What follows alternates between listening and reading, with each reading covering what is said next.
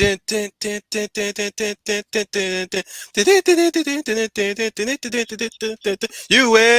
Spacey Wolf Squadron. This is your Wolf Commander Wolf 10. I'm your Wolf Commander, your werewolf.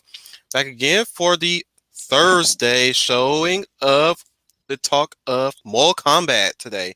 With me for the first time ever and new to this whole shindig is the man, the stormtrooper, the trooper FN 2525. Now, quick question: are you a Yeah. clone trooper or are you a stormtrooper though?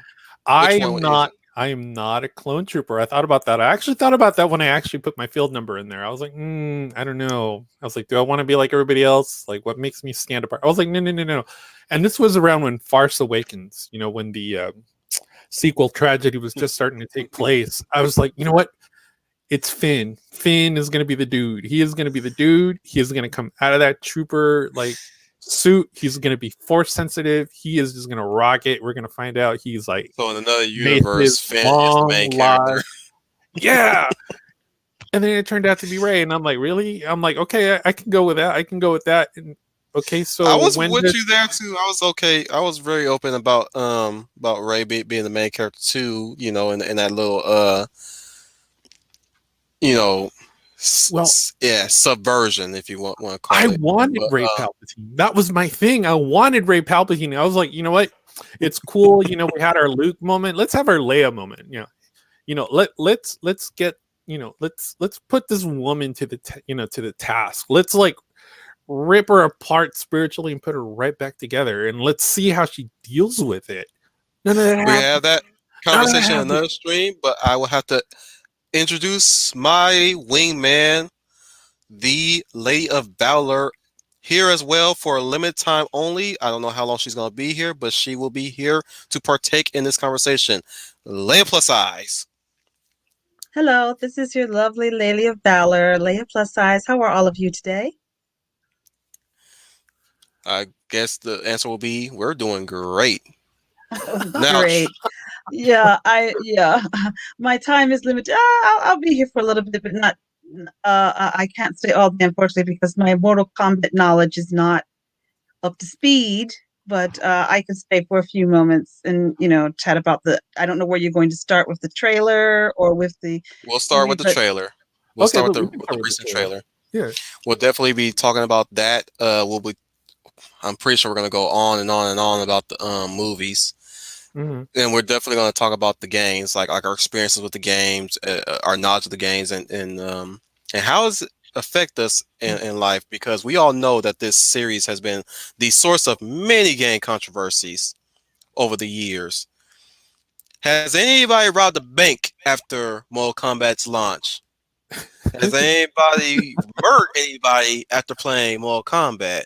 Show of hands. None? I hear crickets. See, journalists and politicians are stupid these days, and they're even stupider now. Nothing has changed, has it, anybody? Nothing has changed. So, let me begin by addressing the chat real quick, and then we'll begin our lovely discussion today. So, Schooner Tuna has graced us at being first with this comment: "Test your might." Mortal Kombat! Bum bum bum da da da bum bum bum bum. Fight! We have let me introduce him with his title card, which is the Schooner of the Tuna. We have our other wingman here as well, the Maverick Hunter Saint, Brian Gil Martin, with us. We also have the champion of Kaon, Matthew Flynn, with us today. Melissa Harrison's Sons. I guess that she's not a busy woman today. She is just here to kill time with us and have some fun. Maybe throw in a witty comment or two here and there. We have 6 viewers right now. Let me see if I can get through all of them. We have Sam Proctor with his ever so dry humor. 4 hours later. We have Trooper FN2525 also in the chat contributing to the dry humor. 5 hours later. And he adds more to it to 6 hours later. But right now, I guess everybody's in the spirit to Mortal Kombat. Y'all gonna make me lose my voice today. I swear. You are totally Anyways, I'm not even getting paid to do this, but it's all for fun, and I love being paid with fun. Anyways, but Melissa Harris also says my son Jake beat Mortal Kombat versus DC game on Game Boy Color, and I guess Mortal Kombat also on Game Boy Color. She says she supports the original EU as well. I'm guessing she supports Midway Mortal Kombat. Starting with the Lady of Valor, what's your experience with Mortal Kombat as a whole? Well, fellas and everybody, I have to be honest. I don't have much. I know about the game.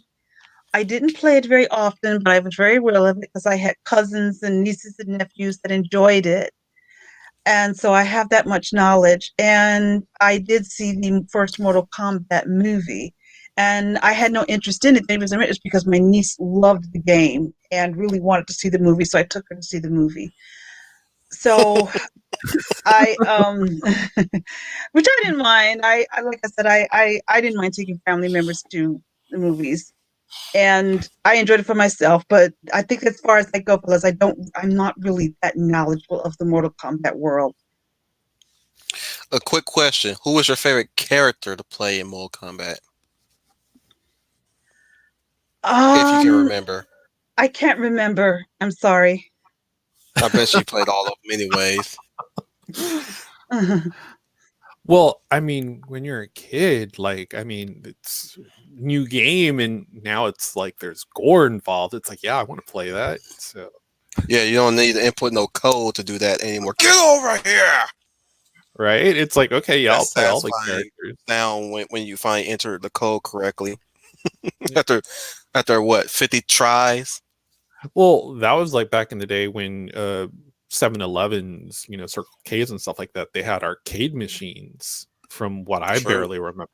Yeah. So, I mean, it was a different time. And it's like, Leia, I got a question for you. So, I know that you came across Mortal Kombat in passing, obviously, because it was a big thing. What was your impression of the game in terms of what the media was saying about the game? I didn't have any issues with the game at all. I know the media was like about the violence, I suppose, but I didn't have any issues with it. I didn't see it as harmful as a lot of people thought it was. I just thought it was a very simple story, very simple plot. The characters, so I had Pokemon, no issues. But Pokemon is a gateway to Satan's court, to the gates of hell. Yeah. They put I heard a lot of where that. children are playing into organized, legalized cockfights to channel Right? these demonic powers to open up. Oh, Now, everybody, don't be deceived. Satan's everywhere. He's everywhere. He's out to get you and your kids. Continue, Lapus. I didn't mean to cut you off like that. No, that's okay. That's okay. That's fine. That's okay. That's funny. But I didn't have an issue with it. I thought it was all right. It didn't bother me. And then I didn't mind if my cousins and nieces and nephews played it. It didn't bother me at all. So I didn't see what the big deal was. I just thought it was like a comic book, pretty much. So I was all right with it. see, and everyone seems to forget the flying feet at the face from Chun-Li and these little balls, you know, freaking flying out of people's hands. You know, we're talking about Double Dragon. Suddenly it's about fatalities, and I'm like, I don't see what's wrong with it. I mean, I'm To be barely the a kid dragon, here, you and I'm like gotta literally be trying to strong. like peer over the side of the arcade machine as this dude is playing with. He's got all his little quarters lined up, and it's like I'm watching these dudes play. And that was back in the day when you could just, you know, take your friend, go out to like a 7-Eleven. Mind you, I was like tiny, so it was more like, hey, is someone gonna watch, you know, someone gonna watch Baby Trooper? Yeah, I'll watch Baby Trooper. Make sure he doesn't get in trouble. So For me, in my fray, my uncles who are with us at the time, one dead, the rest are in jail, sadly. My whole impression was I gotta beat my uncles. Never will ever get that chance to, sadly, but that was always my thing. It's like any fighting game that we ever was playing on, I always want to beat my uncle so bad, but Right. it's like I never gave up either like most kids would have. But I'm like, one of these days I'm gonna beat you. One of these days I'm gonna get you. And and every time we play, they keep whooping me. But I try. I get far, but I try. And And we also have a new. We also have yeah, Neil Star Productions with his ever so eloquent entrance. The brilliant star that shines through the night. The bicycle kick that throttles evil. Rise, a man stands before you. Rise, a man. Rise, a man. Shinzu Bidash. Rise, a man. Rise, a man. Rise, a man. Shinku Chigachu. Sha. Rise, a man. That's my opening theme song for him that I invented while we were in Jay Cheryl Finney's stream one night ago. I hope he likes my rendition of what I think of his Rise of Man theme song would go. Of course, I sampled that from Jajaga. Jajaga. it's funny. I'm looking. For those who are not in the know, that's a Jet Jaguar theme song from Godzilla versus Megalon. There we go. See, and I wasn't even watching that genre film. Like my whole thing was always, again, it was Star Wars, Star Trek, anything in space, really. But what I remember about this particular franchise is more or less a competition, and it wasn't like, oh, I'm trying to beat you. It was more like friendly competition. And yeah, okay, Exactly. you can color the violence however you want. I mean, you can make it as gory as you want, but at the end of the day, I mean, it really had no real social impact. I think what it was is you were starting to have these genre games starting to come out. And mind you, these competitive, what we would call PvP games now, like were starting to show up in arcade. It wasn't just like, oh, it's like, what our granddaddies played, which would have been like maybe Joust or Galaga and stuff like that, where it's like 8-bit and stuff like that, or 2-bit or whatever bit you call it. But you started having these characters really, coming out of nowhere. So, I mean, first female character I remember wasn't necessarily Princess Peach. It was actually Sonya Blade of all things, and Chun-Li. Yeah. I mean, that was all happening around the same time. And, Midway, for the most part, wasn't really looking to put this game out there. But once Street Fighter and then Street Fighter 2 came out, they're like, okay, well, we need to put something out that's going to be similar or about the same. And that's where Mortal Kombat came out. So, Yeah. like for me, I mean, there wasn't any one particular character that I was like, oh, I want to play. I mean, I do remember the fatalities, but I mean, if I had a favorite character, I mean, I guess you could say it would be Johnny Cage, mostly because he puts on his sunglasses when he like beats you. So, but I mean, that was just a small thing for me. And Leia plus size. Speaking of game characters, what kind of game characters were you into back then when you were younger? Let's say that. Okay, younger. Okay. At the risk of accidentally saying a lady's age, I'm just pointing that out there. That goes for everybody who don't want their age to be reflected. That's well said. That is very that is very well said. Let me think. Well, I like to play. I like to play a lot of the games that had to deal with science fiction or something that is out of space. And like I said, it's hard for me to think at the top of my head right now. There is one that I played that I can't think of the name right now. It's Dragon something. I know it was Dragon Slayer, Dragon something. There was a prince, and he had to rescue this princess, and he had to go through these series of obstacles in order to get to her. But the title of it slips my mind. It slips my mind right now, but that's one that I You could played. be talking about Prince of Persia, probably. Not That, Prince of Persia. It's another one. It's kind of like that, but I just can't think of it. And I thought Dragon. I, I'll have to look it up and oh, get back to you you on it. maybe maybe that one. Trooper, you know that one game where it's Don Bluth's animation? Yes, that's Was the it one. Yeah, yeah. Okay. Was Don Bluth's animation? Yeah, the Dragon's Lair? role. Yeah, It yes. was called Dragon's Lair. Dragon's Lair. Yeah, yeah. I like to play that. I love the science fiction ones and the fantasy ones. I like to play. I like to play the Now, keeping pick a it within character. yeah, keeping it within Mortal Kombat. You said you've seen the movies, so which character was your favorite? Let's go with that if you remember the movies. I do remember. I didn't. I only saw the first one, so I liked Raiden. Okay. Okay. I like and maybe it was because it was played by and his name slips my mind, but he was in the Highlander movie, so I thought that was pretty Yes. cool to see Christopher him in that. Lambert. Yes, Chris Christopher Lambert. Lambert. Yeah, Christopher Lambert. And yes, Johnny Cage was a cool character. I don't think And so. See, I thought so. yeah, what? You know what? Now that you bring up Chris Lambert and you bring up Highlander, in my notes when I actually sat and watched this film, that was the first thought that came through my mind. I'm like, they probably cast Chris Lambert because of Highlander fame. I I mean, think yeah, because I mean, you look at the I mean, character he did Raiden. have lightning coursing through his body Yeah, there you go. I at mean, one point. I'm just waiting to see who he beheads with this, with the sword, but yeah, so that was my first impression too when I looked at the casting of this film. So that actually was the draw because I didn't know who all the other characters were, but my draw was Christopher Lambert because I knew who he was and I was a fan of the Highlander movies. So I liked him mm, as Raiden, so I thought that was good casting.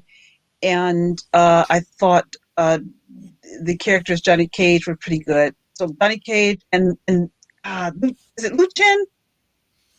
Is it Liu uh, Kang. Liu Kang? Yeah, yeah. Those are my favorites. But mm, what drew me was Lambert, and you're right. I think people the association with him is the Highlander movies and how lightning strikes, like you just said, Cooper, when he beheads someone. So I think it fit him fine. So I got to be honest, that was one of the draws that drew me to the picture. yeah, I definitely But those agree. three I think so characters. too. Um, so now we gotten that out the way. We have all seen. I'm pretty sure we have all seen the recent Mortal Kombat trailer, which really sent me through a certain feeling through me, which prompted this stream here because Right. I.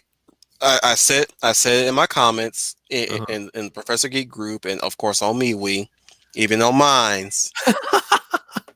Yeah, even on mines. I'm on mines, guys. Just let you guys know. Wolf Tammy is on mines as well. So follow me there if you want to. That's up to you guys. But I said I have a lot to talk about this on this. Some good, some not so good. Um, specifically to a specific certain someone, definitely, which is obviously going to be the talk of quote unquote controversy through the Mia heads, of course. But Could that be a certain so, someone who's like licking her side blade? yeah. That looked kind of controversial. Well, it's not even that. We'll get into it, but let me start off with the good. So I'm liking how I'm kind of liking how they actually do have a story to work with now this time around. They're not trying to get every character all in all in one go. Mm, So they're it seems like they're cherry picking from the NetherRealms version of things, which is all right. I'm okay with that. The retelling from NetherRealms, but I don't like the casting of Liu Kang that much. I will say this, really? like casting wise, I'm not Uh-huh. really, and it's not because I'm a diehard Robin Show casting person because we know Robin Show was the original Liu Kang. He still always be the original Liu Kang, Right. but this guy just don't seem he don't screams Liu Kang to me. He can't even pull off. I'm just saying he can't pull off a serious face to save his life. It's like, bruh, you ready to sing some K-pop right now? Get off the stage. Get off the stage. He looks too K-pop. Like where they find these K-pop actors from? That's Ludi my Lin. question. Yeah, Huh? yeah, Ludi Lin. Yeah, yeah. Well, he was also It's in Power Rangers, the 2017 that's him. reboot. Yes, yes, That's Zach yes. That's the as yes, Liu Kang. yes. That's the oh, I'm a crazy anime imitation dude playing a Power Ranger dude. Yeah, that's the same dude. That is the same dude. I am almost speechless Is it starting? Is it starting to when you congeal said now? his name. I immediately like, oh my goodness, that's Zach. I don't know. See, I I'd see rather this. he be Reiko or maybe Rain or somebody, but not Liu Kang. I think Like they should with somebody uh, like names at the tip of the tongue, like Rain. I think they should have went with Rain or Rizo right. from Ninja Assassin. What's your take on Liu Kang's casting, Leia plus size, if you don't mind me asking? Well, see, here's the thing. The whole thing about the trailer is this a reboot? Is this a reimagining? Is this a retelling? Because I was like you, there's some things I found interesting, and there's some things I'm like, what exactly are they doing with this? Is this a sequel? Um I'm like you. I don't know. I'm not quite sold on them yet because I need to know what exactly is this? Are we rebooting this? Is there any sort of gender or race flipping or swapping, or does it look Oh, like we're it? gonna get It's into that. We're gonna get okay. into that Um, in time. We're gonna get into that, but it's definitely a retelling. It's not a continuation of the original movie series. I mean, the original movie made by Paul W.S. Anderson. This is definitely a obviously a reboot. Of course, Trooper has a disagreeable stance on calling it a reboot. And you care to explain Yeah. why you think so, Trooper? Go well, ahead. Well, Leia just hit it right then and there. I mean, there's a difference between a remake and a reboot, and what they're trying to say with saying a reboot. Oh, well, this kind of like takes place in the world of Mortal Kombat, and let's not call it a multiverse. But they're all shooting for the same thing because you've got these mega franchises that are now trying to say, oh, well, we have a multiverse. We can have a multiverse. They can have a multiverse. It's Everybody gets a multiverse. everybody gets a see, and now you got it. So it's now a marketing tactic. Uh, call it what it is. It's a remake. It's a remake. Hmm. Okay, so if anybody watched that second film, they already know what happens to like half the cast in the first 5 minutes. So you would think, okay, so if this is a reboot, we're going to see all these aforementioned characters. Well, no, we're not. There's actually a particular character that's actually not in it. So, and we can look I at all the wonder why. yeah, and we can look at all the websites that talk about it as to why there's a certain someone who's not present, and oh, well, there may or may not be. We don't know all the details. Okay, so just like Leia said, well, what is it? What is this? I'm of the particular vein that it's a remake, and it's a So remake let's get for the elephant out the room real quick. yeah, yeah, They have a what I could put in air quotes original character being what could be the main lead of this movie, and his name is I think Cole. yeah. You got it. Yeah, it's Cole Young. It's Cole Young. And it's actually it's the actor that they brought in is Louis Tan, or what is it? Louis Tan. Yeah, it was Louis Tan. Shatterstar from Deadpool 2. Oh And I wow! would rather see him as Shatterstar. So I'd rather see him as Liu Kang, or at least really, really, well, I guess. I mean, I just don't think Ludi Lin could be Liu Kang. Ludi Lin has proved to me that he could be a jokester person, which I'm okay with. yeah. Like if they were to North Star from X-Men, you know who North Star is, right? Yeah, yeah, yeah, yeah. Yeah, I do He's know. he's the Canadian speedster Yes, who's also homosexual. yes. I can really see him as if they had the race change. which is Well, which is ill advised. I rather they they keep the character specifically the way how he's portrayed in the comics, but like I'll be thoroughly okay if it was casted way back when race was never really a big talking point back then. right. Wouldn't you both agree, both you Trooper and Leia plus size? Oh yes, absolutely. Absolutely, all the way. The funny thing about the first one, and I can only speak of the first one, is that's a multiracial cast, and It nobody is. cared. That first It one. So anyone, that's why this multi or racial crap that the SJWs are trying to spread is mm, garbage because that first one is multiracial and nobody cared. And yeah, that your Hmm. main care, yeah, none of us cared. And, what we cared about was we want to be entertained, and they wanted to see the characters from the game. So anyone that nobody cared. That's something that's hurting entertainment now is because these SJWs, psychobots think that what the person is more important than who the person is. But that's garbage because that film is a multiracial cast, and like nobody cared. They wanted to come and see a good film. It didn't matter. What mattered was who the characters were. yeah, this is very true. And I'm just going to bump in here for a second. This is something that I had brought up to Wolf backstage when we were talking about this.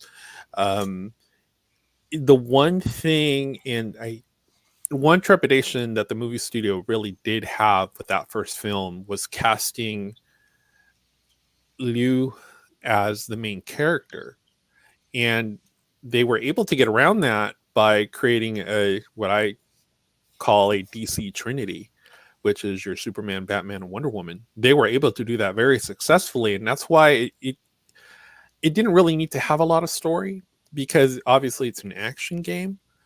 But what they did get right in that film was that chemistry between those characters, and at that point, it didn't really matter. Race didn't really matter, and culturally in 1995, critical race theory hadn't even made it to mainstream. You only had maybe like a few professors writing papers about this stuff, so it still hadn't hit the culture. So yeah, we were all there to see the franchise and to see the action. And if you look at the credits of like any of these actors, I mean, we're talking about martial artists, except for maybe Bridget Wilson, who was like a model that they got to play Sonya Blade. But other than that, I mean, the aggressive camera shots, that's what drew people to watch this film again and again and again, because it was very successful. I mean, it still sits at the top 10 grossing films in the United States. It's like number 7 if I remember right. But yeah, Here's my concern right hmm, now, because this is like the 3 4 times Kano has been casted, yeah, and the previous ones have passed ever since they cast. And I'm just saying this right now. I hope the guy who they got for Kano doesn't mysteriously pass away out of the blue hmm, like that. That's another concern I have because this has been a big thing that I've noticed a running gag, or at least a cruel running gag, if you will, hmm, with these movies, that each Kano that starred in it, the first Kano, he passed in 2003, age 40. The guy who played him in Legacy, he was in Ip Man 2, the boxer, the cruel British boxer, he passed. okay, Yeah, I'm like, bruh, that's this is crazy. almost a cursed role. Yeah, they might as well Unless not even cast it. I don't know. I'm just like, what the heck, man? And I'm like, bruh, I just this new guy, Josh Lawson, like, Hmm, man, you better take good care of yourself. You right. better, you better start taking good care of yourself, because I'm serious, man. Look at the history, man. Look at the history. And for I'm just anyone saying. who, yeah, and for anyone who's watching 3 years from now, watching this podcast right now, we are not trying to jinx this particular role. We're just pointing Knock on out, wood. right? We're just pointing out. Yeah, I'm knocking on my brain right now, like that. We're just pointing out the fact that everyone who more or less has ended up in this role just coincidentally happens to have a particular lifespan that doesn't seem to have a lot of longevity. Let me check out. Let me check real quick to prove my point, because yeah, I ain't hear me in the background right now. Yeah. I'm kidding.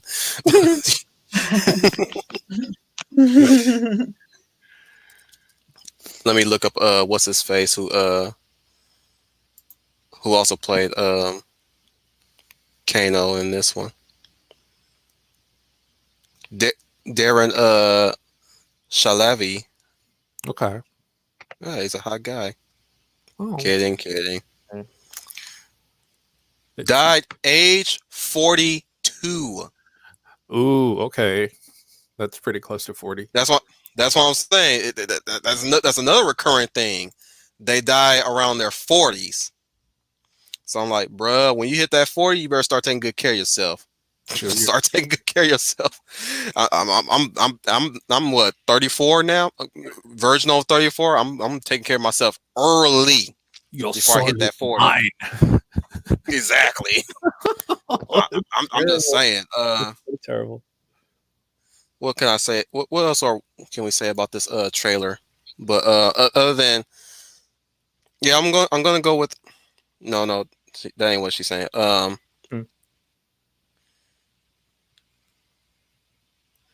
Sorry, I'm blanking real quick because I'm looking at the comments. Okay. I can tell you one thing about this film is that,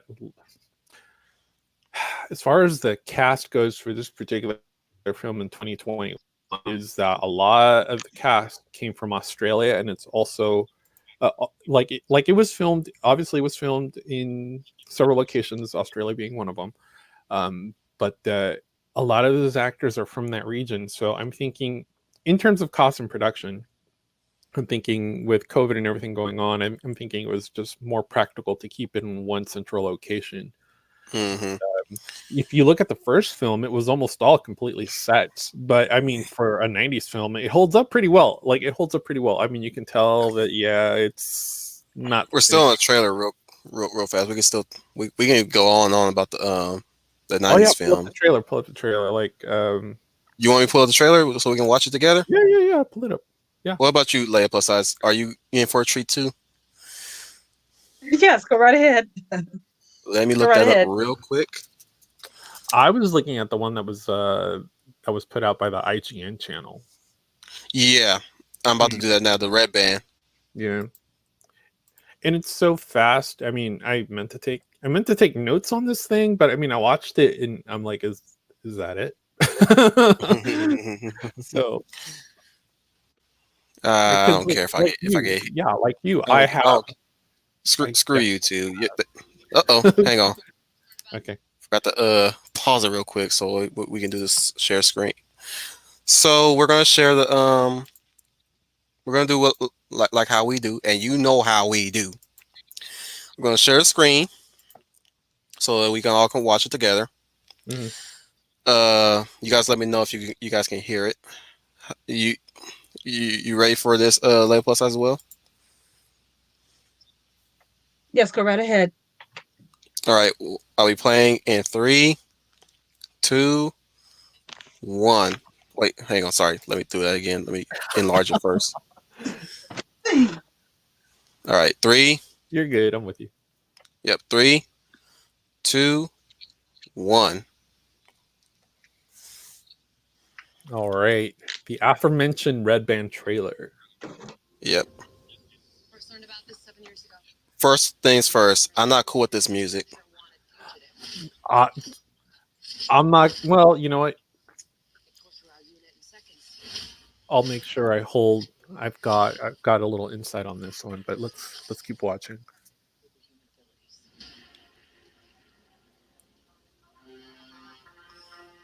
had the same marking you do, Cole. It's a birthmark. What do you mean? That's so dumb. Your birthmark looks just like mine. Your mom is my mom's name too. That was the first thing that came through my mind. I like the world building. Right? I mean, 2021, I would hope that they've been able to create a world for this film.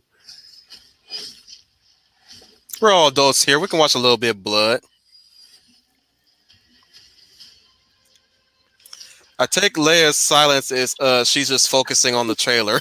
It's more like, what am I watching right now? Well, no, I've already watched it, so I'm familiar with what I'm looking at. But I was watching it again because I didn't get it. I don't know. I compared to the first movie. The first movie actually got me more excited than when I first saw this, because I'm like, every time I see reboot or reimagine, I get nervous. Like, okay, what's going to get woke first? And when I heard her say something of a term in it, I just think that, okay, how are they building this up? Right. It seems like the opening more like a CSI episode than Right. I found out about 7 years ago. Hey, I like that. I like that. When he turns the blood into a dagger and catches it. I like that. And that. Well, from a Okay, why are they? point, they've had 10 years. Get over here.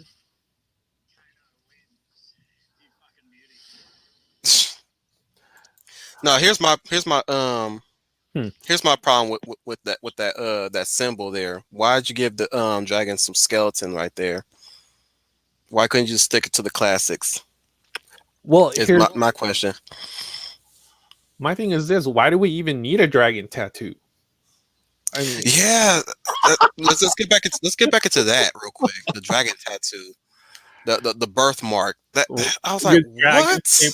Birthmark, right next to the one that looks like Texas. It's like and it's a problem that the other films did suffer from, and obviously this one will definitely suffer from it too, in that everything looks good on paper. Like this trailer in and of itself, within the first 10 seconds of it, pretty much told me that they've still managed to take a beautiful actress and or model, because all these women that have played Sonya Blade have been models at one point in their life. Like, they've managed to take a beautiful model and turn her into a lifeless character. Like, we had Bridget Wilson, and then we had that Swiss actress in the Annihilation film. Now, mind you, the actress who's playing Sonya Blade in this particular film, I mean, if you look at her bio, she could easily play an archetype feminine character, but that's not what happens here. Her name was it Jessica McNamee, I think it is. But but like Professor Geek always likes to point out that, whenever you write a phallic woman, it's like the phallic woman ends up being a very one-sided character because she's not balanced. So you have to balance her out with, say, whatever the polar opposite to a phallic woman would be. She's a very feminine woman too.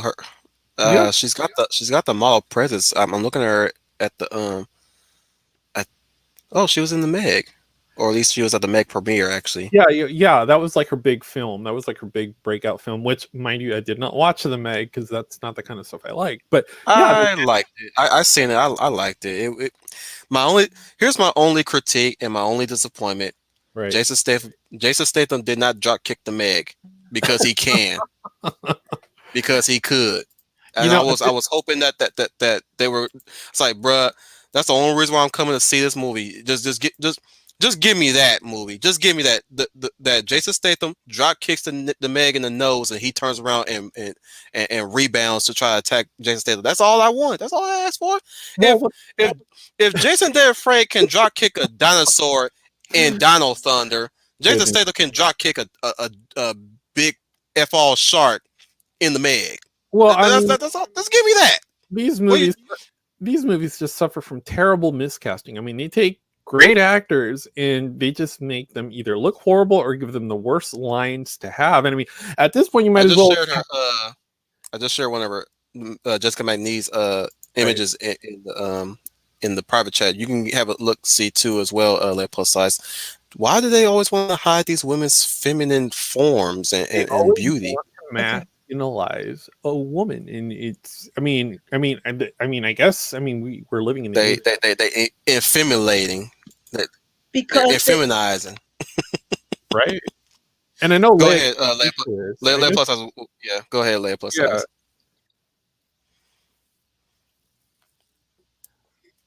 Or It, here's it, my thing. Here's my the thing. the coin. well, And I know. Go ahead, Leia. Go ahead. it's the Wait. weird psychobabble of the SJW. Uh-oh, what happened? Did we lose her? What? Oh, you kind of cut Oh, I'm out right there. here. Okay. Oh, I stopped. Yeah, I thought you wanted to stop. yeah. No, Go ahead. it's the weird. It's the weird. Sorry about it's the weird psychobabble of cancel culture and SJWs. For some strange reason, they do not want to see. They don't find femininity as beautiful. They think it's offensive. They want women to be more like men. So that's why they're trying to. If a woman is ultra feminine, they want to downplay it for some ever strange, stupid reason. And Mm, so that is why you're getting these films where basically they write the women like men, because the SJWs feel that if a woman is more like a man, that makes her strong and empowered. And that's so, speaking as a proud woman who loves her femininity myself, that mhm. is a bold faced, stupid lie. There is beauty and strength in femininity. We do not have to copy masculinity to prove ourselves. So that is why you're getting a lot of these beautiful women being played down. And then, I'm going to be honest. This would have been a great movie for Gina Carraro. What's her last name? Carraro. Yeah, Corona. Gina Carraro, because Gina looks like she could really Carrano. She could really whip somebody. Some of these other women look like they cannot. well, you know what they would I do mean, is I'm they would sorry. They cast these. Forgive me. I don't mean to offend anyone. They cast these right. micro thin. They what? Go ahead. Oh well, to add to your Oh, point, they Uh-oh. they they they cast these very thin. We're kind of crisscrossing each other. So continue what you're saying, Leia plus size. Go on. I'm listening. No, you finish what you're oh, go saying. ahead. You're Oh, talking about casting micro thin beauties he could. or twigs. Oh, I was just basically going to say, and then I'll let to be, and they're just, and they just like they eyes for their shoulder as someone like Gina Carano is believable. Go ahead, Trooper. Okay. Well, you know what? To add to your point, these studios would look at someone like Gina Carano, Is and he? they would. If he's, You're kind of cutting in and out, but I got oh your my point. God. I got your point 100%. Like these studios would take someone like Gina Carano and say, "Oh, well, instead of having you play Sonya Blade, how about you play Shiva?" And then they would just cover her in makeup and cover up her beauty, and then give her, two additional, prosthetic arms. And next thing you know, you have I'll be you have right back, a everyone. character Just continue what that you're saying. is no longer true to their archetype. So, and you'll even see it across these three films. I mean, even if we just use this trailer, I mean, if you go ahead and you put uh, Bridget Wilson, Sandra Hess, who played Sonya in the second film, and you look at what we're looking at now, you can see the difference. How it goes from being a hyper feminine, in appearance, to more of a masculine appearance in each different iteration of Sonya Blade.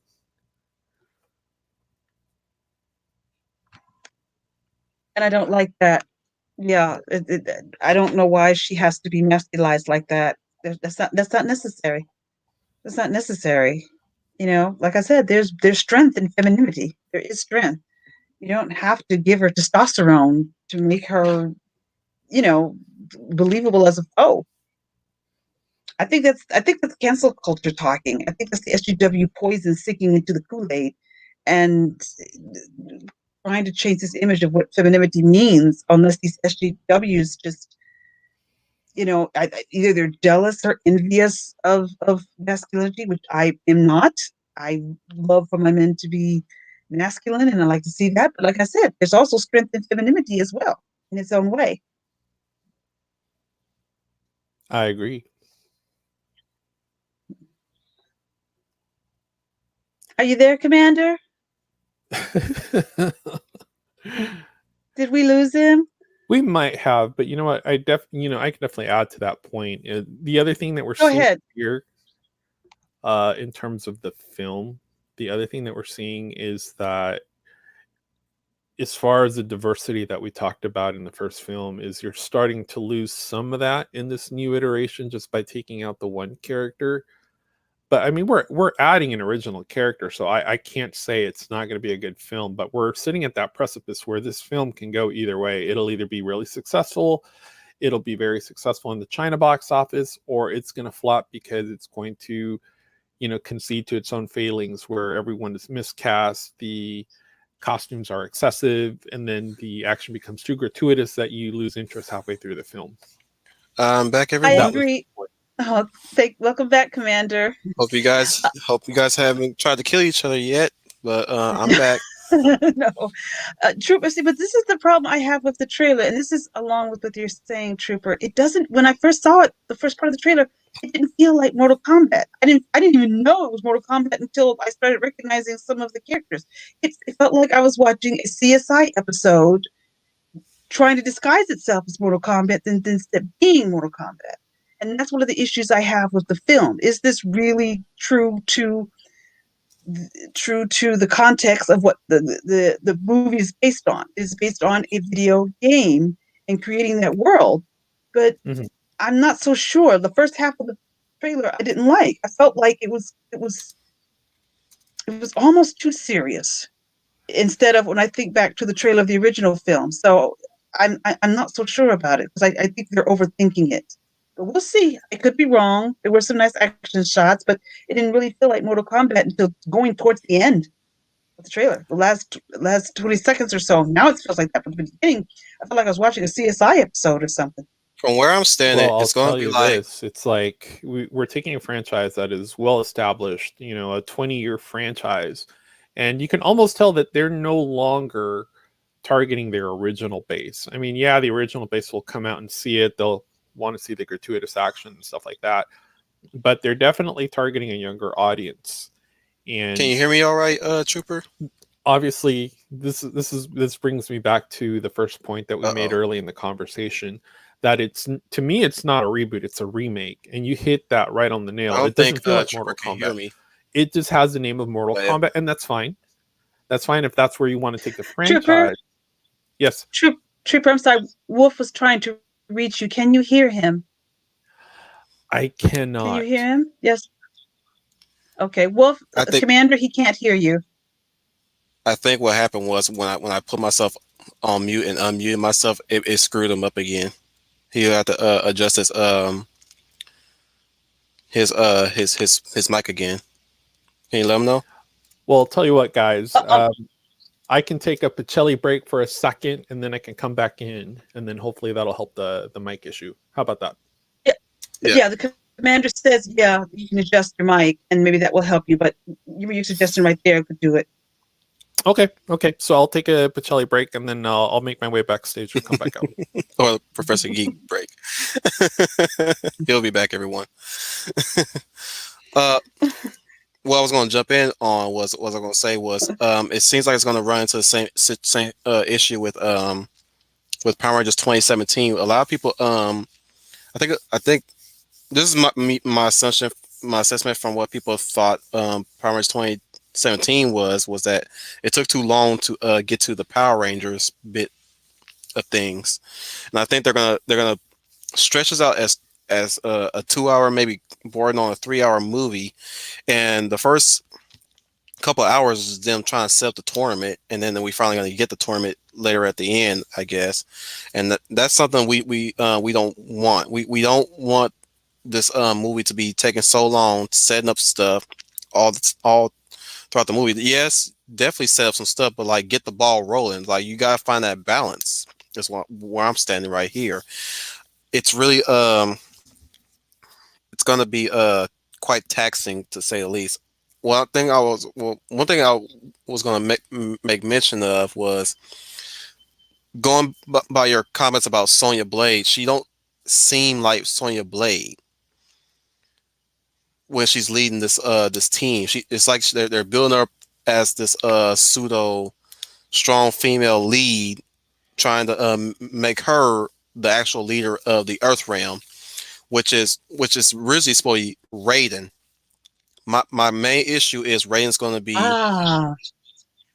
to be either a nothing character or a fourth entry character where they they they just, you see how in the introduction in the part of the trailer they say Raiden, and he just pops in like, no, this is the god of thunder or lightning, if you want to be technical about it.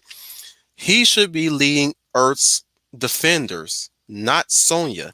Sonya is a mortal just like everyone else. That was the whole point of Mortal Kombat, is that Raiden, an elder god who technically went against, well, not necessarily went against, he decided to enter into the tournament by recruiting the the mortals of Earth Realm to partake in the combat of Mortal Kombat, like in the original movie. Not this whole, you've been selected, and now this regular woman just comes to you and say, oh, you've been selected, now you got to come with us. It should be Raiden approach Sonya, like if this is how I see where the movie can work in Sonya recruiting the Earth Realm fighters, is that Raiden was the one who contacted her. She was probably in disbelief, but she went through a whole journey of searching and research and all that stuff, just looking up murals, legends, all that jazz, and that's where she's beginning to believe that this thing is a real thing, and that's where she gets Cole Young into the mix, and that's where we get Raiden landing. It's like maybe maybe he still is the leader of the Earth Realm fighters, and they're just building him up. But my suspicion is that it's not going to go that way. They're trying to prop up Sonya as the leader of the Earth Realm fighters instead of Raiden being the leader. What's your take on that, Leia plus size? I agree with you, and this just sounds like typical Hollywood pandering. Raiden is considered a toxic male to them, so basically, he's going to be a special guest star in his own movie. I've used Before that term before, we continue, and Trooper. I'm not down with that because I don't think that's Before you continue your statement, Leia, Trooper, can you hear us? Oh yeah, I can hear you. Can you hear Leia as well? Yes. Okay, continue what you're saying, Leia. I didn't mean to cut you off there. Raiden is going to be. That's my concern is your concern, Wolf, and I don't like that. I don't support that. To I get don't care how Trooper, good a movie is. I don't sorry. support that. No, I was going to get Trooper up to speed of what I was saying earlier. I'm not liking this idea of Sonya potentially being the recruiter of the Earth Realm fighters instead of it being Raiden, the god, the elder god, who knows this stuff way more than we do. But a mortal person is recruiting the Earth Realm fighters, not the god of thunder or lightning, if you want to get technical about that, recruiting the Earth Realm fighters. Sonya Ray Palpatine. Is that what you're worried about? Shit. Yeah, that's what I'm really worried about. It's like she is the if you see the shot, she's in the center of the group. She approaches Cole.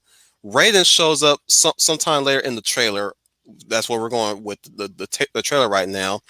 Raiden's being just late introduced. I'm like, oh, so now he's important. Like he's probably going to show up and probably bamf out of there and not do anything other than provide possible exposition and just piece the flip out of there. You know. Yeah, no, more or less. Like from a literary art perspective, because that's a perspective I have, and just what little film education I have. I mean, the frame of a scene is very important as to how you're going to project the character to the viewer. And yeah, you're going to see a lot of that. You're going to see whoever the chosen female is, and at this point, it's going to be Sonya Blade. I mean, with all these characters and all these female characters, they could have started at any one given point, but they've decided they're going to start with they're going to start with Karen Blade. So yeah, Yeah, they're gonna center Karen right in the middle of the screen, and you boys just need to follow me because I know the plan, and I can't tell you the plan because you won't understand it. But if you just stay with me long enough through the end of the film, you'll see how I will take this Jeep and just crash it through the Netherrealm gate, and that'll just dispel the whole thing. But I know you can't understand that. So in the meantime, let me do my hair. Is it pink enough yet? Could, I know you have something else to add as well, Lead Plus Size. Go ahead. Trooper, I agree with you 100%. And that is why when I see a reimagine or reboot, I get nervous because I feel like movies now, since 2016, when they want to go back and redo the movie, is they want to insert some sort of identity politics, which I don't like. And I do believe that there was a reason why I didn't take to it as quickly as I did. I said, well, I see some things I just don't like. So Raiden will basically be a special guest star in his own film. I can see the credits going now, blah, blah, blah, blah, blah. Everybody, Sonya Blade, and lights, stuff. And way down in the middle of the credits was a special appearance by Raiden, the god of lightning itself. That is what he has been reduced to. And I do not like that. And I knew there was something about it that didn't click with me. I said, that's why I kept asking, is this a reimagine or a reboot? And like all Right. these reimagining or reboots, for some reason, because these fembot SJWs, they're trying to please them, so they make the woman all powerful, all perfect, knows and does everything. Everything's correct, makes no mistake whatsoever. And you measly little men are idiots, and I have to educate you. And I think that is the way it's going to go. She is not going to learn lessons from anyone because she's going to be awesome and know everything. Besties either. Well, I have So an easy fix to that. I mean, that's what they she's could have going to literally be. just they could have brought I'll jump Thor, in real Goddess of quick, Thunder, Trooper. and that would have taken care of it. I'll jump in real quick. I don't mean to cut you off, Trooper, No, but good. I want to add something to the whole another thing that's kind of that I see that's kind of missing with Sonya. Mhm. There seems to be no hunting of Kano. I think here's another issue I'm gonna have. Hmm. I think they're gonna make Kano a good guy in this film. It seems like they're trying to make him a good guy or a rogue type character, where he's in it for his own mission, but there's no Sonya gunning after him, trying to capture him, apprehend him, or at least kill him, for that matter. Because God forbid we make a villain a villain and have a female come after him, because she apparently she can take on all the villains here and there.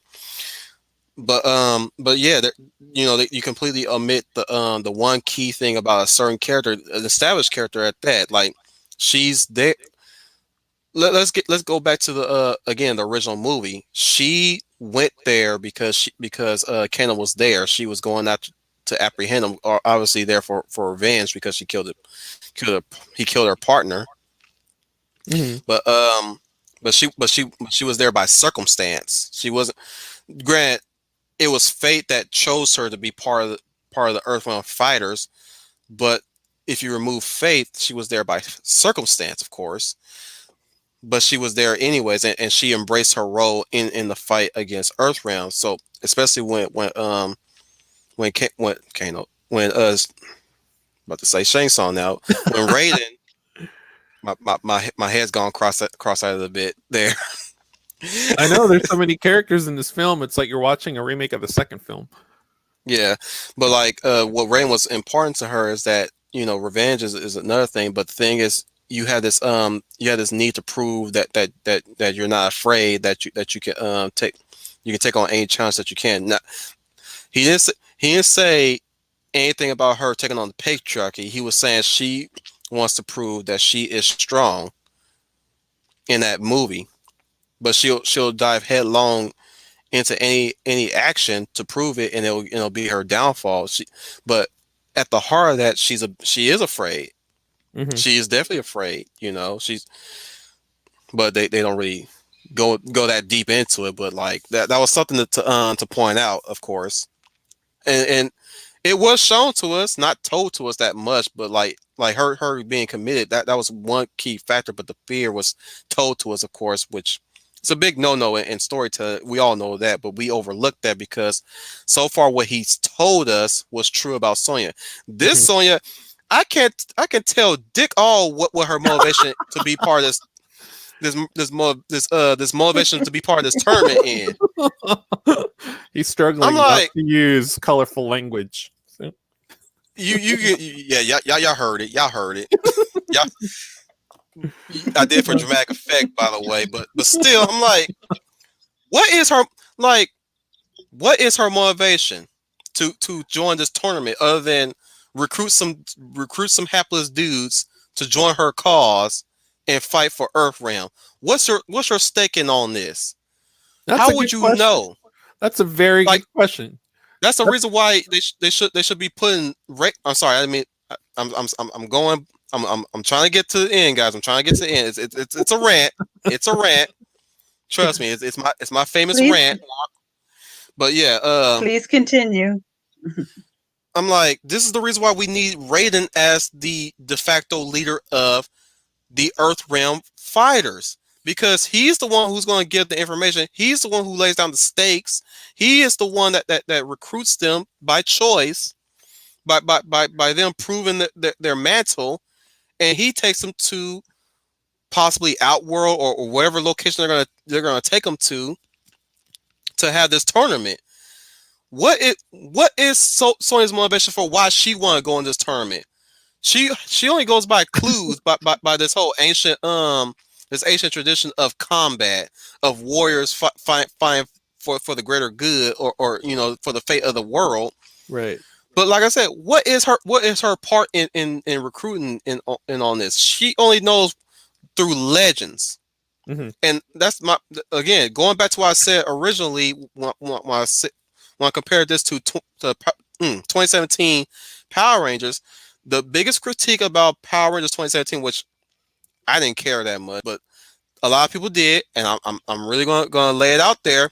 They took too long to get to the Power Ranger stuff. They were focused far too much on They the did. teen drama, on the training, which the training I'm okay with because the training really sells me that they can kick some serious ass. Excuse me, but like this, I'm like, it's gonna be a whole hour of her trying to piece together the whole Mortal Kombat tournament. It's gonna be another 20 minutes of her recruiting people, and it's gonna be another 20 minutes of her convincing them to join her. Well, you know Who what's gonna going to pay to happen. see that? You know what's Huh? going to happen. It's 2/3 of the film. She, after she, has found the MacGuffin and she takes them to the Emperor's throne room. At the, towards the very end of the film, she's going to say, "I am all the Mortal Kombat characters," and the arch villain is going to be like, "I'm all the bad people." So, Shang Tsung be like, "Your soul is mine. Your but mind's bitch."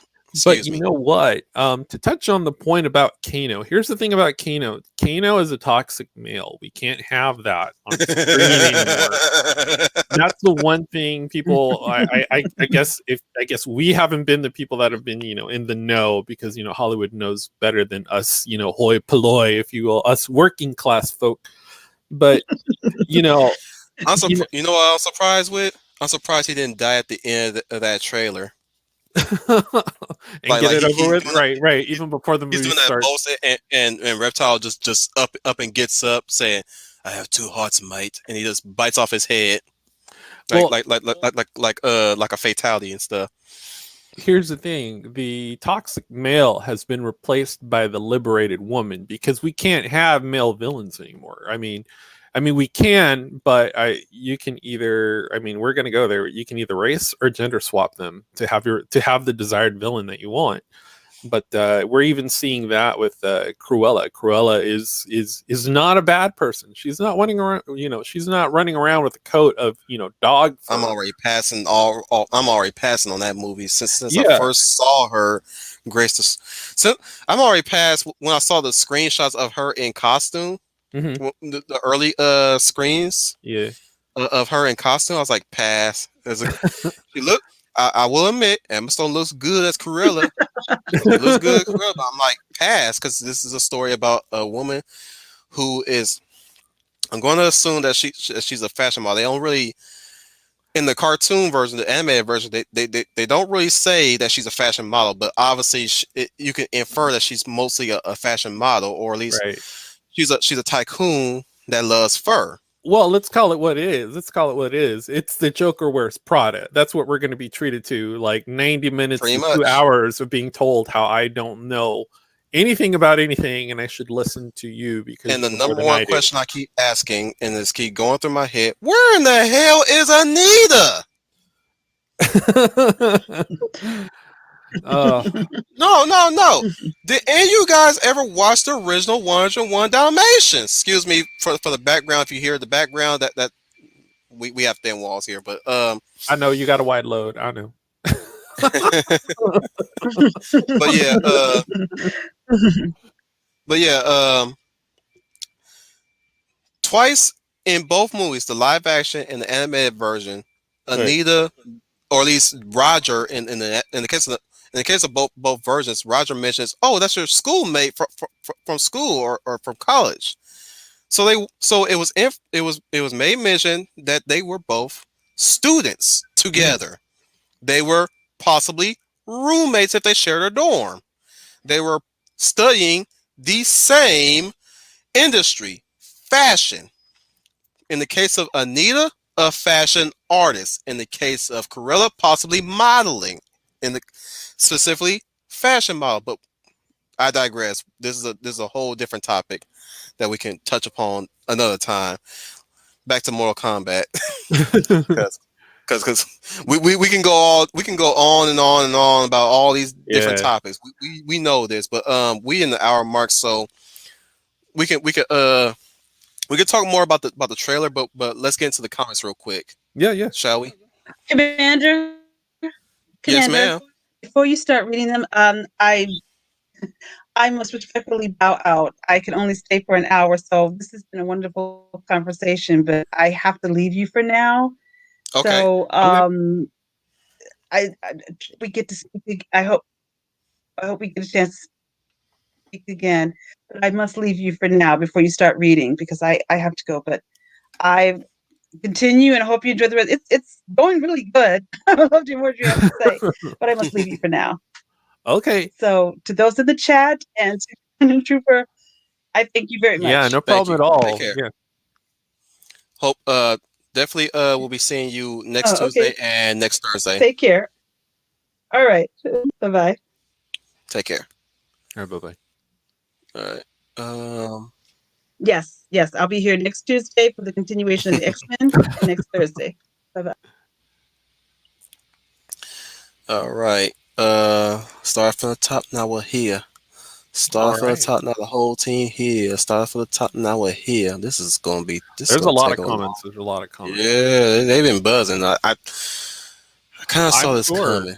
I'm sure. I mean, there's a lot in that trailer. It's a loaded trailer if you know how to look for it. So Hmm.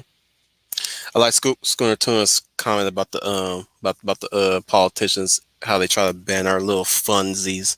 He says, "So if we stop putting violence in our media, all the psychos in the world will disappear." Yeah, right. I agree. Cycles have always been here since the dawn of time. Now y'all trying to point the blame finger on something. Mhm. That's what y'all trying to do for now. Y'all want to. Brian Gil Martin says, honestly, the whole thing about the video game bonds kind of reminds me of Prohibition. We're actually going back to Prohibition era we as are we we speak. are we're vastly Is going in the wrong direction with that stuff. I like Neil Starr's take on my Riser Man theme. He says, "I love it, Wolf Tan. It's like a cross between Jet Jaguar and Japanese Spider Man. You ever seen the Japanese Spider Man?" Supaidu Man? barely, Nice. barely. But I mean, I am a Spider-Man freak, and full disclosure, I definitely support Tom Holland as Spider-Man because I know I'll get plenty of films out of that guy. So Yeah. I will even say that I don't mind Tom Holland as Spider Man either. I just wish his stories would get a little bit better, just a little bit better. and stop being afraid to mention Uncle Ben every once in a while. You did in Civil War. Yeah, yeah, and I like the way they did that in Civil War in terms of we don't have to see Uncle Ben for a third time going through the same moment. We can easily substitute another father figure using Iron Man, and that just worked very well. It just worked very well Hmm. because kids do Here's that. a sorry. Here's another thing.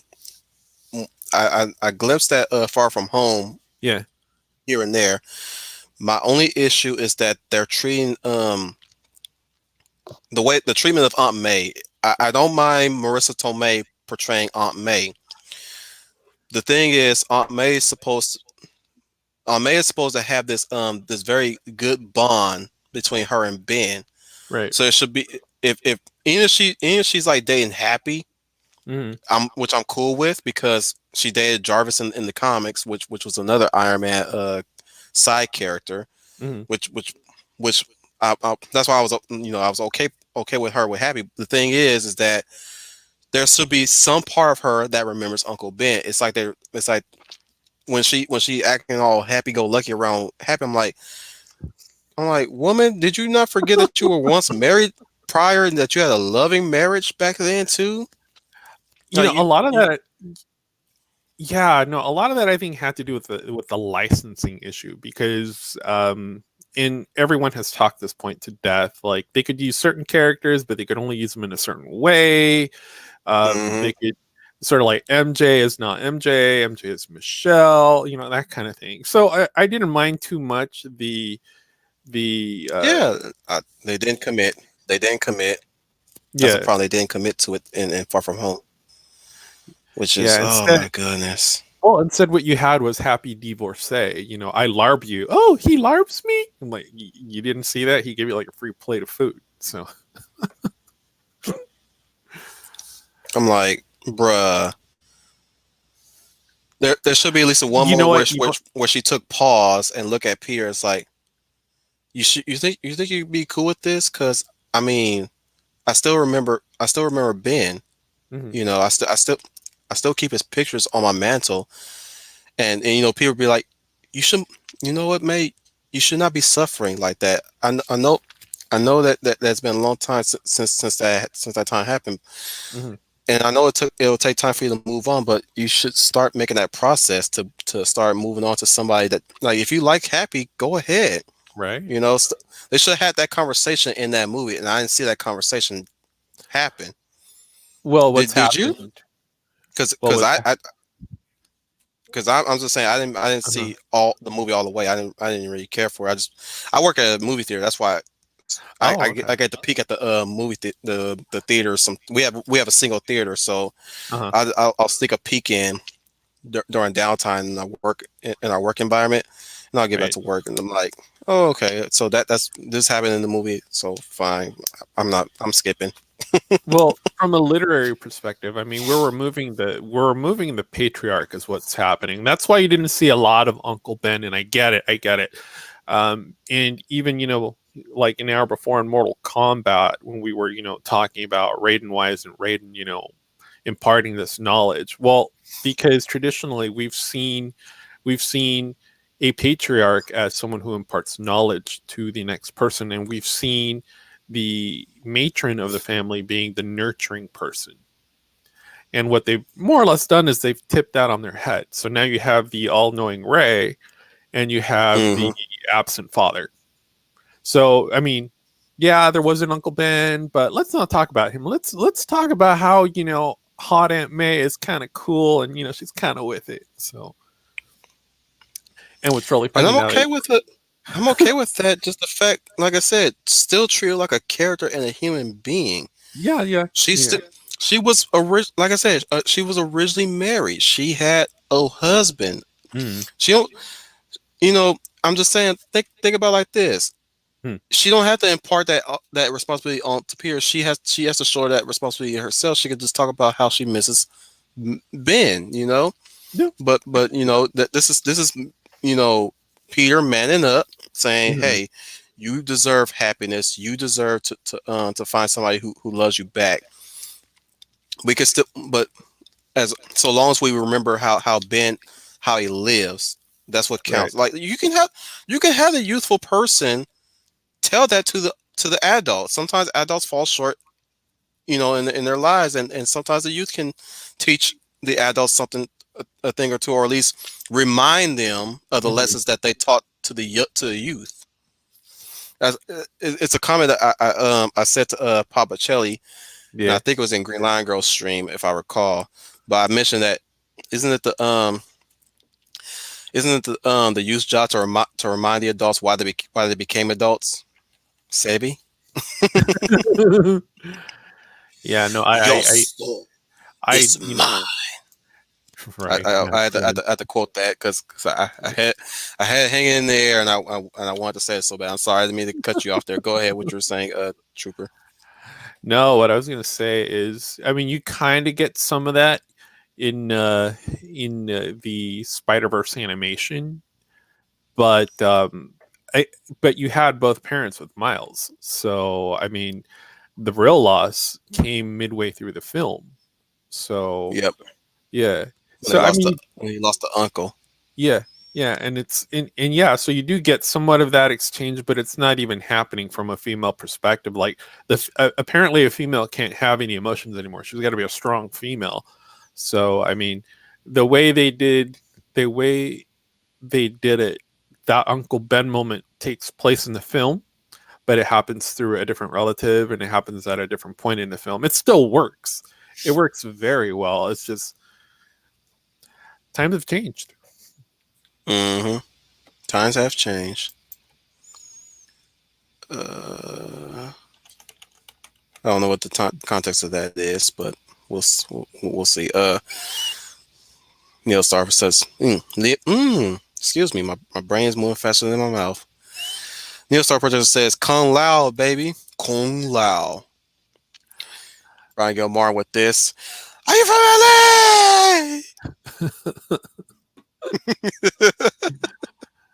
LA? Too funny. Lou!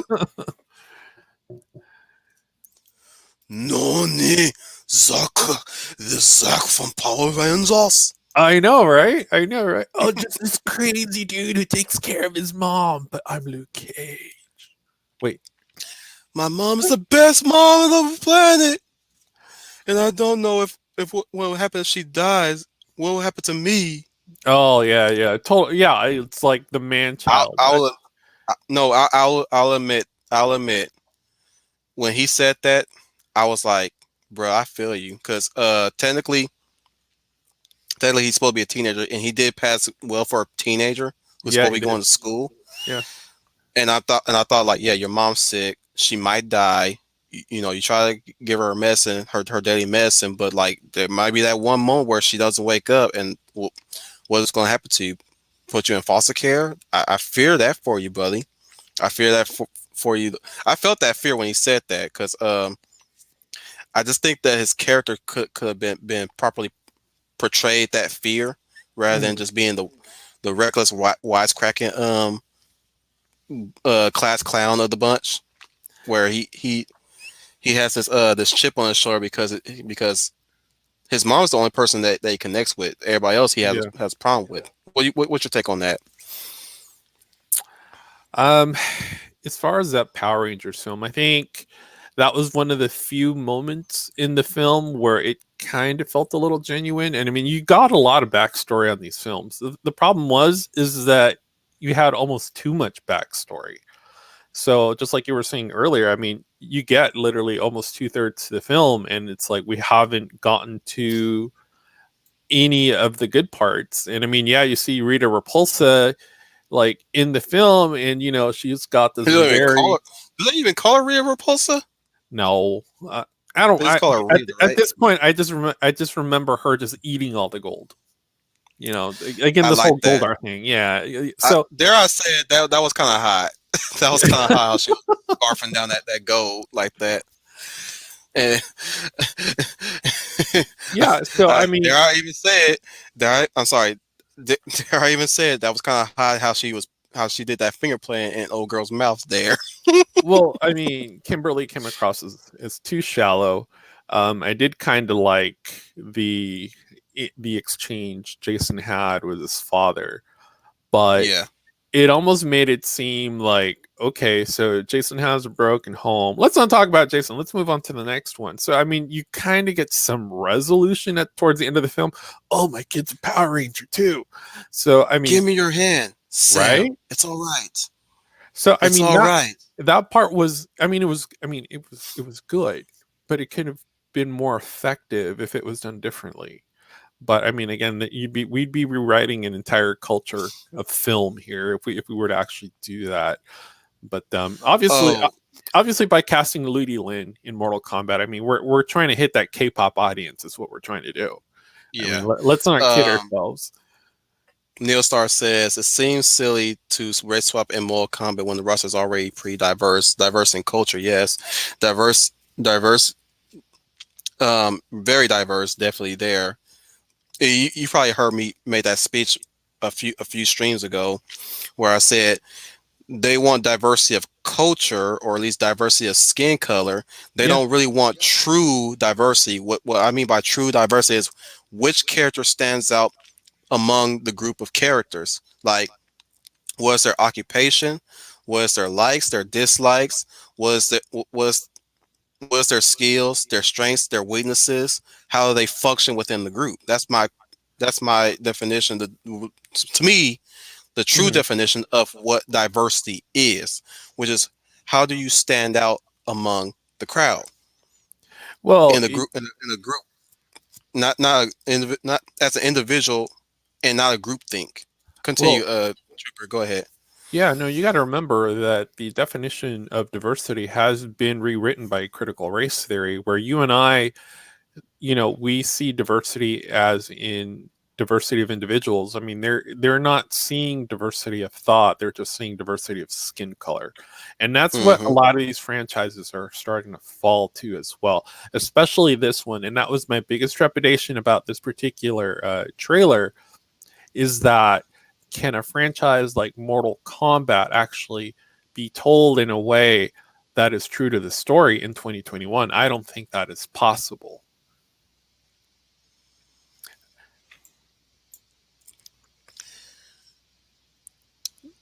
Yeah, yeah, we all agree that role, it that and the there's a good reason why there's no more Crow sequels, or at least no attempt at a remake to the Crow. That role being being the Crow is very or at least being in the movie in general is a curse as well. Because remember, we all know what happened to Brandon Lee in the first Crow. Yeah. Then we know what happened after Thuy Train played in The Crow 2. We know what happened to her after that. Yeah. Like, some years later, she had passed. Mhm. I'm surprised freaking Ed, Edward Furlong survived that, and David Boreanaz. I'm Well, like, bruh, you guys, I guess you guys sought religion or something, because not too many people survived those two movies, the first two movies, but you guys surprisingly did.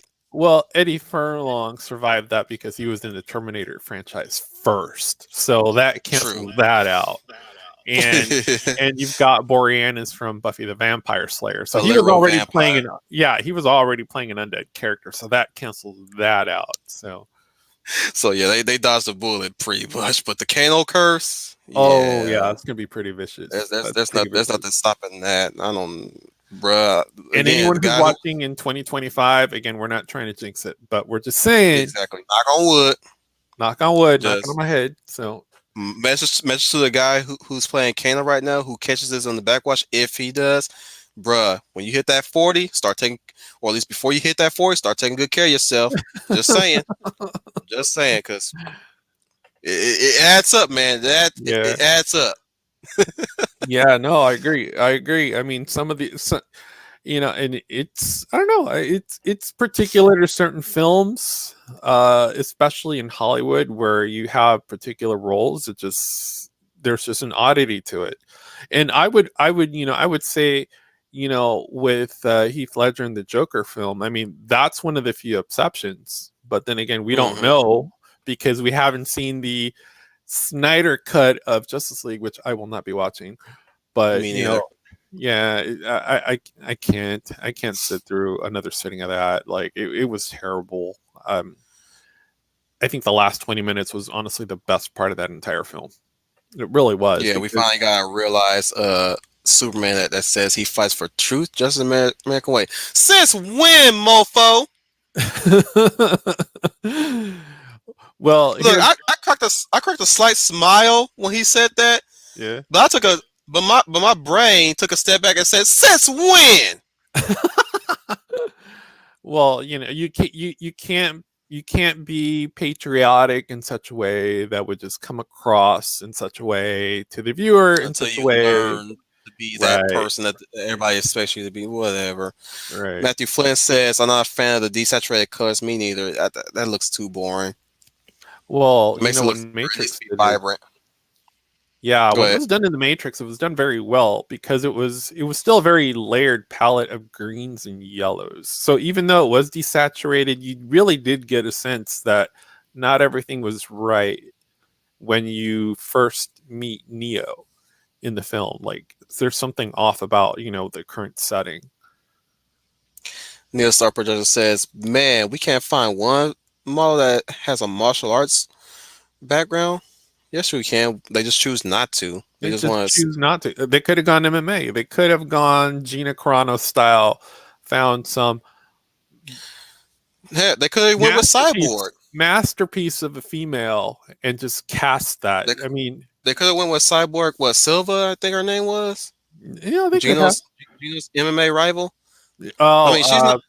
I know who you're talking about. Yeah, Who's Cyborg. Ronda. Not Ronda Rousey. Not Ronda Rousey. Okay. Okay. Cyborg. Cyborg. Okay. That was her nickname. Her fire name, I guess. Let me look her up so I can show you. Right. She's not the hottest. I will say that, but she's tough.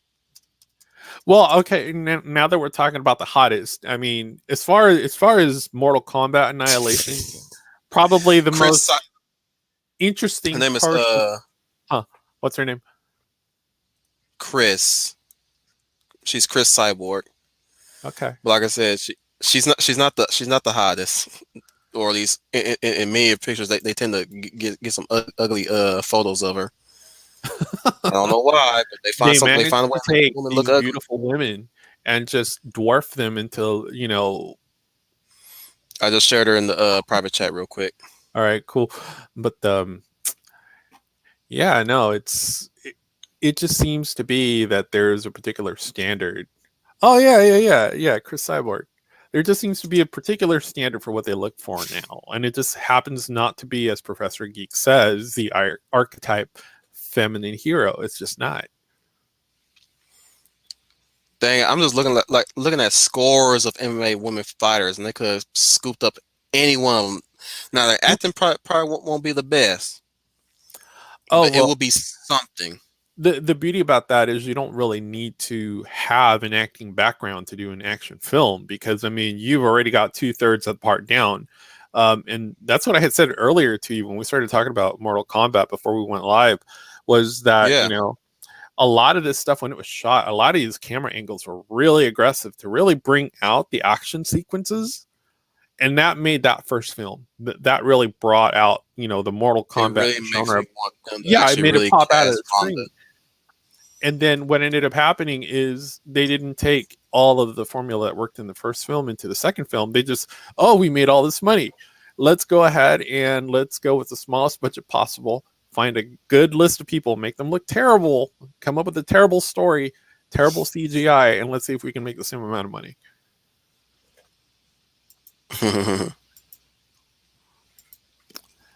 Thank you, Lord. I'm sipping through their comments to Right. pick out which one I want to read real quick. Hold up, Scarlett. You're showing too much skin. Wear this full bodysuit. Oh my goodness. Oh, you know what? NetherRealm. Speaking of bodysuits, NetherRealm. so you have Mortal Kombat Annihilation. I can't get off this film. I really can't, because I mean it burned my eyeballs. It really did. But like, okay, so you've got Jade, right? Jade Yep. shows up in the middle of the film, drops her freaking coat. You're like, okay, that's Yep. great. And then she starts to walk, and she walks like a dude. I'm like, you just killed the whole thing. But moving forward into the film, you take a beautiful character like Jade and you cover her up. And at that point, you have Jax like, ooh, you got some nice legs. So, No, what you know what really got me yeah. is that for whenever time they change shots, her Yep. face would change. Yes. In one moment she looks like this cute, innocent but deadly woman, but then she looks like this straight up. She's like you know what she remind me of when she go with that makeup look. Have you ever heard of this movie called Female Prisoner Scorpion 701? Have you heard of that movie? I have not. Bruh. That sounds very encouraging. Bruh, it's one of the inspirations for Kill Bill, and they play one of the theme songs at the end of the Volume 1. You probably heard it if you sat through the credits all the way. Oh boy, be a she. It's that type of music. Oh, but okay.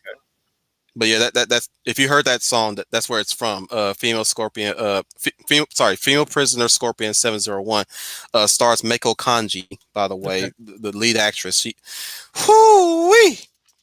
By the way, don't play a drinking game on that movie. do not play a drinking game on that movie. Like here's the fun bit about that movie is that here's how I like to put the list in. Take a shot every time they zero in on her death glare. Take a shot every time a dude shoves something in her face.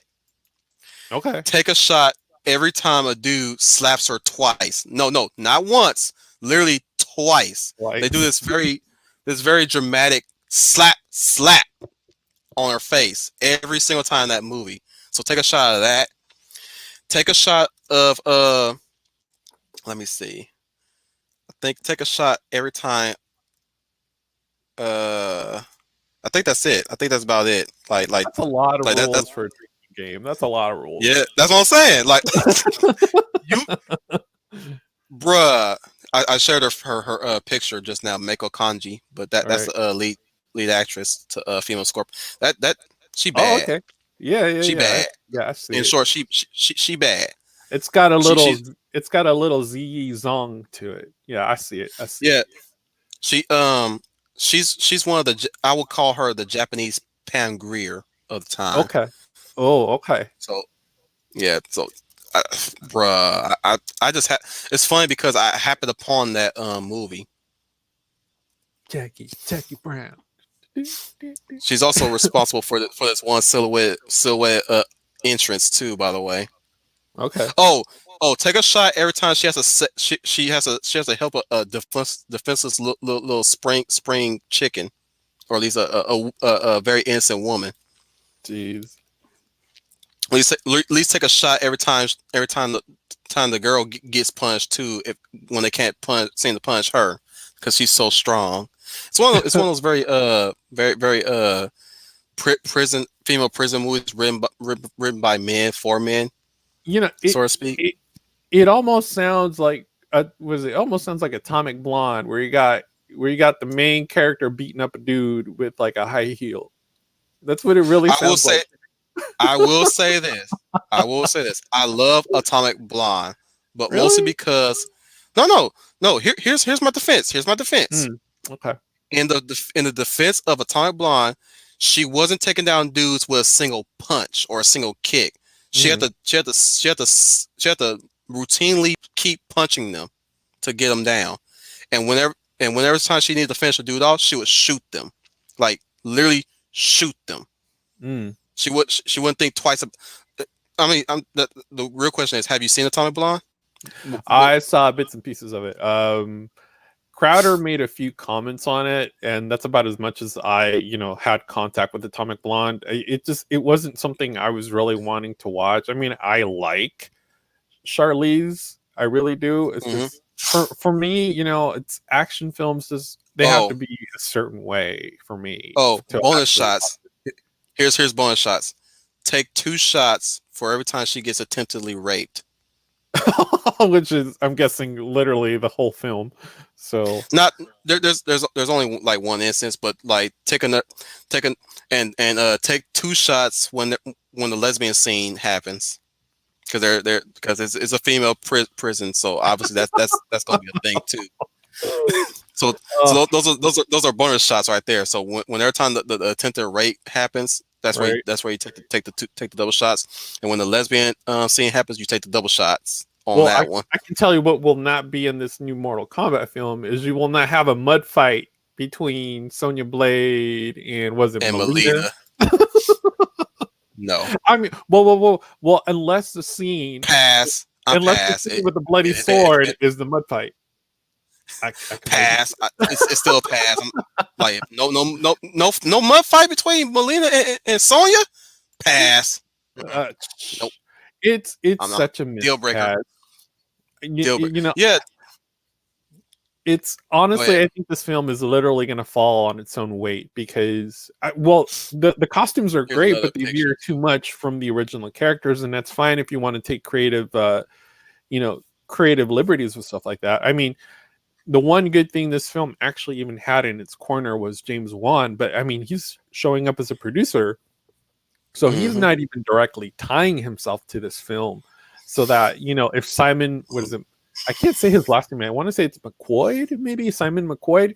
I mean, if this dude flops the film, I mean, James Wan can say, I produced it. Back to what I was saying about Tommy Blonde. Like I said, the reason why I liked that movie was the fact that there's this one scene, and it's a one take scene, by the way. It's a long shot.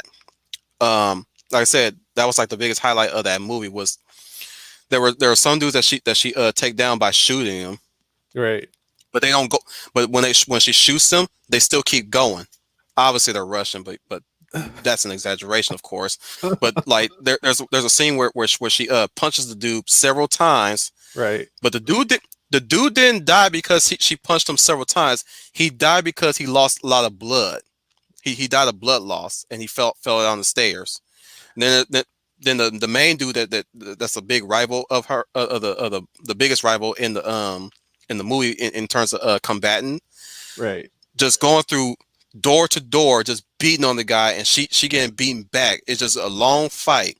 Just her getting thrown around, her like biting him, stepping on his foot, punching him in the eye, takes a corkscrew and punches him in the head with it, jamming that thing in his head, and the dude still has the fortitude to chase her when she got in the car, and that's what did him in when she crashed him into another car.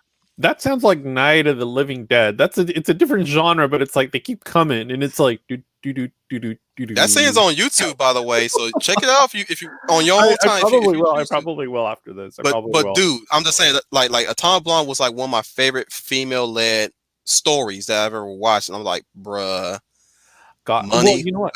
Spent. A female-led story. There are a few I can think of, honestly, that are not necessarily like female exploitation. Female prison. Oh, I dropped the soap 12 times. But I think of Jackie No Brown. Return. I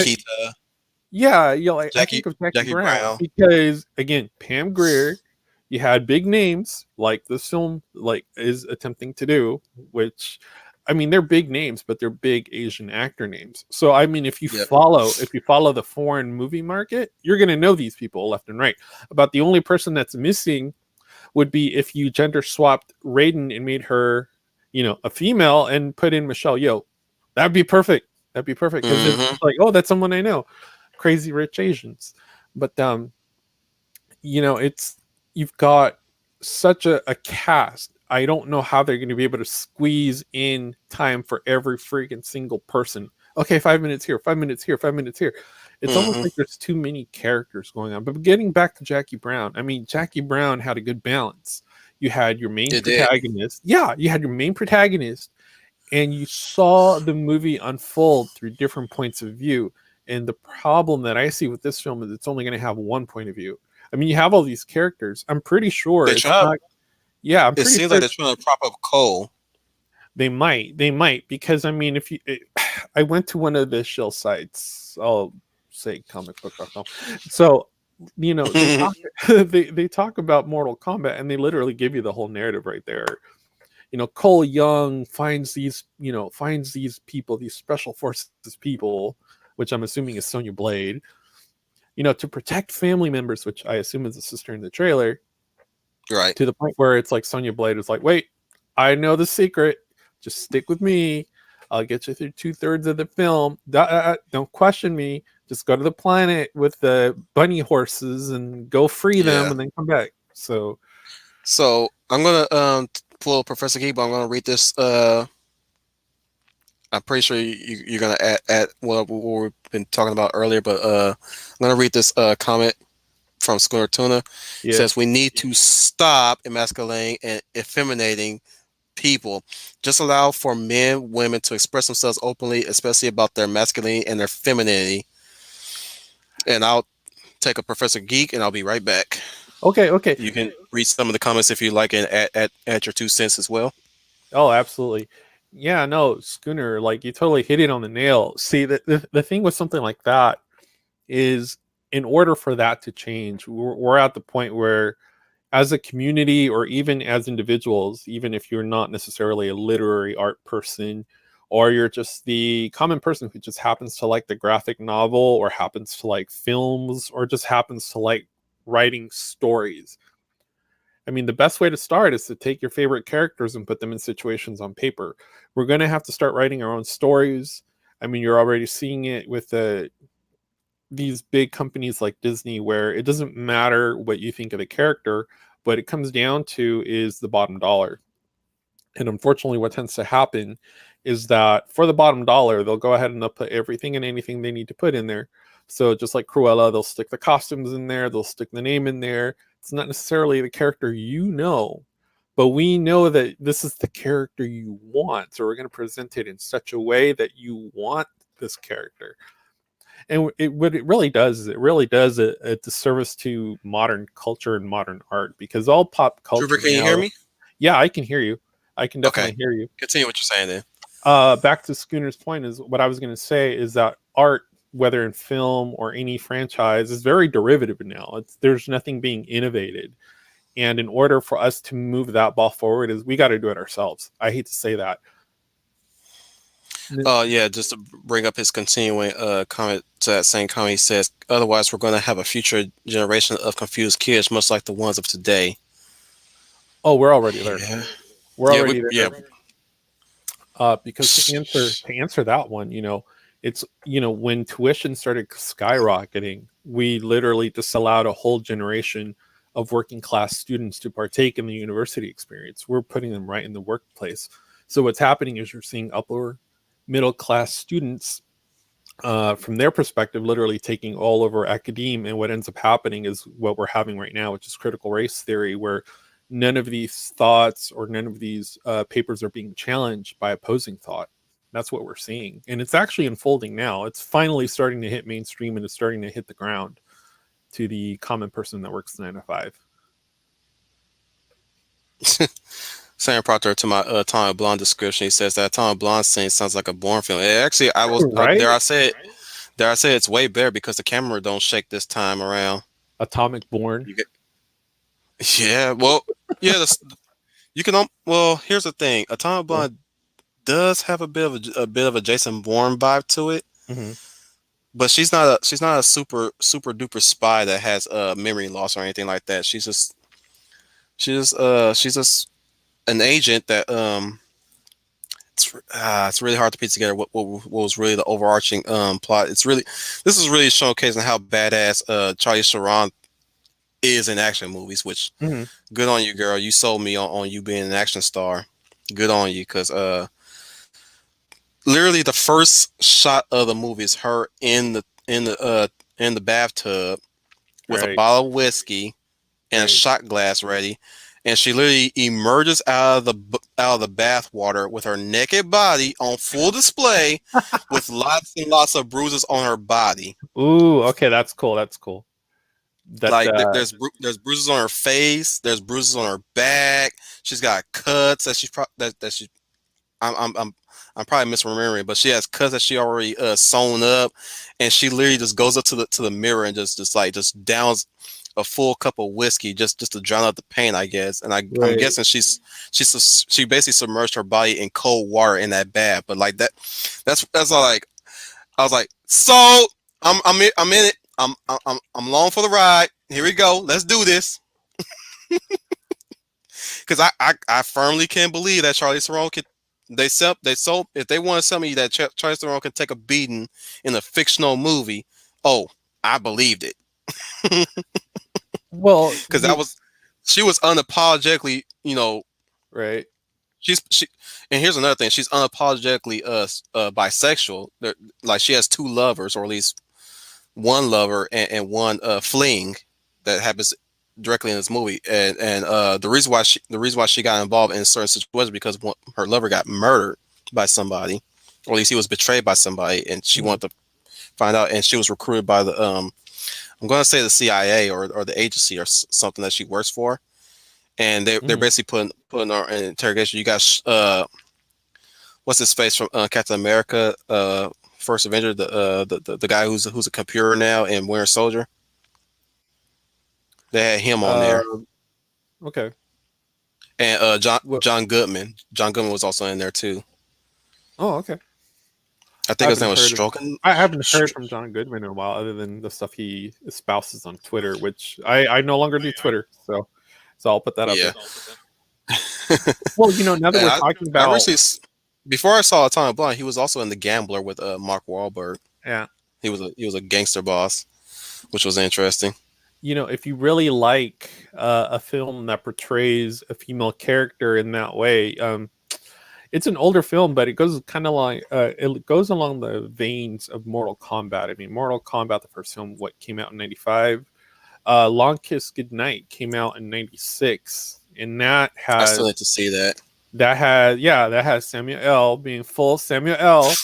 And then it has Gina Davis, and she portrays a similar character. She portrays a similar character. So when you mentioned the bruises on the body, I mean, I found this film in the $5 bin over at my chain used media store that I use here in town. And for any of you guys who don't know, I'm on the West Coast. I'm in Las Vegas, so I mean, supposedly I have access to all this media, which I don't. But yeah, I found that, and you know what? That was around the time that films were kind of starting to incorporate more female characters in lead roles that were not necessarily going to be masculine, but definitely showing the feminine form. But having or like in SWAT. Yeah, having SWAT to toughen with up. Michelle Rodriguez. Right, because of the situation, you're literally having to kind of mold or shape the female hero in such a way that she has to overcome her surroundings within X amount of time to be able to achieve the goal.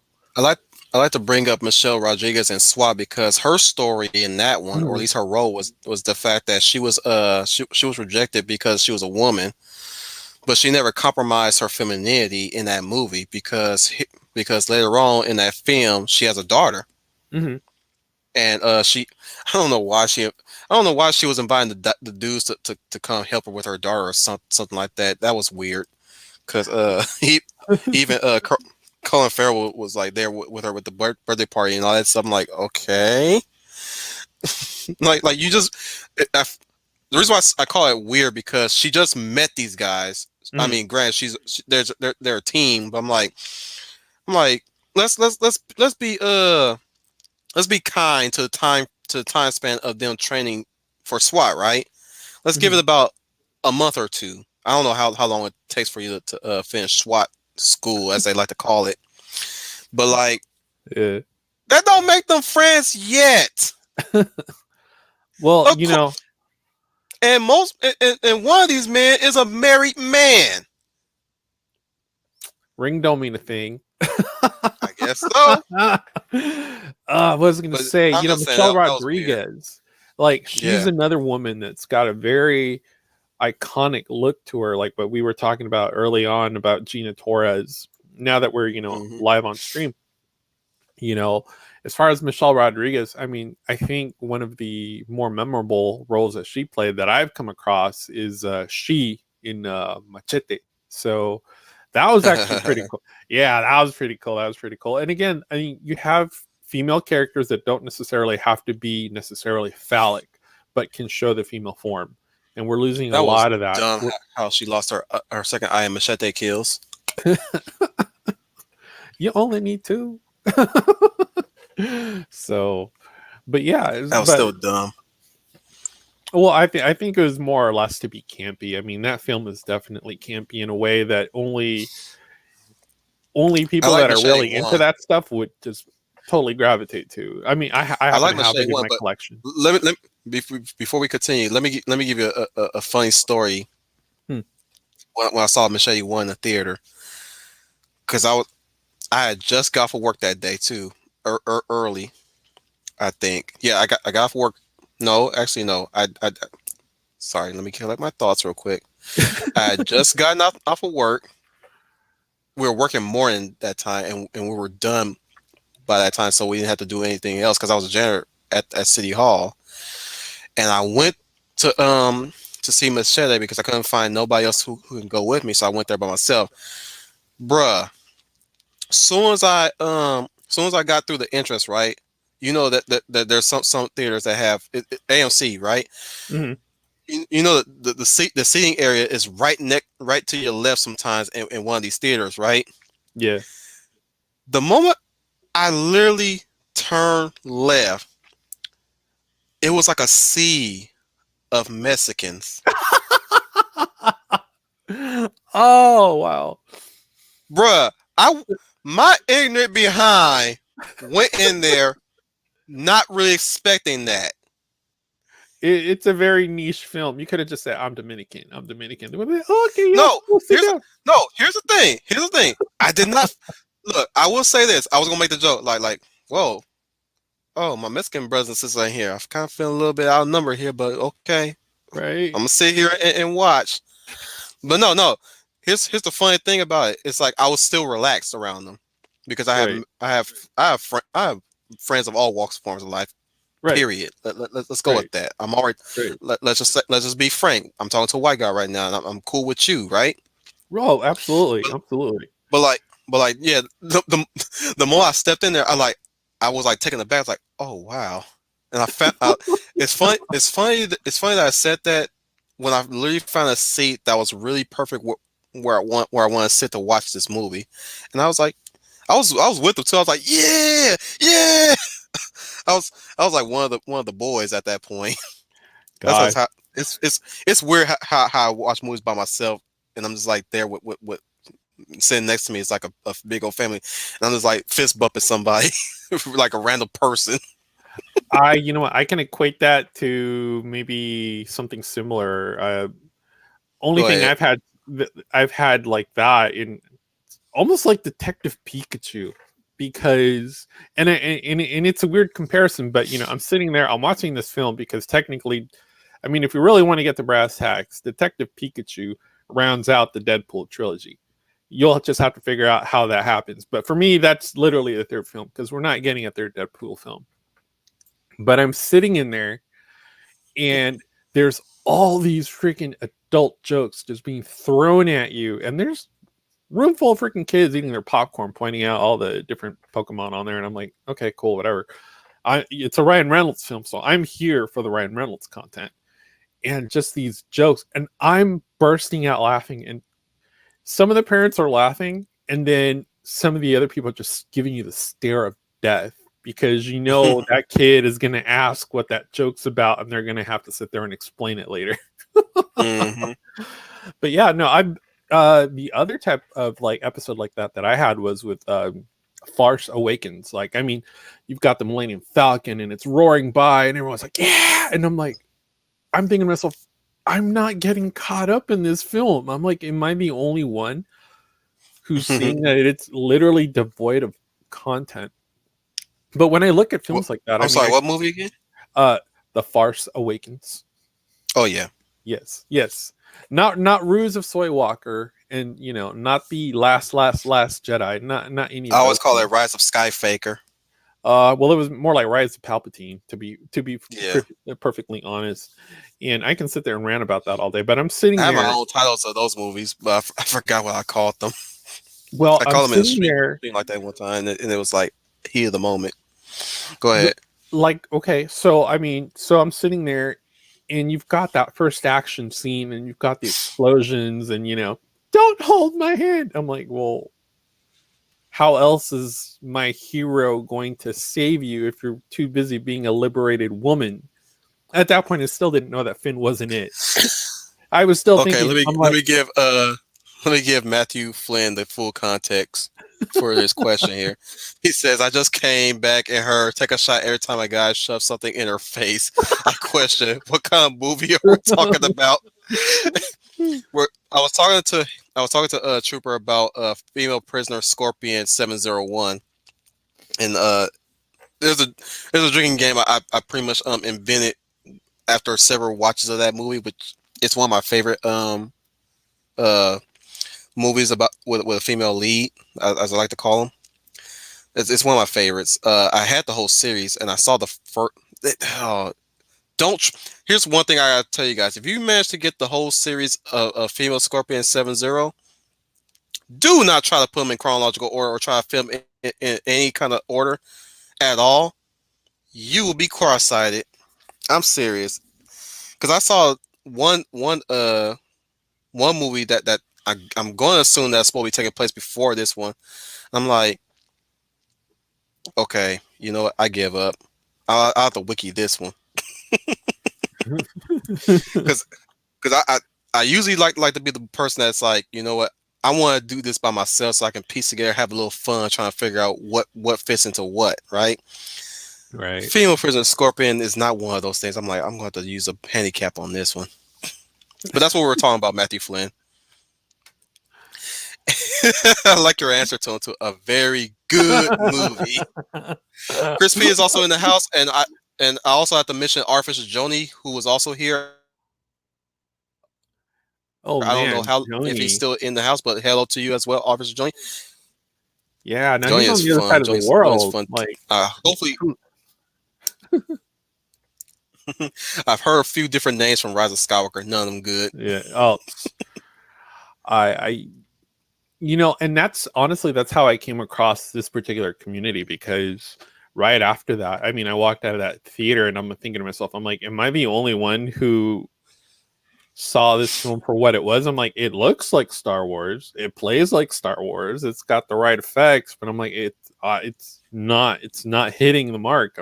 And it's not that I went in there looking for anything in particular. Actually, I went in there ready to jump inside the Millennium Falcon and take the ride. Same thing happened with Star I'm Trek sorry, I can't even find my 2009. wife's phone, but that's her phone blaring in the background. You got an important call. Well, she does. Oh wow, I found it just now. It's all wrapped up in these sheets. Right. So Sorry about I that, got guys.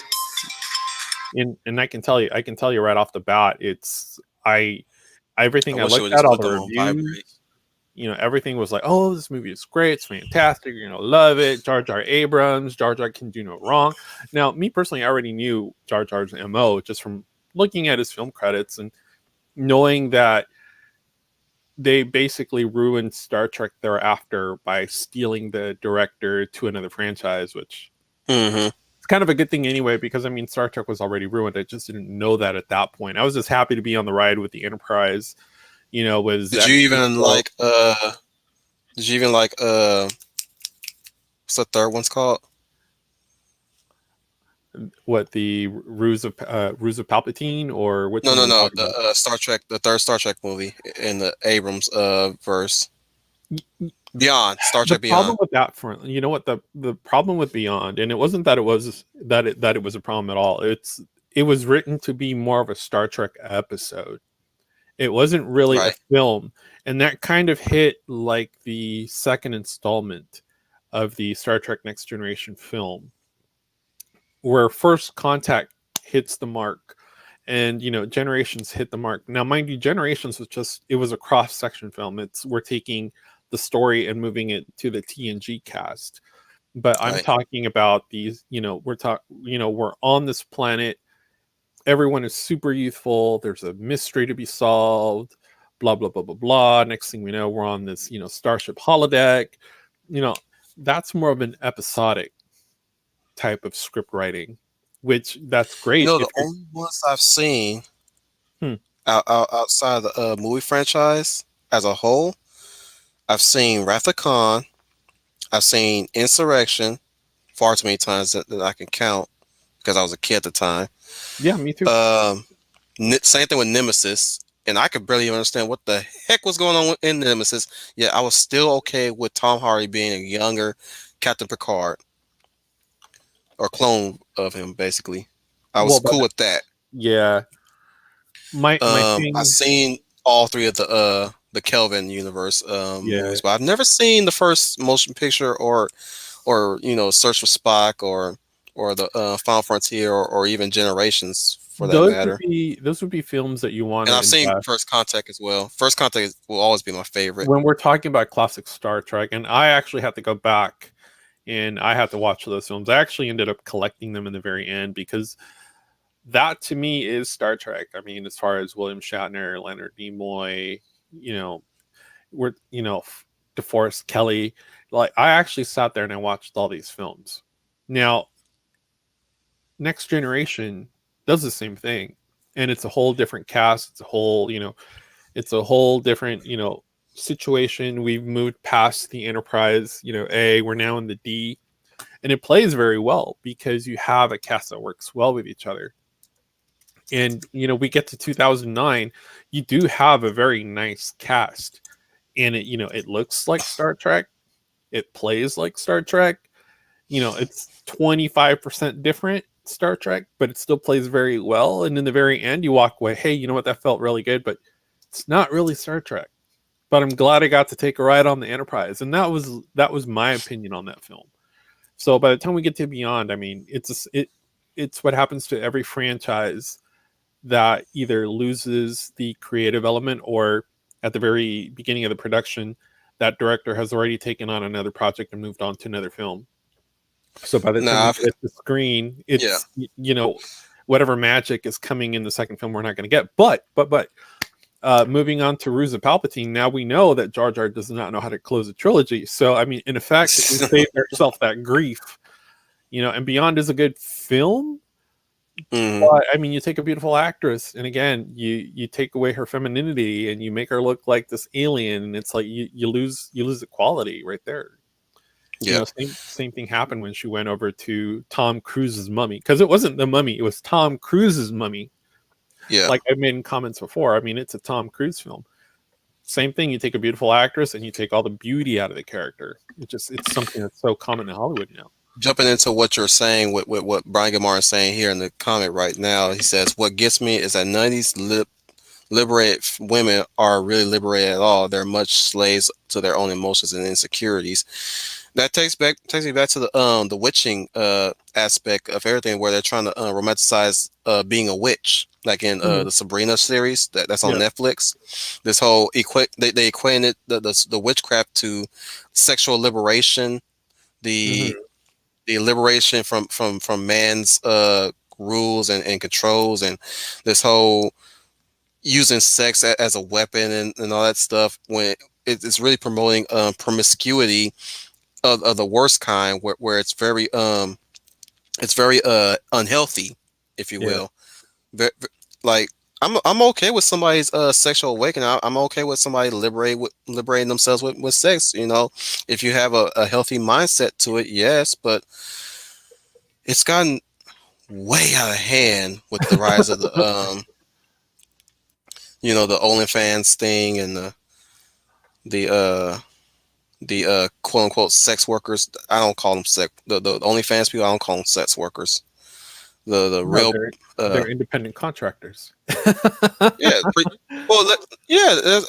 should be a better name, if you ask me. I'll tell you this. Me being a libertarian, if you're making money, I'm all for it. Like, hey, I'm not going to judge you if you're making money off of it. If you're deciding to sell your body and make money off of it, that's on you. That's your choice. Right. You choose to make money, and you're making money, and you're happy making money. You paying the bills. You file your taxes and stuff like that by selling your body. That's fine. Just quit trying to put a label to it and expect me to be very, very accepting of it when I know that it's like, bruh, you want to be normalized. You want your insecurities and your mental some of you guys that are not okay in the head, they want that stuff to be normalized. I'm like, no, you need help. There's nothing wrong with getting help either. You had something to say, of course. Go ahead, Tuna. I'm about to call you Tuna. Go ahead, Trooper. Y'all names are starting to blend in my head. I'm know, becoming, right? Well, it's because it's Aries. It's Aries Targaryen syndrome right now. I'm getting all Aries Targaryen here. Burn them all.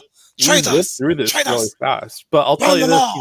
Going back to independent contractors and the career woman,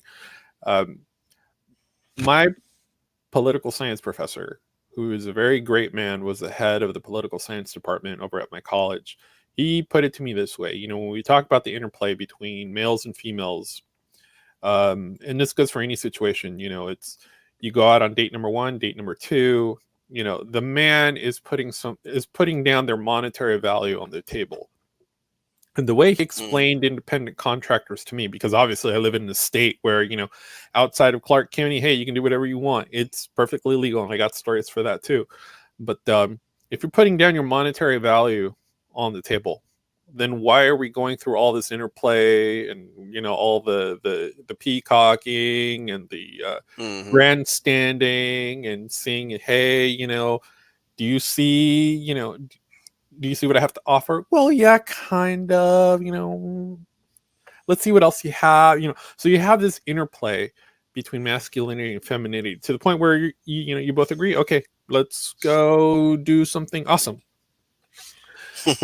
But the way he explained it is, if you're going to do all that, and if you're going to go ahead and keep throwing your monetary value on the table and you're going to keep adding to it, why not just cut to the chase, fork it over, here you go, this is what this is worth, and if she agrees, you don't have to go through the entirety of the date. So you can just cut to the chase. When it comes down to it, and coming back to characters, you can only write a female character as a female character. You can only write a male character as a male character. Whether they choose to be non-binary, transgender, whatnot, that's fine. Sexual identity. Non-binary doesn't exist in my world. Yeah, in 2021, really does translate to, well, how do you want to treat me?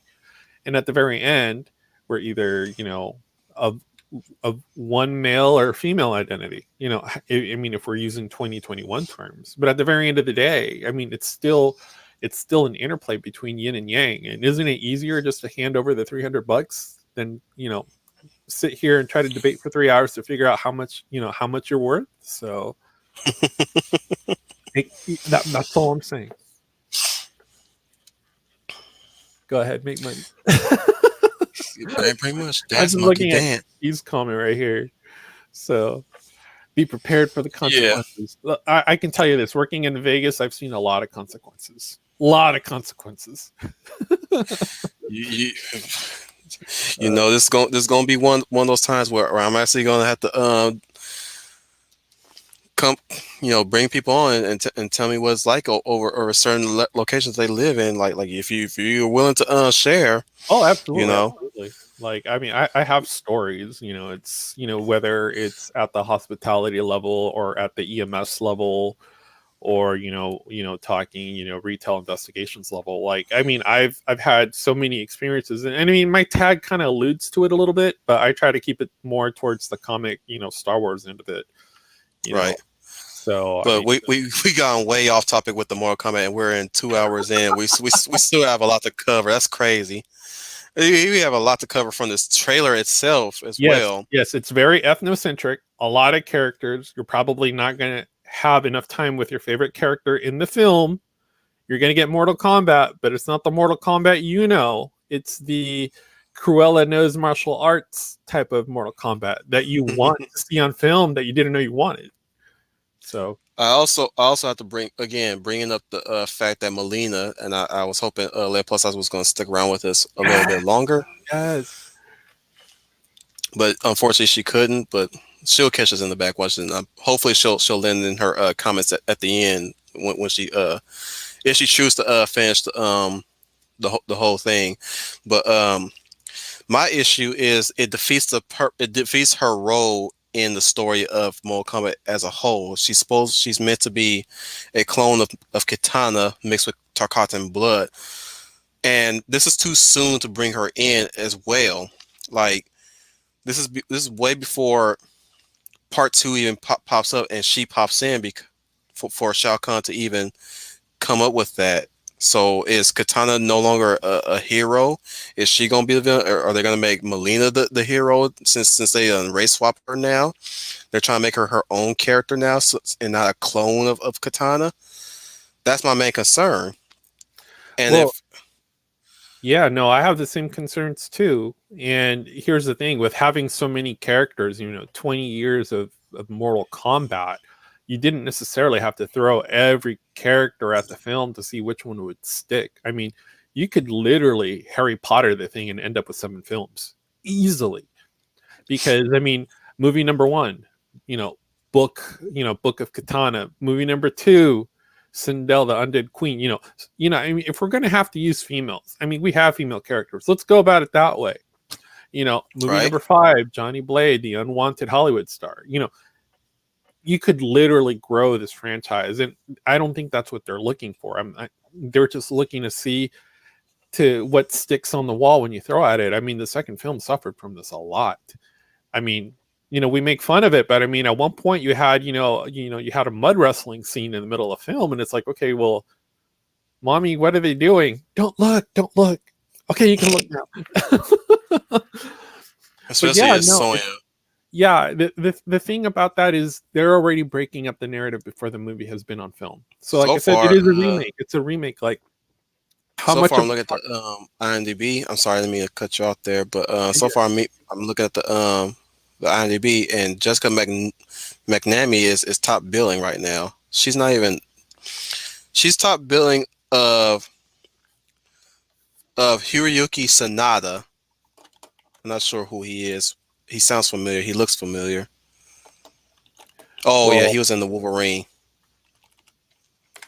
He well, was my thing with Melina, you know what? I don't have a problem with the gratuitous gender swaps and race swaps and stuff like that. But I mean, if you're going to go ahead and you're going to throw a character in my face, make the character relevant as to why oh snap! This dude was in Rush Hour 3. He was Kenji.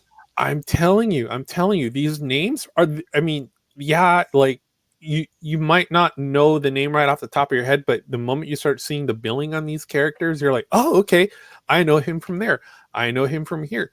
So I mean, their top names, they're not A-list names, obviously. Let's not kid ourselves, it's Warner Brothers. But my whole thing is this, like, you have a cast. And if we want to go ahead and we want to break up the Melina story, give me a story as to why you're doing that. I mean, get me interested in that character. Take my money for 7 Oh films. snap! I don't think they're looking to do that. I think what they're looking to do is they're looking to monetize on the name.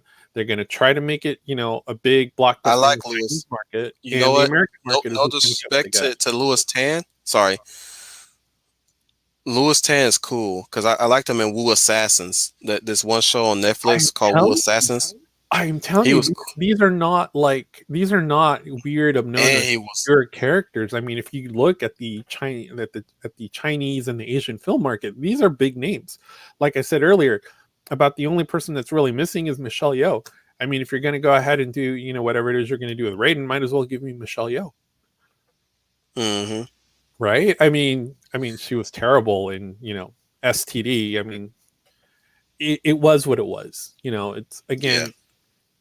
Jar Jar verse, you're only going to get 25% less Star Trek. So it was what it was. But I mean, you look at these names, you pop them up on a web page, whether it's IMDb or Wikipedia or whatever, you recognize the faces. So, and I guess that's what they really went for. They went for face recognition, So what's the story? We have yet to find out. We'll find out soon, but it might not be the story that you and I know. So I'm not cool with the guy who they got for Kung Lao, but kudos to him Wow. for kudos for him for having a finally having an acting what looks to be an acting debut for Mortal Kombat, Mhm. because he's mostly done stunts and only stunt performing and stunt coordinating. But it seems like what I'm seeing, it looks like it's going to be his first acting debut. It looks like. Well, and like here's the thing. I mean, this franchise is a martial arts franchise. So I mean, we're going to see what we saw in the previous films, whether you picked it up at the $5 bin and catch up on a 1985 film, or Oh you grew up with an animation. no. But They're gonna massacre my girl Natira? No, no, no. Why they gotta bring my girl Natira in here? Keep her in Deadly Alliance. because we're not done messing up your childhood. We got to mess it up to the And we point where you got don't like Cabal in it. What Cabal gonna be doing? it. What he gonna be doing in this movie? Why do you need to bring Cabal in this early? for the Why same is he? for the same reason that Disney slapped a content label warning on Kermit, because it's not needed. I'm telling you, they're it's like the second film, they're going to throw everything at it, plus the sink, plus the baby, and see what sticks. And then hopefully they'll make enough movie or make enough movie money and then make another film. Honestly, I happen to think this is probably a single run film. I don't see a second film coming out of it. They probably could if they play their cards right, but I mean, they're showing all these characters right off the top. I mean, you could have easily just used 4 or 5 characters and been good with the film. I mean, with the first film, I mean, we didn't get any fight scenes until almost the first half of the film. And that's just for me literally, just catching up on this stuff, because I barely remember any of this stuff. I mean, I remember that it had blood, I remember it had gore, I remember wanting to play the arcade machine and being told, yeah, it's my turn. So I remember that stuff. And I also remember the really bad Street Fighter films. I mean, I remember that stuff. I mean, that was the heyday of that stuff. But I think what might happen is, if this plays well, you might see other studios try to resurrect old franchises and ruin them to no end. Street I doubt Fighter, they're ever Double gonna bring Dragon. Katana's. Sorry, I doubt they'll bring in Katana's old classic theme song from the original. Well, see, she doesn't use fans now. Fans are too feminine, so we got to give her like a more masculine. Is that what we saw in the trailer? That's what I'm guessing. I'm guessing Katana does not get the guy; she gets the dog. So we'll see. Speaking of design changes, what did you think about Reptile's design in this movie? I think honestly, already with what they had already displayed, I think it was excessive.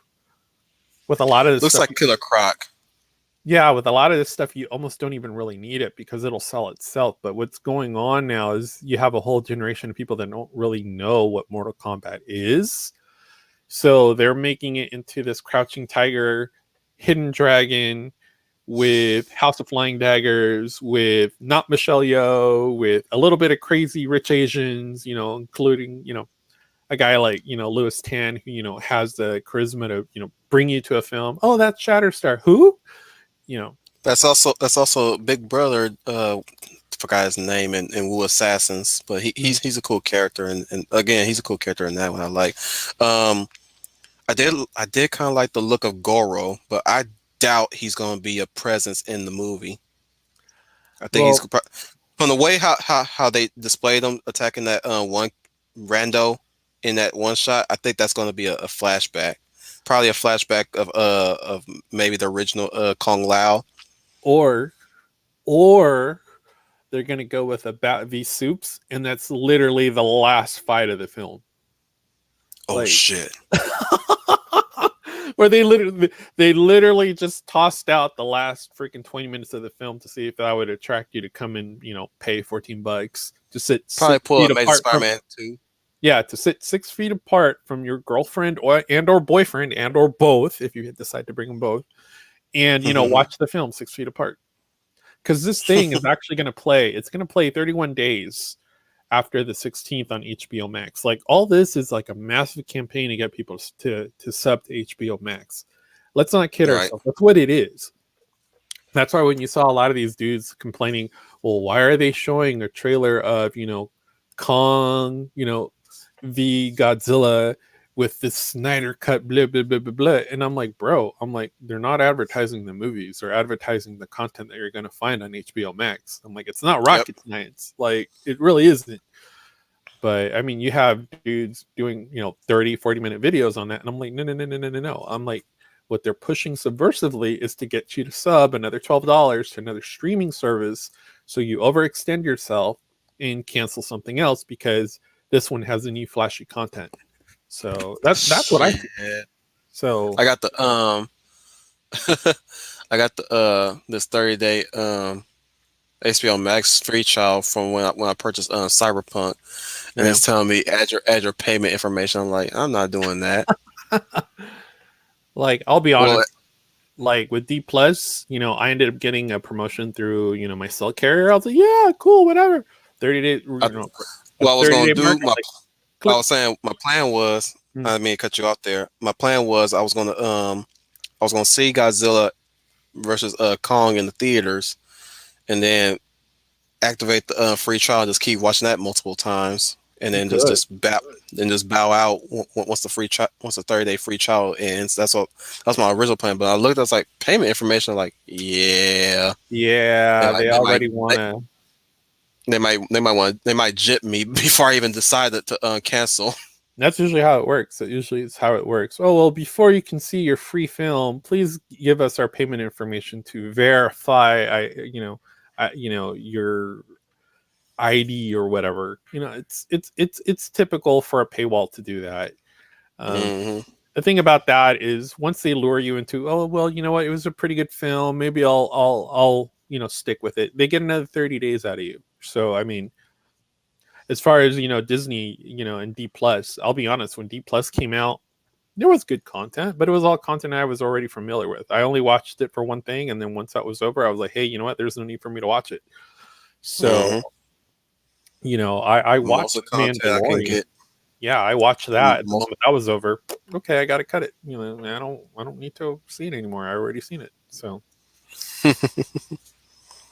unless you get the DVDs, then and that's the other question too with these streaming services is, are they going to go ahead and put their media in hard form? And I tend to lean towards they're not, because that way they can keep you behind the paywall with them. So yeah, that's why Pop Pacelli has been encouraging us to get physical media. Oh yeah, Papa's been like, get your hands on it, get your hands on it. I think this is my second glass. But what are you sipping? Hi Netter. So my goodness, don't do that. But yeah, no, that's my bruh. When you said that, I literally looked at the comments immediately just to see if Ma Pacelli did pop up. Right, because she does. It'll be on the rewatch. So believe it or not, she does pop in every once in a while. Oh yeah, no, I totally believe it, because I mean, that's how I came across this community. I mean, like I said before, right after Force Awakens, I kind of walked away a little disillusioned. I didn't know what I had just watched, and I knew it felt wrong. And I'm searching YouTube, trying to look for reviews, and everything is telling me, hey, you know what, it's a great film, you're gonna love it, blah blah blah blah. And I'm like, I know I'm not on crazy pills. And that's how I came across, the more popular tubers that sit there and, we all know which group we're talking about. But then, after that, I was looking for more literary content. And that's how I came across, you, Professor Geek, Papa, all the regulars, Schooner, Matt Flynn, that's how I came across, this small community that we have that I happen to like, because it really does resonate in terms of, being able to see through what's being sold and packaged. I mean, it's a pretty box and it's got pretty paper, but what's in there is really rotten. It really is at the very Yep. core, because intellectually, what you're doing, and I think I've mentioned this on MeWe before, and it goes back to Herbert Marcuse. You know, if you're trying to change the culture of a particular group, what you do is you start tearing down the art, and that's where, you know, graphic art films and TV shows and stuff like that, they're being rewritten, and we're like, well, what's going on? They're not doing it for us. They're doing it Nope. to more or less bring in a new group of people that like, you know, fast food content and have a certain, you know, ideology that fits in with what they like. So it's, you know, when you start looking at it and you start, you know, delving into, you know, grievance studies, it's a very controversial topic, and it's one that just wakes you up right away, that you're like, this isn't going well, this isn't going in a good place. Grievance studies. Yes. Yeah. Yes. All they do is talk about their grievances. They don't want to move forward. That's Well, why I they call do. it, that's why I call Marx the first man child, or at least Mhm. the first of a few many Uber man children. Yeah. While they're trying to sit around trying to call us man children or man babies or people that you know, bomb dwellers and all that jazz. I'm like, that's some huge projection coming from you, pointing the fingers. Cause considering that whenever time when we try to present something, you guys are the first to cry about it. Yeah, but that's how, that's, you know, it's when we're talking about grievance studies, what we're really talking about is we're talking about power structures. We're no longer talking about rational facts and opinions. We're now talking about, this is how I feel, so I'm going to go ahead and force that on you as a display of power. And that's what you really have. I mean, you have a second culture growing right beside mainstream culture, and that's what's happening. I don't know how long it'll be before the second culture actually you know, overtakes mainstream culture, but what we've seen, you know, from this last year and what we're seeing now in popular culture and movies and streaming and, you know, content, you know, in whichever way, shape, or form media is displayed, is it's changing. And what we're not seeing Hmm. is pushback with better stories, better characters, and even in the political sphere, we're not seeing those people saying, hey, you know what, this isn't what we want. So So I was encouraging everybody since the beginning of or at least in the midpoint of last year. I was like, it's getting to a point where now you have to really recognize that they're not listening to us anymore. They're listening to these crybabies. mhm. We have to be the architects of our own stories now, or at least the stories that we do enjoy. Yeah. We have to build this up now. It's up to us now. If anything, put your money into people that you do care about, that do care about you as a fan.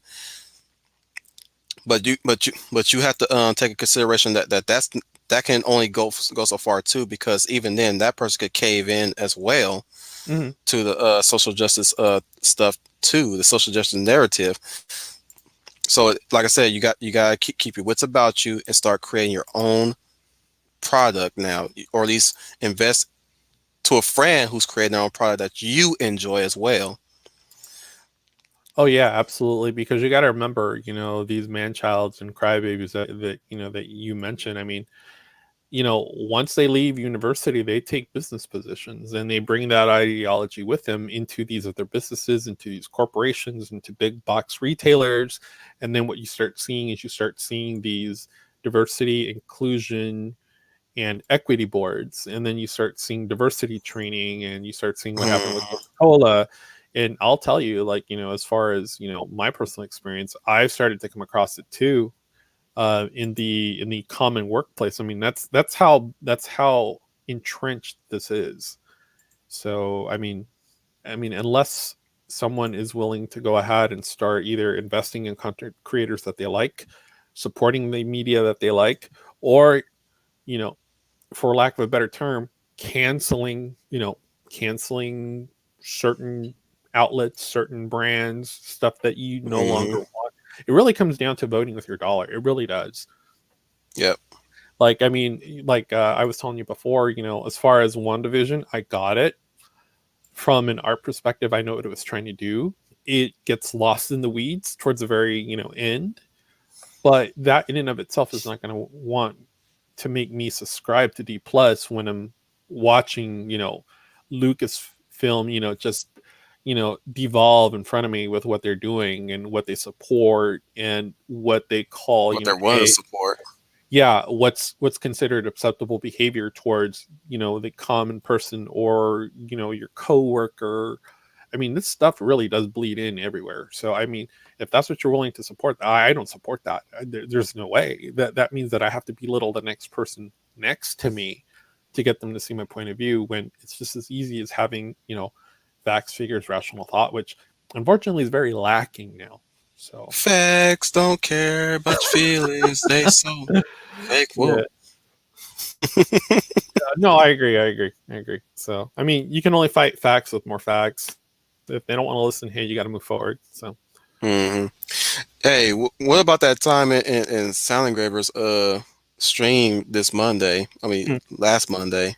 That was crazy. Was you there for that? which discussion was this? Because I've kind of been popping in and out. That was the one where she talked about what Gina Carano's firing tells us. You probably wasn't there. Well, I can tell you what it means. It means that Disney has tied itself to an ideology that is very mono. It's a monolith that only sees one way. So more or Yeah. less, yeah, more or less anyone who doesn't have the view or is willing to parrot the view, hey, I'm a Z user. I identify as an Apache attack helicopter, trash panda, whatever. If you don't put all those pronouns in your Twitter, hence I have no Twitter, then you're not with the cool kids. Well, I hate to tell you, you guys are not really the cool kids. Like I was one of the cool kids. I used to kind of make fun of you. I mean, do I need to go ahead and go back to high school level and bring you a few rungs down from the ladder? Because I can. I don't have that problem. But yeah, in watching the Shapiro interview, I mean, you see a very different side of Gina Carano.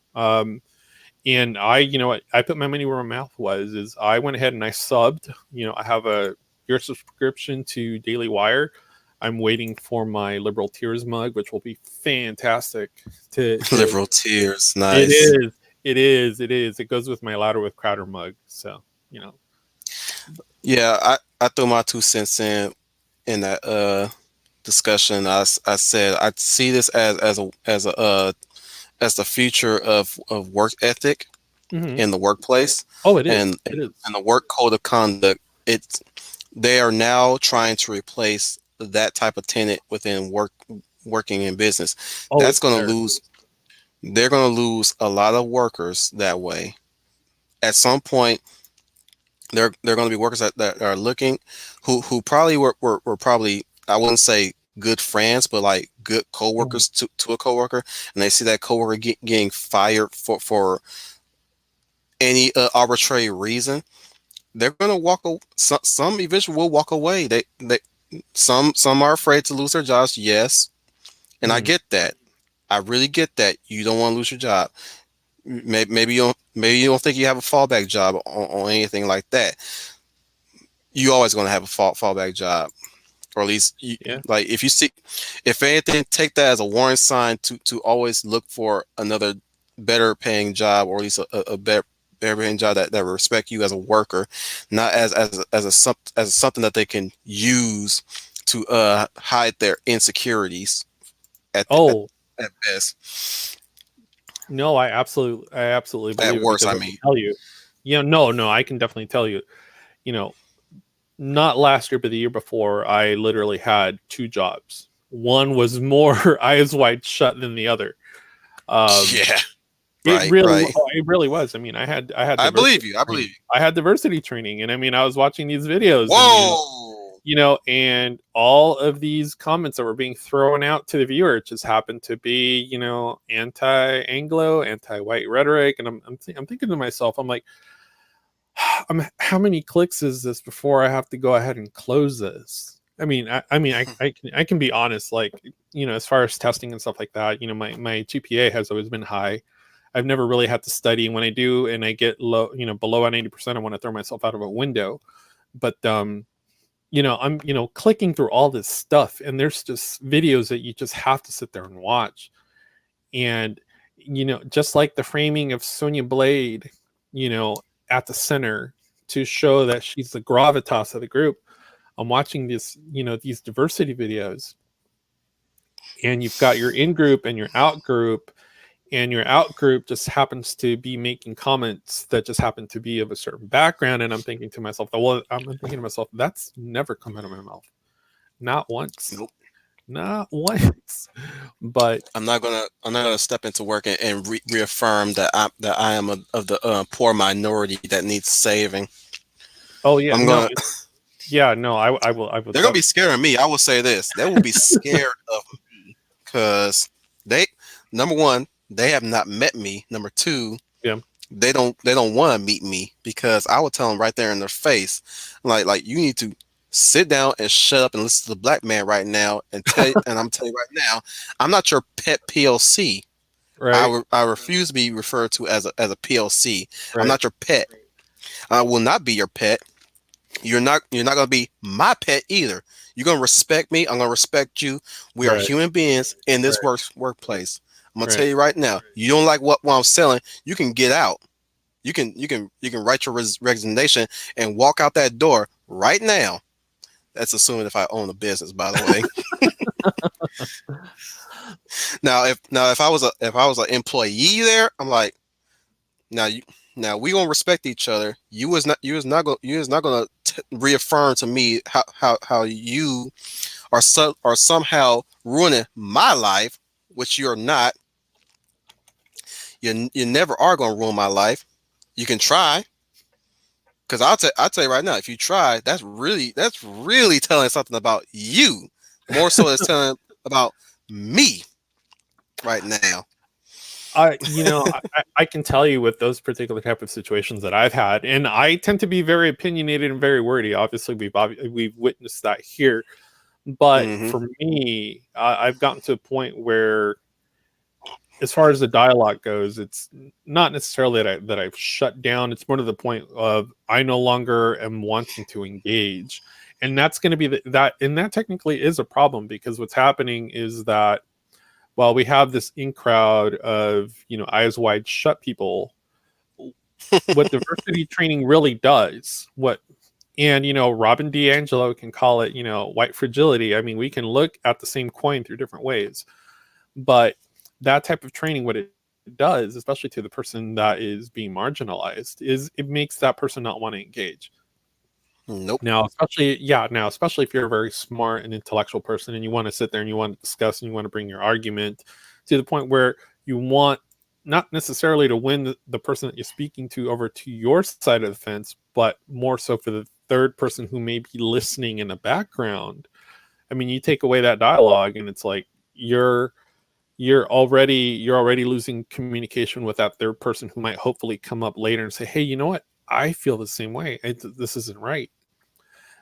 And here's the thing, it comes from the top down.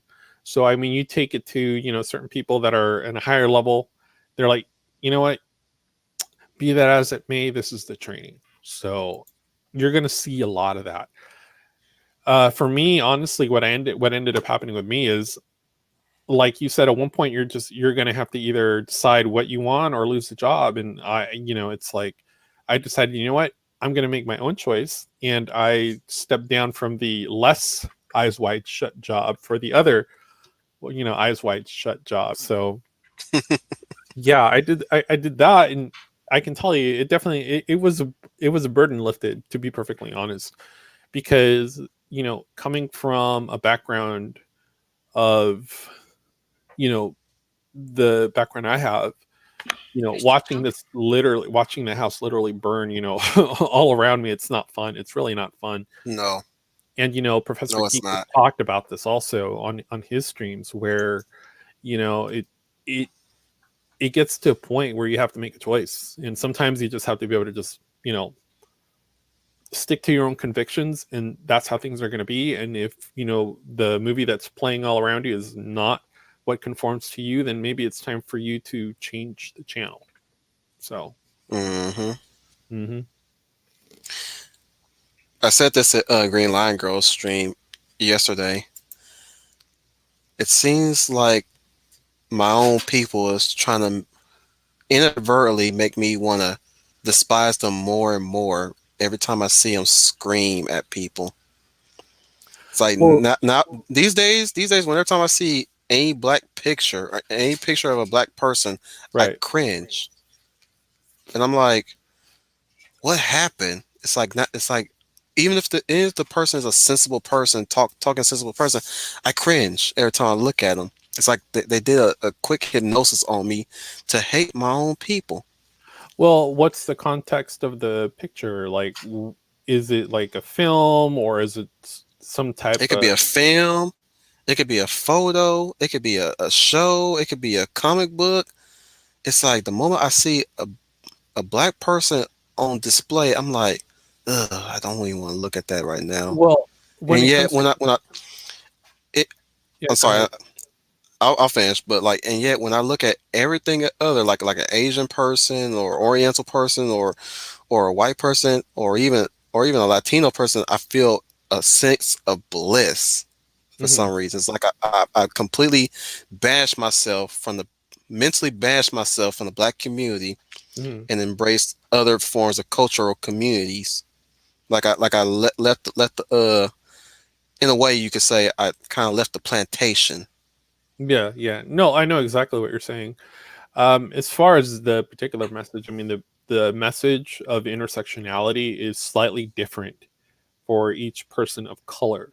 But to be perfectly honest, I think the African American community has gotten it the worst in terms of what the message is, and Hmm. you've been oppressed. You're still being oppressed, even though, I mean, like The faces have changed though. That's the the thing. The faces the have faces have changed. changed, and you're going to find that that message is more or less coming from the upper middle class, WASP type, if you will. That's where it's Yep. coming from. Oh well, this is how you should be righteously, feel oppressed, and that's not necessarily true. I mean, we live in a country where unfortunately, the Constitution, in the state that it is, still affords you, inalienable rights, and I mean they're inalienable because you're born with them. You have your right to assemble. You have your right to speech. You have your right to a 2A if that's what Right. choose to do, which I am very pro 2A. But case in point, it's the message changes, and it does so to create conflict because critical theory does not function if there is no conflict. And by conflict, I mean dialogue. As far as, okay, so you feel aggrieved. Why is that? What happened between our interchange that changed all of a sudden? Well, you did this and blah blah blah blah blah. I'd be like, well, bro, girlfriend's on the phone screaming at me. I got to take care of this flame. I got to put this out. And I'm sorry that you saw me being, flip with you as some form of disrespect. I mean, it's like we're bros, bros before hoes always, but this hoe is my main hoe. So it's like, I got to take care of business.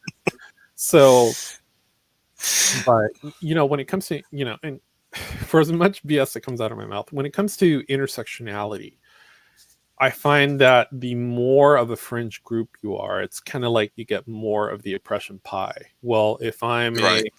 yeah, if I'm a indigenous person of color, then I I get hate more that of the term oppression either. pie than you, so I I get hate that more term too. I'm like you connect with a savage. too. Yeah, and, You and connect and with that's what you're you seeing in connect film. with native people who do have culture, but don't but are not really ahead of the curve. They decide to embrace ape and not Right, embrace mankind. right. You connect with that. Well then, if you Well, want to go there, you might as well just take off your clothes and put on a loincloth and get your butt on over to the wilderness. well, I'm pretty sure they'll welcome you with open arms. right, right. As as you do your sacrifice to the pyre, so that we can avoid the next eclipse, and then just kind of larp through a scene of apocalypto. But as far as conservatives go, and as far as the Republican Party goes, I mean, its foundations lie with African Americans. And why can't we just be Americans? Why do I have why do I and you have to make that distinction of whether you're Right.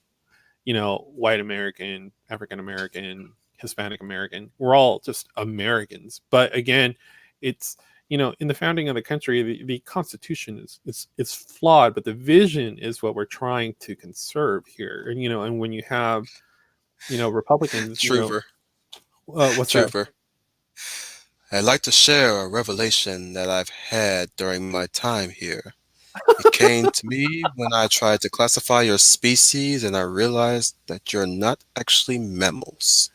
Every Uh, mammal on this planet instinctively develops a natural equilibrium with the surrounding environment, but you humans do not. right. You move on to an area and you multiply and multiply until every natural resource is consumed. And the only way you can survive is to spread to another area.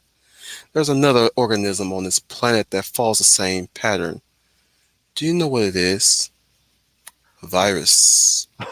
Human beings are a disease, a cancer of this planet. You're a plague, we are the cure.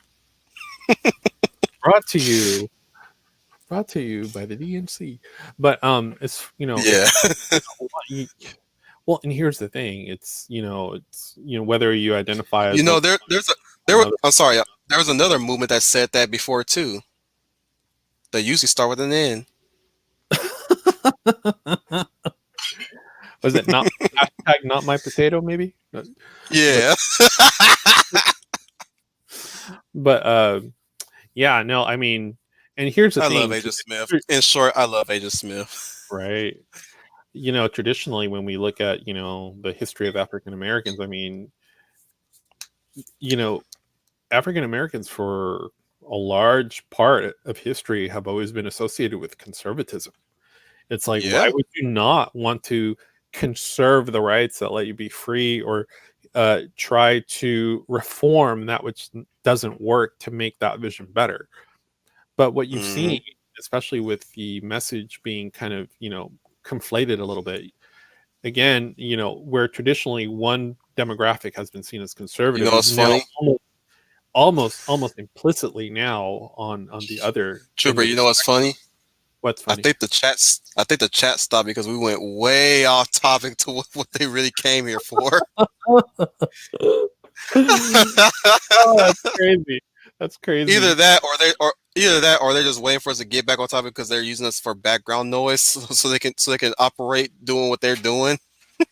No, I just saw a response from Sam Proctor. Well, Sam, here's the thing, that is one eventuality. That is one eventuality. But I mean, when we talk about words like that, we're not necessarily relegating that to humanity as a whole. That could just be one particular demographic. And you're going to see a lot of that, especially now with a lot of the policies that are crossing over. But getting back to film, I mean, that's the main vector of how you get your message out.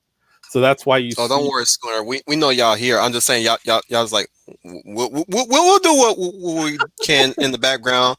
Let them have their little spat, and then we'll Right. interject when they get back to Mortal Kombat. And what I Yeah, was gonna do later yeah. on was Meanwhile, we're gonna Sam watch Jr. Mortal Kombat.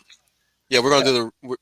What I was gonna do was we're gonna watch the short film of Mortal Kombat Rebirth. But add your 2 cents in it. I'll be right back. I pull another Professor Geek Okay, again. cool. Uh. Going back to I love this sorry, I'm sorry. the almost fell asleep. But no, this is what Brian Gamara says. I said I've been quiet because the conversation was quite interesting. Yeah.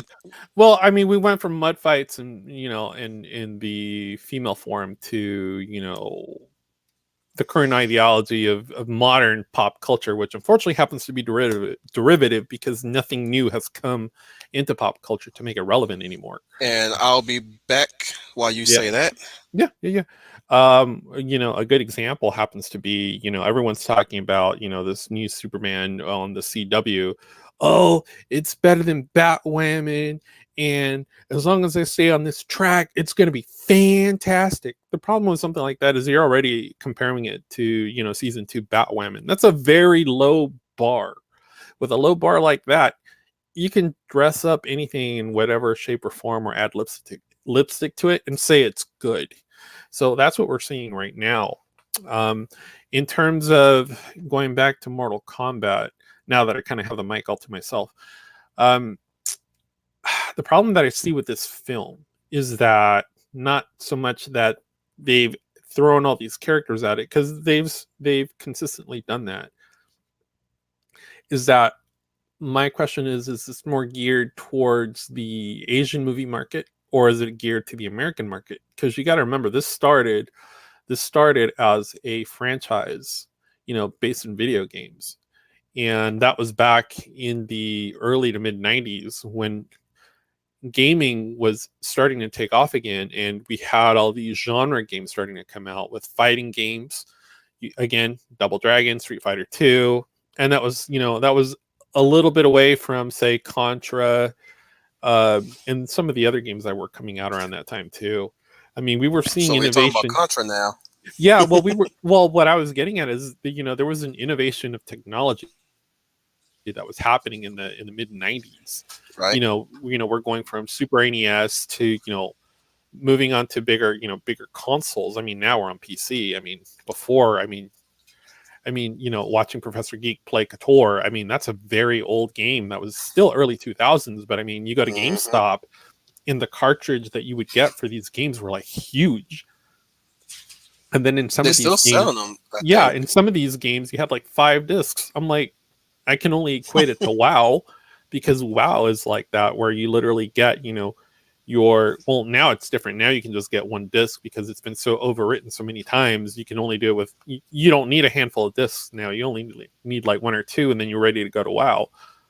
But WoW is another franchise that more or less has, started to cave in on its own weight. And I see that happening with Mortal Kombat. So when I saw this trailer, I'm like, it looks nice. It plays nice. They've steered away from the ninja like costume art form, and now they're going for more decorative. I mean, where are all the Buddhist monks? I mean, did we forget about them? Oh yeah, we don't talk about Burma. Okay, so let's move on to something else. Let's move on to the action.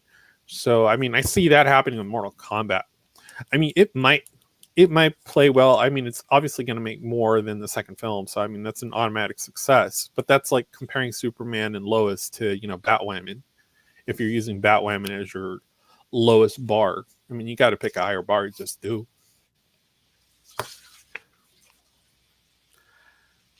But yeah,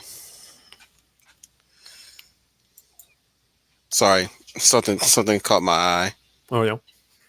Yeah, I was looking at Oren's post on the Facebook group, or at least on Facebook. He's cool.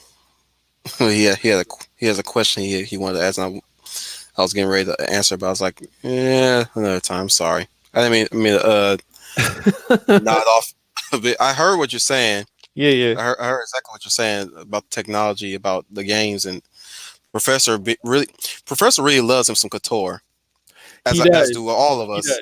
My copy's on Steam, so there's a Contra-like game that I definitely enjoy myself that I play constantly. Hardcore Uprising. Have you heard of that one? No, I haven't. It's like if you were to mix Guilty Gear with Hardcore or Contra Hardcore. You can't do that. It's like mixing Altered Beast with like, gosh. Somehow they were able to do it. Well, it's. I'll show you the opener of the game. So yeah. you make heads or tails of how you feel about it. But yeah, like it's good, dude. Yeah. It's hard, but it's good. Like we'll as see. it should be. Like I haven't done a lot of gaming. I think the last game I bought was Assassin's Creed Valhalla, and I haven't even opened it because it's going to be the same thing. It's going to be, dude, it's literally going to be Odyssey. It's going to be, I get a character that's very generic. There's going to be a little bit of this, a little bit of that. I get one buzzword out of it, and then I'll be saying Malacca for like the next year. So I mean, it's there. I think honestly, the as far as combat games, if you really want to call it a combat game, and it's not even really that. Here it is in the private chat. Okay, yeah, it's more of like RPG. Like Fallen Order has been like the last game that I really got into, and I played Fallen Order and I've beaten it. I'm basically new game plusing it at this point, or at least Mhm. no, I don't think is there a game plus. I There played the game. is, I should there is. know. It came with patch 1.9. It allowed Cal Kestis to actually fight in the Imperial officer uniform, and it's freaking fantastic because they also brought like a pseudo arena mode to it, where I mean you can set Mm. up your arena, set up your players. I mean, and you just basically practice your blocking and your Jedi form. I mean, for lack of a better term. I mean, it's a good game. It's a good game. I will give it Yeah, this. it is a good game. Originally, Cal Kestis was supposed to be a female character, but somewhere along the line that got changed. It somehow managed to get past the eye of Darth Kathleen. She signed off on it. And we got what we got, and it was for what it was fantastic. What's But interesting is the fact that journalists still made a piss take on it since its release. Like they even tried to make a sympathetic story about what's her name again? Avar That Kriss. Sith second No, sister. joking. Yeah. She's the Second best sister. ever. You know what? The second sister wasn't bad. It was actually pretty cool. It was pretty cool. I mean, Trilla. Her name was Trilla. yeah, Trilla. Here's my thing with that. I mean, now there's a Dude, it's a there's female that died. A female villain that died in a story. How rare is that? here's the thing. There's a certain group of geeks, geeks, that happen to be, pro EU. And I think I've said it before. That I grew up in Filoni's Star Wars, so that's where I come into it. You had people that grew up with the prequels. You had people that grew up with the original trilogy. When Star Wars became relevant to me, Filoni was already involved, and that was right before Disney had acquired the IP. So everything that I see is through the lens of Filoni's Star Wars. Now, I love the EU. I have a whole bunch of novels. I think you saw the picture of my custom Tron figure with my EU novels. But to me, Filoni Star Wars is just supplementary. It just adds more color to what's already there for the expanded universe. It has, it may or may not contradict, but it's there for me to read. It's there for me to enjoy. So, it's if we want to tie this to Mortal Kombat, you have so many characters, you don't have to use them up all at once. Nope. You don't. Let You me really don't. enjoy my trinity of Johnny Cage, which I guess we're not gonna get. Or maybe we get him in a second film if there's a second film when they decide Johnny Cage. Imagine if there would be a Mortal Kombat game where you can actually pick 3 characters instead of 2 this time, like in Marvel's Capcom 2. Yeah. And later on I do have Marvel 3, of Capcom. course. I do love Marvel versus Capcom. It's a cool game. I'll tell you, my brother even has like the joystick, 6-button add-on that he, dropped money for, so he could it's like arcade. I'm like, bro, I don't care. I'm like, cool game. I'll probably get, I'll get tired of it. I'll put it down and come back, a year later and play it. Which literally that's how I play all my games. So, I still play Killer Instinct too. The recent, not necessarily recent, but that Killer Instinct game, which is to answer. I look at it now. To answer Sam's I can't sack food like this. Go ahead. To answer Sam's question, what Professor has going on is he's not only doing instruction, he's also, if I remember right, I think he's going for another master's or his actual master's. So I know he'll announce when he does the next KOTOR playthrough, but it's probably not going to be for, maybe another 2 weeks. He has said that when he has the time to do it, he'll do it, but he'll post it on MeWe, which honestly, that's the best way to communicate with everybody now is MeWe. About the only thing we all haven't done is move to say like Trovo.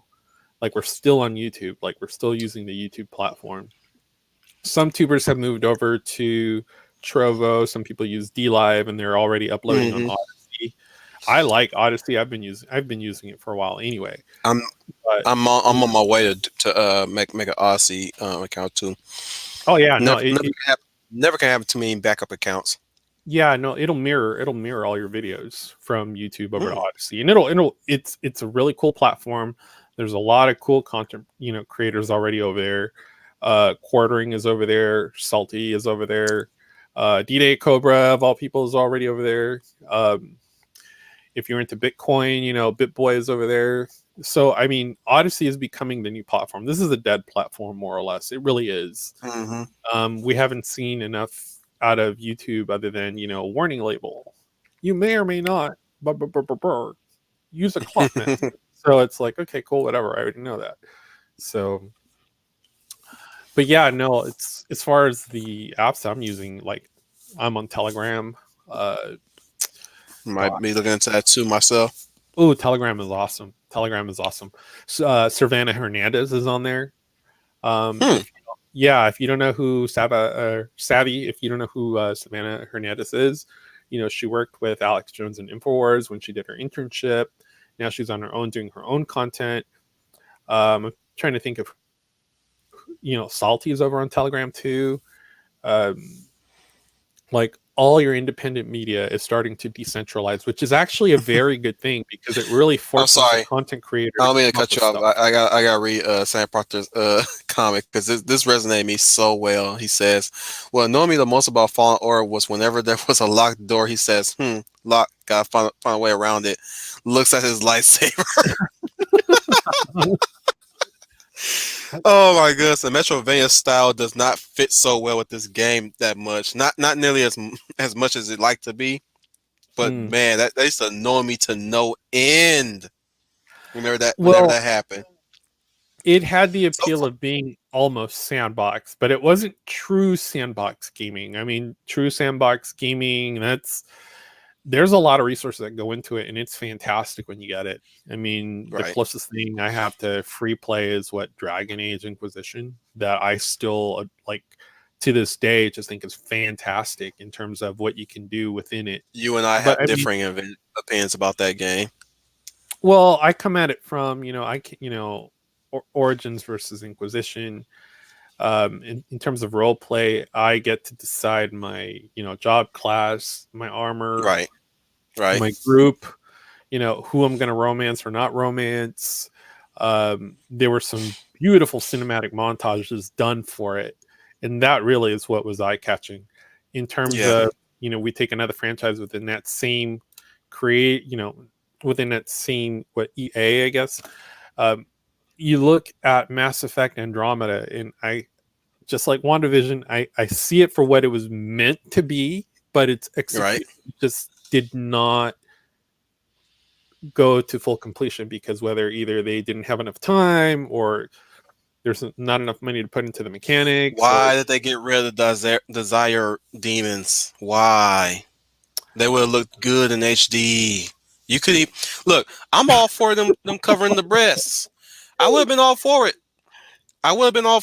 If they objectify women, you can't look at breasts anymore.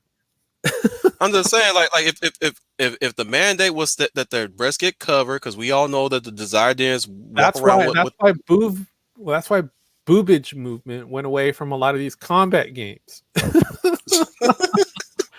I'm just saying, like they were all out there with the titties out with the what was that game? What was that game? Was it Tekken? I don't remember if it was Tekken, but like at one point you had like full on.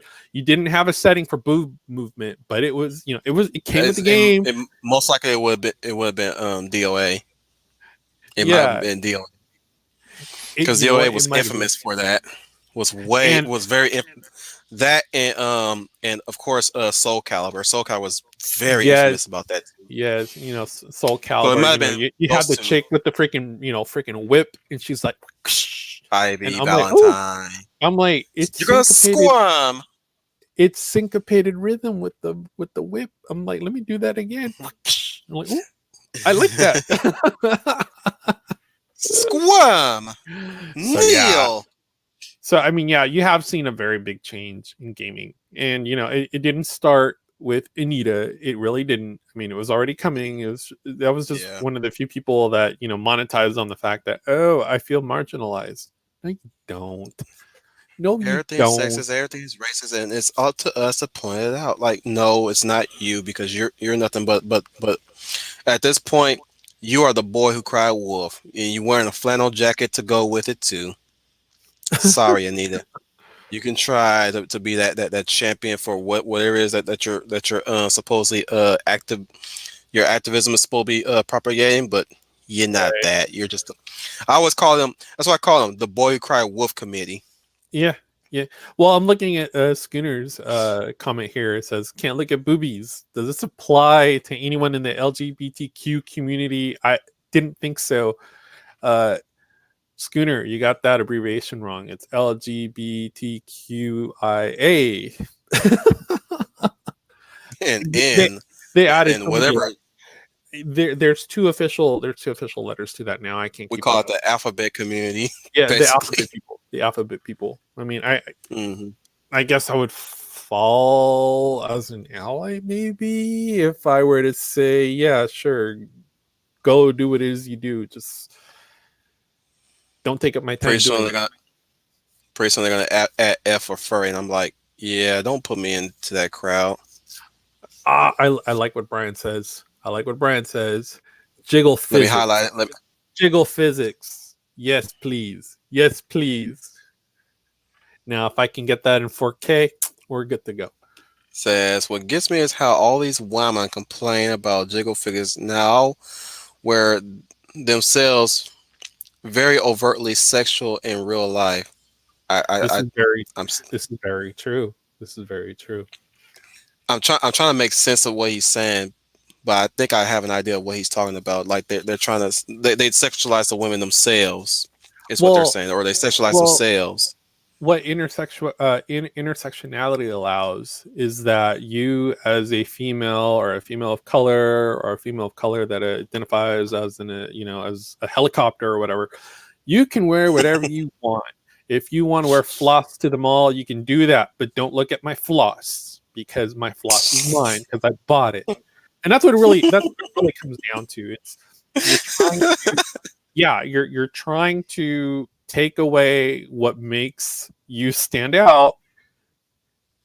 It's like, look, if you don't want me to look at you, just wear a big old freaking drape over you, cover it up all the way to your ankles, something like that. Hmm.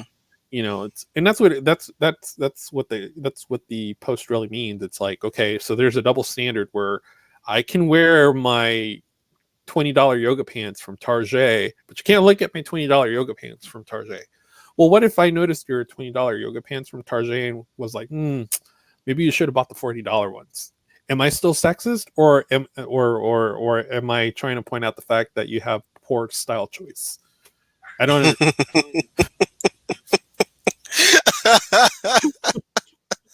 That's only acceptable if they have a pet gay best friend with them, right? Right, right.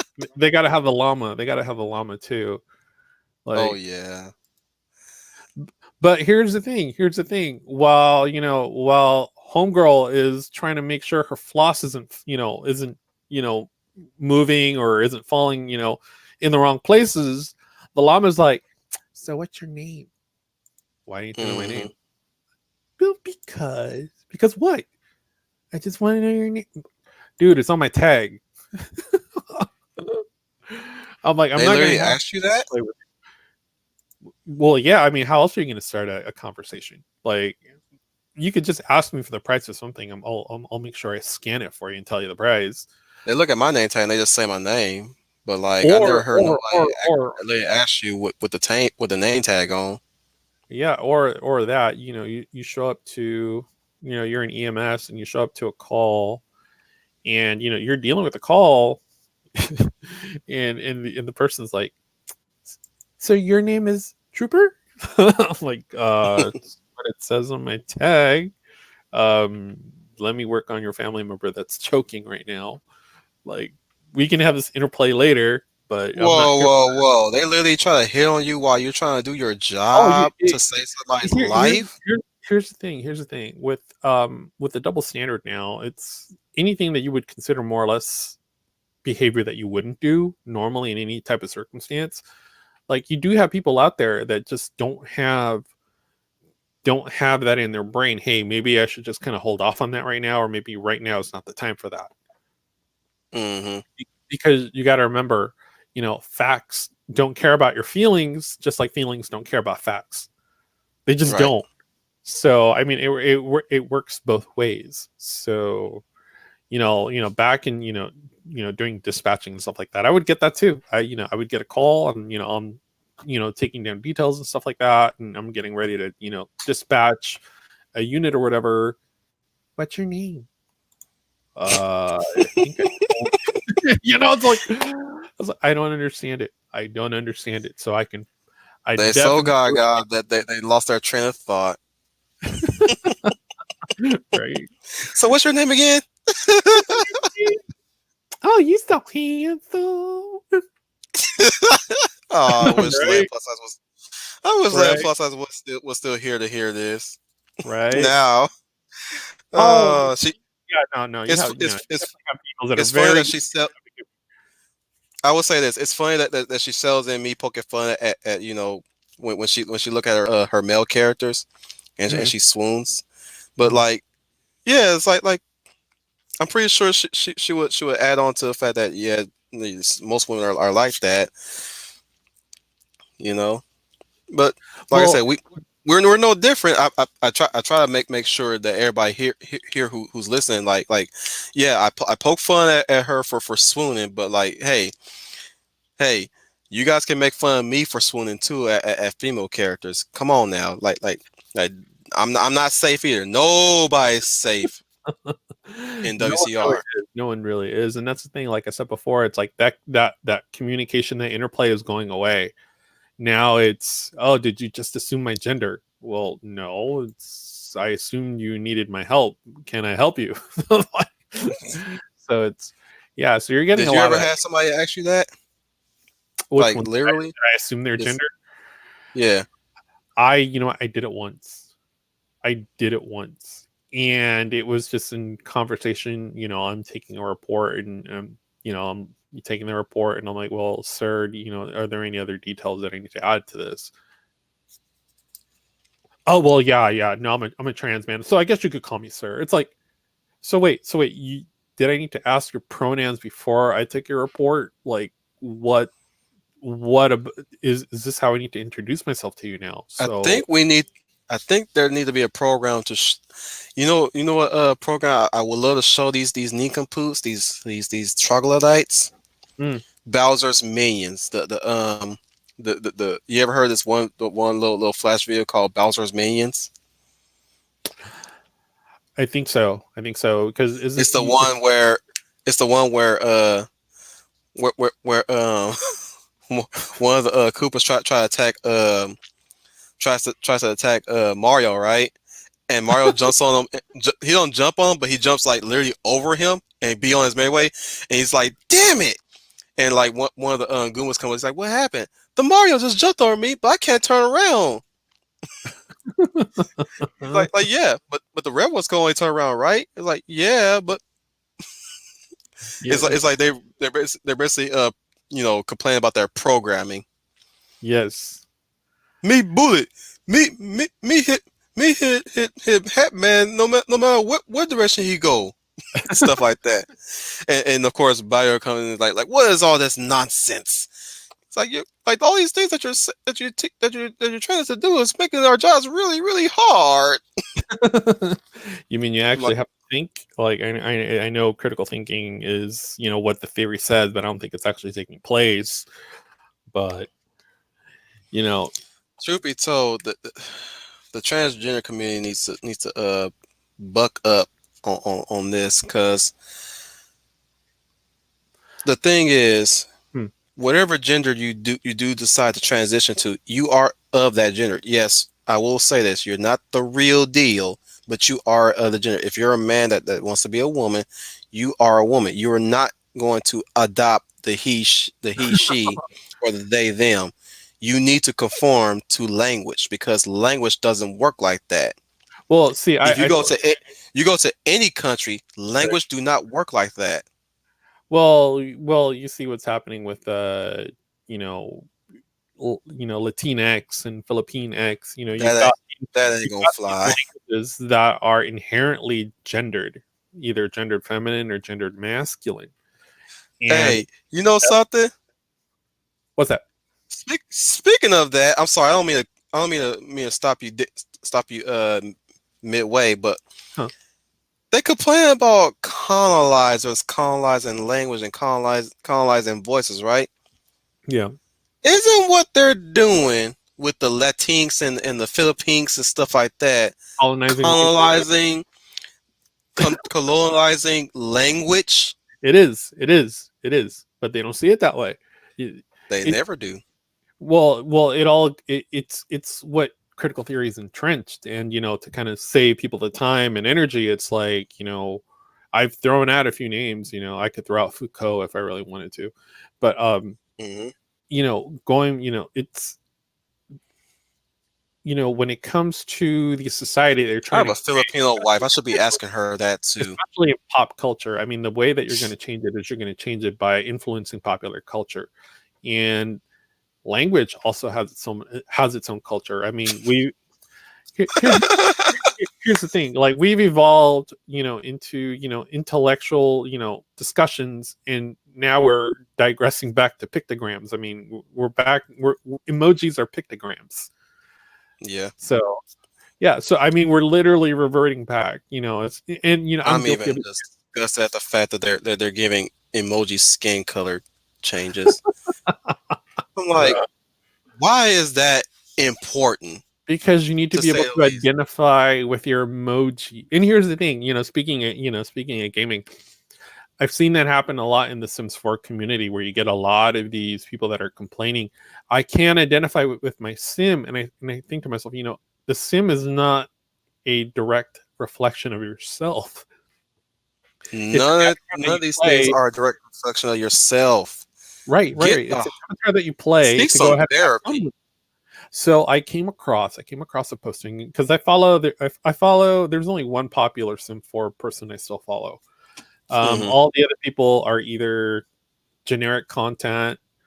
Let's play through. Let's play through. Oh, I'm British. Oh, I'm British. I'm pretty sure you know who I'm talking about. But Yeah.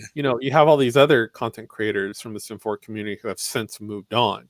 But there's still like a few that are hanging on, hopefully hoping for the one patch that'll fix the entire game.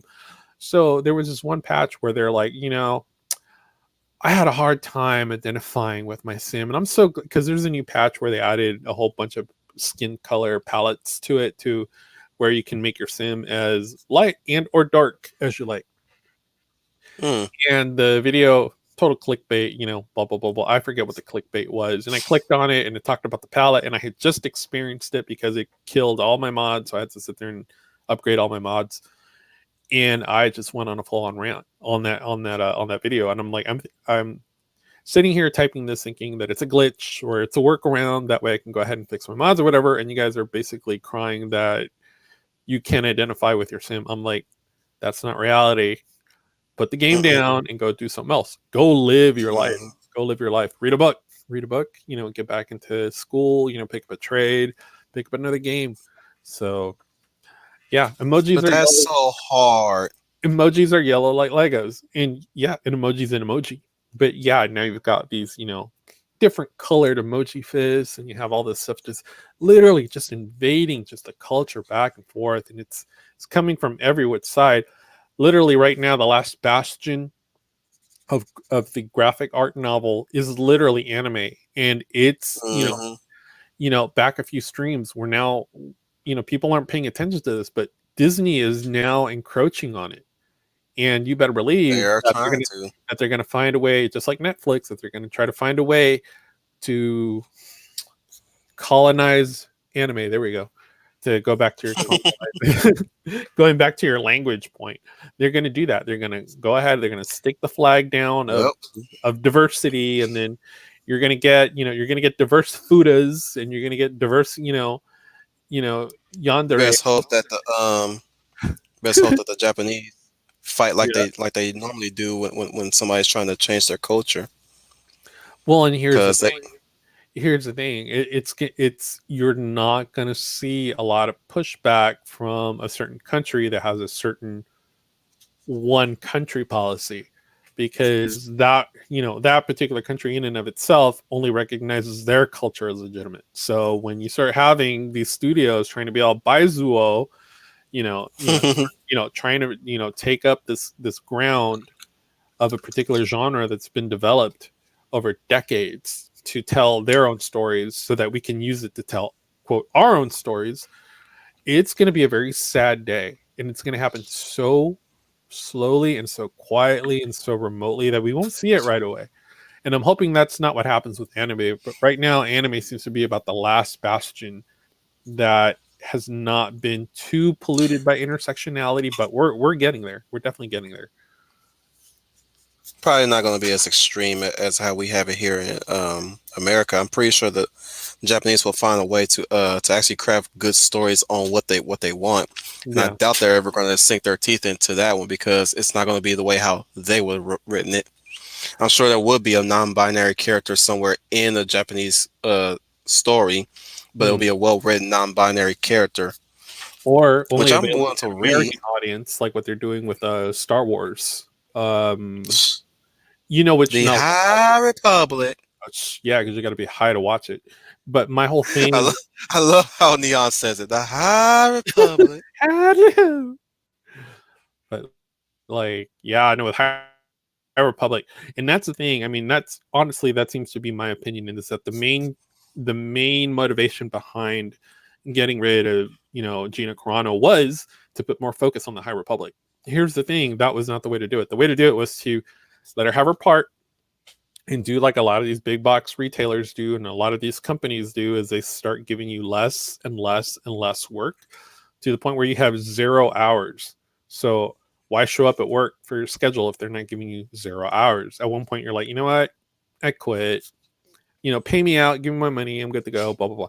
That would have been the best way to do it. And not to give Disney any ideas as to how they should do their job, because now they're going to be like, Trooper gave us the key to the national treasure. We got to do that now. So that would have been the way to do it. But unfortunately, they went the way of the upper middle class WASP and decided to do it in public. And now you see the after effects.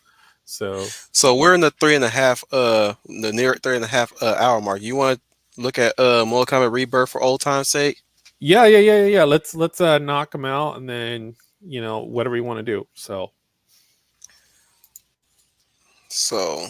speaking of which, while I'm looking for that, real quick, what are the what you think about the current Mortal Kombat games, like the NetherRealm ones?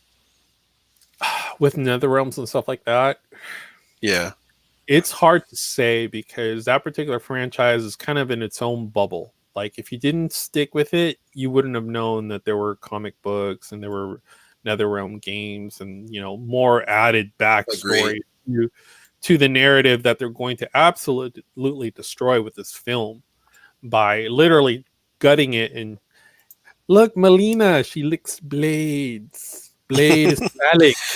And you can't emasculated you. You can't comment on her licking her blades because she's a woman of color. You can't. She's above criticism. We finally stuck it to the Mortal Kombat fans. This is not their property. This is for everyone else now. This is for black people. I'm like, get the what out of here. Let me do my diverse fatality. Oh my goodness, I would so love how the friendships would look with how the I'm really curious to see how the woke would approach friendships in a game, or at least friendships in a movie.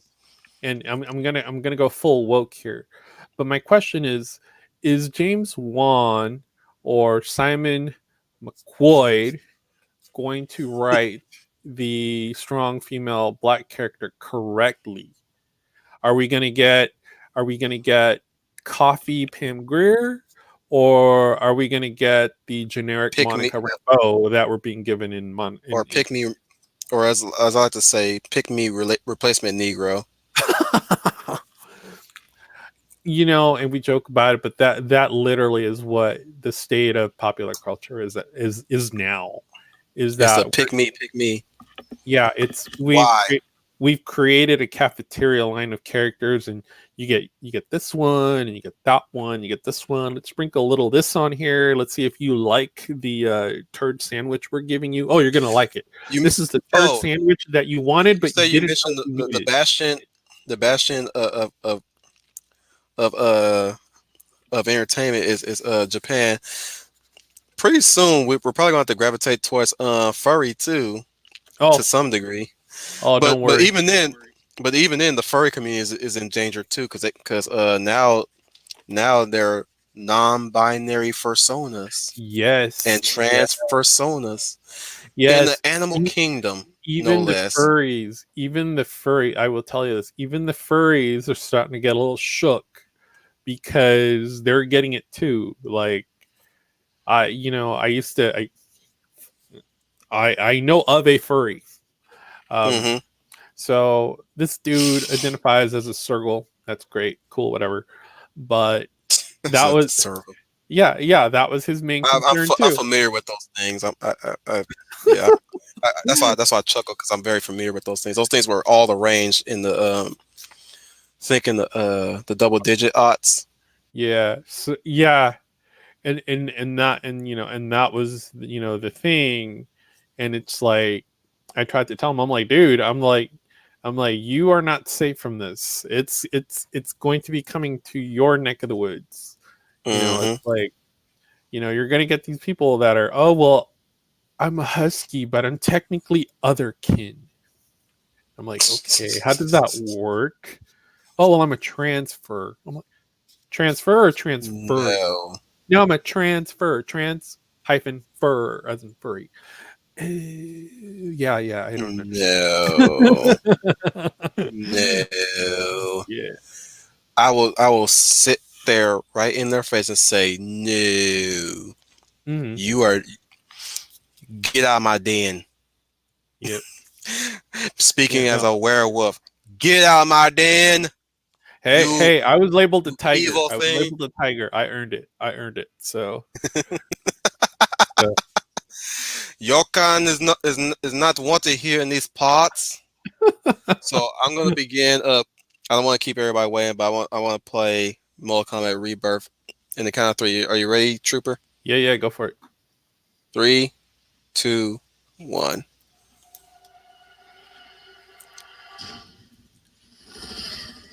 Move my. This afternoon, Governor Muldoon once again responded to accusations that he has lost faith in the ability of the Deacon City Police Department to maintain Hmm. order.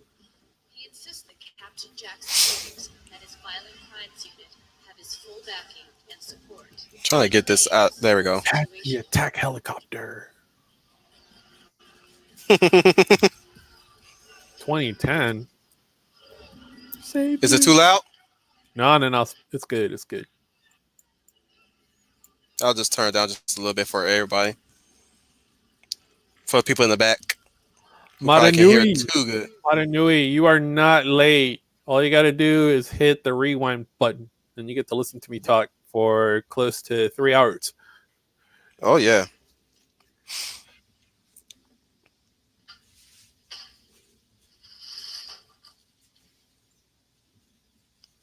What?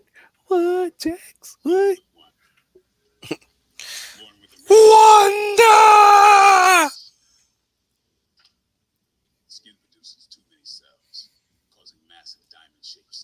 The best Jacks, by the way. I Mhm. don't care what anybody say.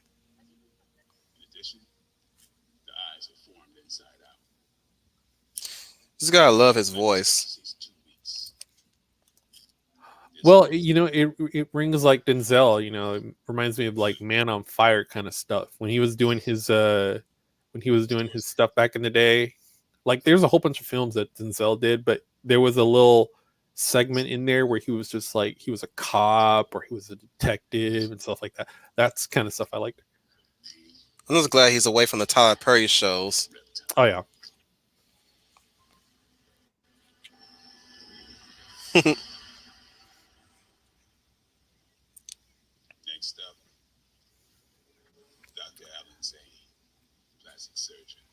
You know what? I would have been all for this production. Well, I happen to like gore. A lot of people tend to kind of mix horror and gore. I mean, they It's my technically boy are Latif.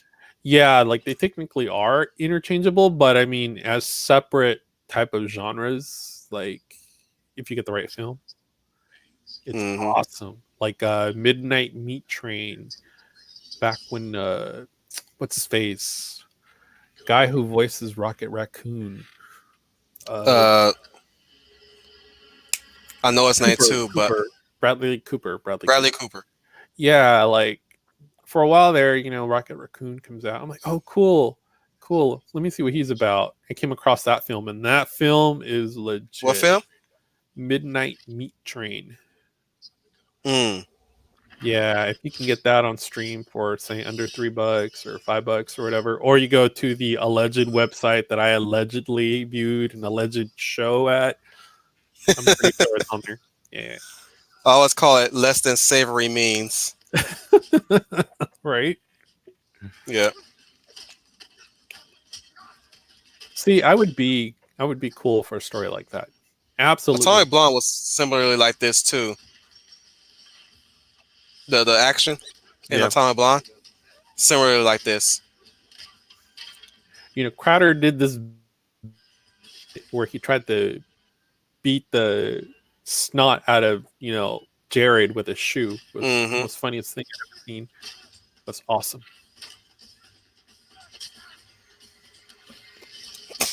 Whatcha? Whatcha? Schooner. I'm about to call you Schooner. Trooper, can you check to see if the stream is going still?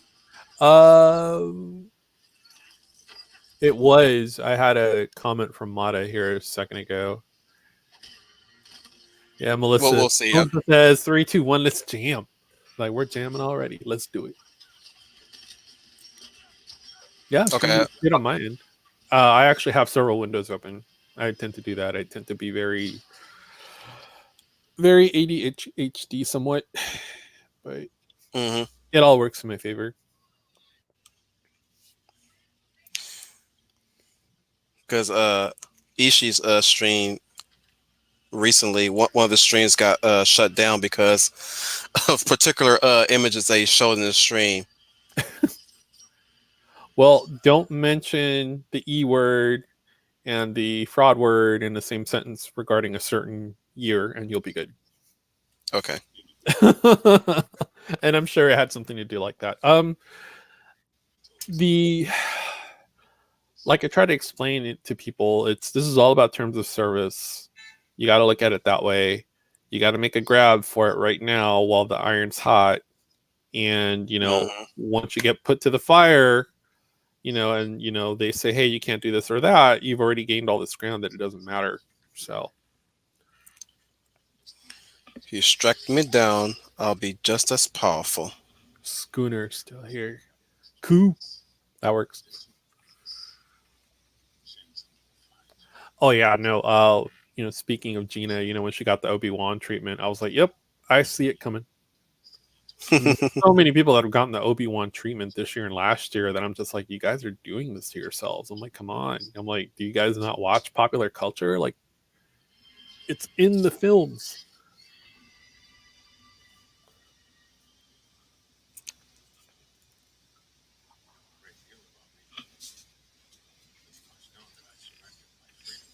See, once you see characters like this and characters that like Samuel L. tend to play, I mean, there's no room Mhm.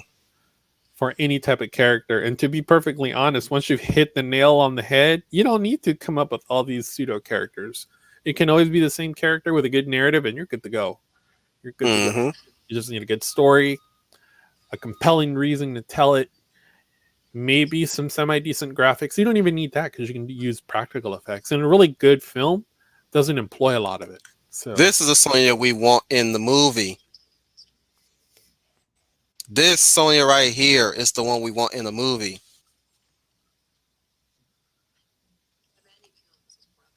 I look at her and I don't get cringe. Maybe her acting, yes, but like her appearance, no cringe. What do you think, Trooper? see, my opinion would be Resistance is futile, and uh,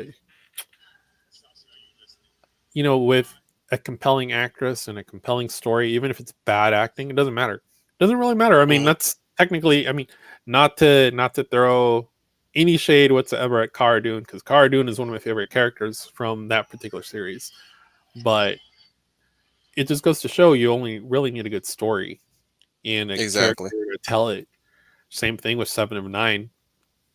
But Seven of Nine was in a different culture bubble. It was a culture bubble That of was 7 of Nine. Right? yeah, That Jerry was Ryan. her. Yeah, Jerry Ryan. Oh wow. Same thing, compelling story. It was a little different. It was a little different because I mean Jennifer Leon was leaving to go do more, more schoolwork, with her university thing that she had going on, and they weren't really going anywhere with Kes. They brought in Seven of Nine. Jerry Ryan was very new to this stuff. They put her in a very tight, confining outfit, and all the fanboys loved it. All the fanboys loved it, and there was at least a good story somewhere in there behind all the spandex. But as you got to see the character grow, I mean, there was a consistent narrative. I'm trying to Hmm. find my humanity, and we're trying to find the place in the world, and how do I fit into this ship? Voyager being the new collective. I mean, as long as you can stick to at least three things and keep those three things constant, I mean, you can do anything you want with that character as long as they stick to three things. So, but Uh, now that we finished the video, I'm pretty sure you seen this video prior to the new trailer to the new Mortal Kombat movie that's coming out, and I'm pretty sure you've seen this video prior to Mortal Kombat Legacy. What was your impression at the time when you saw that short film, Mortal Kombat Rebirth, or is this your first time watching this short film? this is probably about the second time I've seen it. I can tell you from a lighting standpoint that it's very dark, and that more or less helps put more emphasis on the character. That also brings out it brings the viewer to the character because your eyes really have nowhere to go. I mean, you're in a dark, confined room. Like, it's what I kind of wanted to start discussing with Leia about as far as WandaVision. There were certain parts of the show itself, depending on the episode, where there was nowhere I'm else sure other we'll than get another chance for drawn that, to a certain but particular scene yeah. or item. And that's exactly what's going on here. Like, you're being drawn into the Sonya character, you're being drawn into the Jax character. As from a cinematography perspective, when you're doing each frame, the whole point is to bring the character to the audience or to take the audience into the character, breaking that wall and literally putting yourself in that room. This does it. The trailer for 2021 Mortal Kombat doesn't. Mm-mm. I'm watching a mismatch of Marco Polo from Netflix, and I love Marco Polo it was from pretty good. It was Netflix. pretty good. Did you see Thing with Kingdom that, yet? no. The Korean zombie series? Mm-mm. Oh, definitely check that out. Definitely, it's a good show. We just finished season 2, and we're still been waiting for season 3 for so far since the second season had wrapped up. Yep. We also finished the latest season to Into the Badlands, actually. Yeah. Yeah, but oh, sorry. Yeah, you were saying I was about the lighting wise, it push your focus on the characters, definitely, yeah, and, especially and with that's especially with the sorry, no. Go ahead. Go ahead. especially with the way how the budget was used for that particular production. you Mhm. you know it's obviously limited budget, but the amount of budget they used was spot on, really spot on. To Yeah. it's like the establishment of the character where you got his name in the background with Jackson with the O N scratched off with Jax Briggs. I was Right, like right, that. We can mark it off as a bit excessive, but like it really gets the point across. Like, yeah, that's Jax. Like right. obviously we're gonna see him and immediately think, oh, that's Jax. Like you see the Not. title on the you. Mm. I was gonna say, yeah, not too big prosthetic arms, and ooh, you got a nice pair of legs.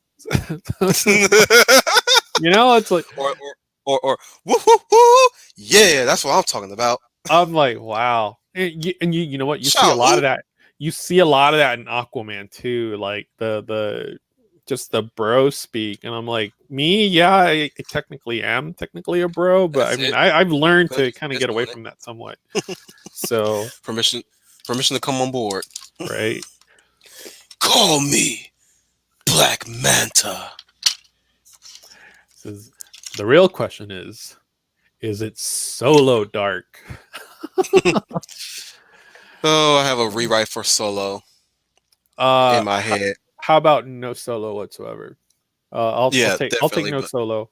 Um, yeah, look, you could, a good example, honestly, if you got to see the fan film Kenobi by Jamie Acosta that you can still find on YouTube, right. because it was a funded project that they put together, and it's kind of like it's kind of like Solo. They took the character, they did a short bit for it, but it worked. And I'm thinking the mindset behind Disney was, oh, well, we'll take this character, stick him in a Thank you, film, and though. people will like it.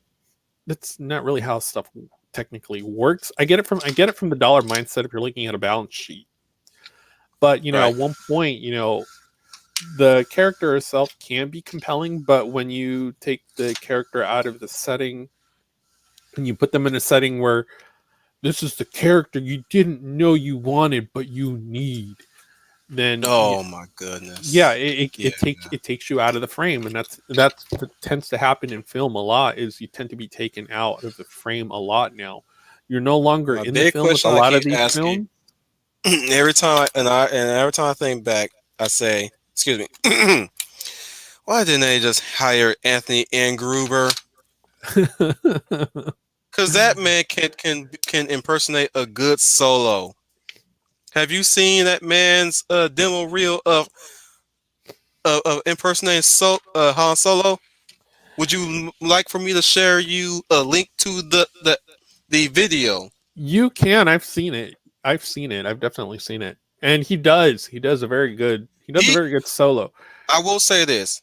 I will say this. The man did get his shot playing Harrison Ford Yep. in the movie Age of Adeline. Have you heard that movie? No, I haven't. I haven't. Yeah, it was I think what's her name? The chick that played in The Shallows. Hmm.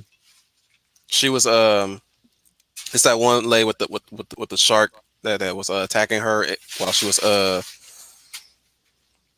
here. I'll give you a clip Okay. from Cool. Age of Adeline. Cool. And he was in that. He played opposite. He basically played a young Harrison Ford in that movie, and boy, did he nailed it!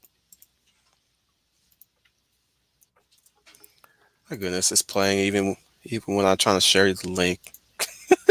Can't hear it in my That's headphones. crazy. I don't know if you heard on my mic because my mic is so good. It catches all kinds of sounds. No, not Shark. Blake Lively. Thank you, Chris P. Blake Lively. It had Blake Lively as the main star. She was this lady who received immortality through a lightning strike, I think. Mm. Somehow she gets electrocuted and she's immortal. And Harrison Ford is a pivotal character. And yeah, Yeah, I can see that it. video. Yeah, no, Yeah, I I was definitely like, see it. Well, the I'm thing just is, sitting here. with something Why like didn't they pick that, him? with something Go like ahead. that, especially when you're not technically being recast. You're almost having to embody the actor who played the character prior. You really got to sit there and, not that I know anything about theater, but from from an arts standpoint, you almost have to become the person that plays that character. It's a little bit more of mental gymnastics, because yeah, I mean, Right. you can be fed a whole bunch of lines and you can recite them, and but the thing is that you have to more or less study the actor, because there's a reason why that actor portrays the character in that way. It's a little Mm-hmm. trickier to do because you got to put yourself in that headspace that's playing that headspace. Some actors can do it, some actors can't. Um, just like what is it? Emilia Clarke is being recast as Mara, and I'm just thinking to myself, I'm like, That is the that woman should not be allowed anywhere near a film, because anytime she touches a film, it loses revenue. It does not do well, and we've seen that happen over and over and and over no again. disrespect to her. I'm sure she's a good person in real life. I Oh no, really am. absolutely, absolutely. I mean, What I'm if you what I'm saw her on the premiere stage when they asked about the last season to Game of Thrones, you can see it in her eyes that it was not good. Yeah. You can see Well, how she reacted. Like that was a person who's very self aware of the crap that she was dealing with. But she's still not a good Sarah Connor. yeah, no, true, true. But like when you take these actresses, say like Emilia Clarke, who's another one? It just had it in the top of my head that they're very compelling to see on screen, but when you see them on screen, they take up the whole entire frame, so it takes you right Mm. out of the story. One come to mind was Blake Lively is almost there because she Mhm. was also in a previous. She was also in a film, a remake to a French film, mind you, called the what was it called again? It had what's that chick's name from Pitch Perfect? Anna Uh, Kendrick in it. okay. Yeah. It was called it's a simple phrase, simple a simple favor. It's called a simple favor, Hmm. and Blake Lively stole the show in that movie because she was downright dirty in that movie. Like she has a let's just put it like this. She can if she wanted to play a villainess, she can do it. She can really do it. Or at least if she Well, wanted to be in a slasher film starring starring as a slasher, a female slasher, she hmm. can do it. Yeah. She got me sold as screwed up as she was in this movie. But Well, what female actresses tend to suffer from, and they don't all, I mean, some can escape it. And, beauty isn't everything, but that's why, men and people in general tend to hold it so highly, because beauty is very fleeting. And depending, thank goodness for for the fact that we have, media now that we can go ahead and capture those moments, because depending on the time and the film, you can capture an actress at their peak form and it just works and it is fantastic. Um, exactly. like what's a good one? Was Nicole Kidman did this film called Golden Compass, and Nicole Kidman is very stunning even still, but Hmm. she came She in. She, overshadows Amber Heard she and does. Aquaman She as does. She does. Atla as As Atlanta. yeah, as Atlanta. Yeah. So I When mean, she graced the screen, I was like, whoa. from a director That's and from a producer standpoint, that's why you have to, and even as a casting standpoint, you have to be very careful how you cast um, an actress in a particular film. A good actress in to go with my example, going back to Atomic Blonde, Charlize also did Monster.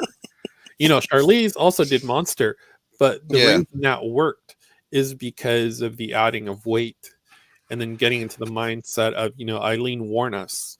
And Hmm. I actually did a criminal justice paper on Eileen Warnes, who just happened to be the first female serial killer.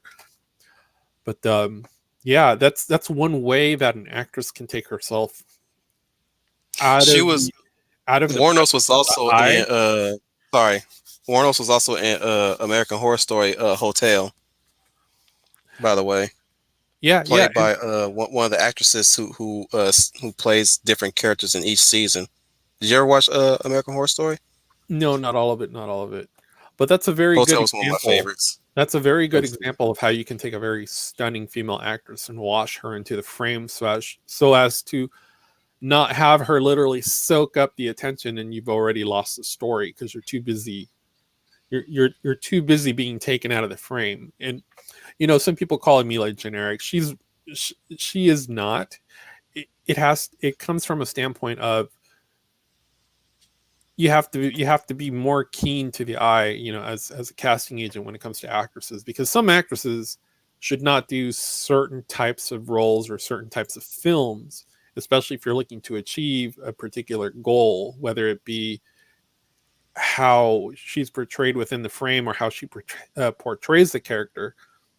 They can fall flat, but I mean, if she's stunning, she can bring you Mhm. back. If she has terrible acting, and if she's stunning, she can technically bring you into the narrative.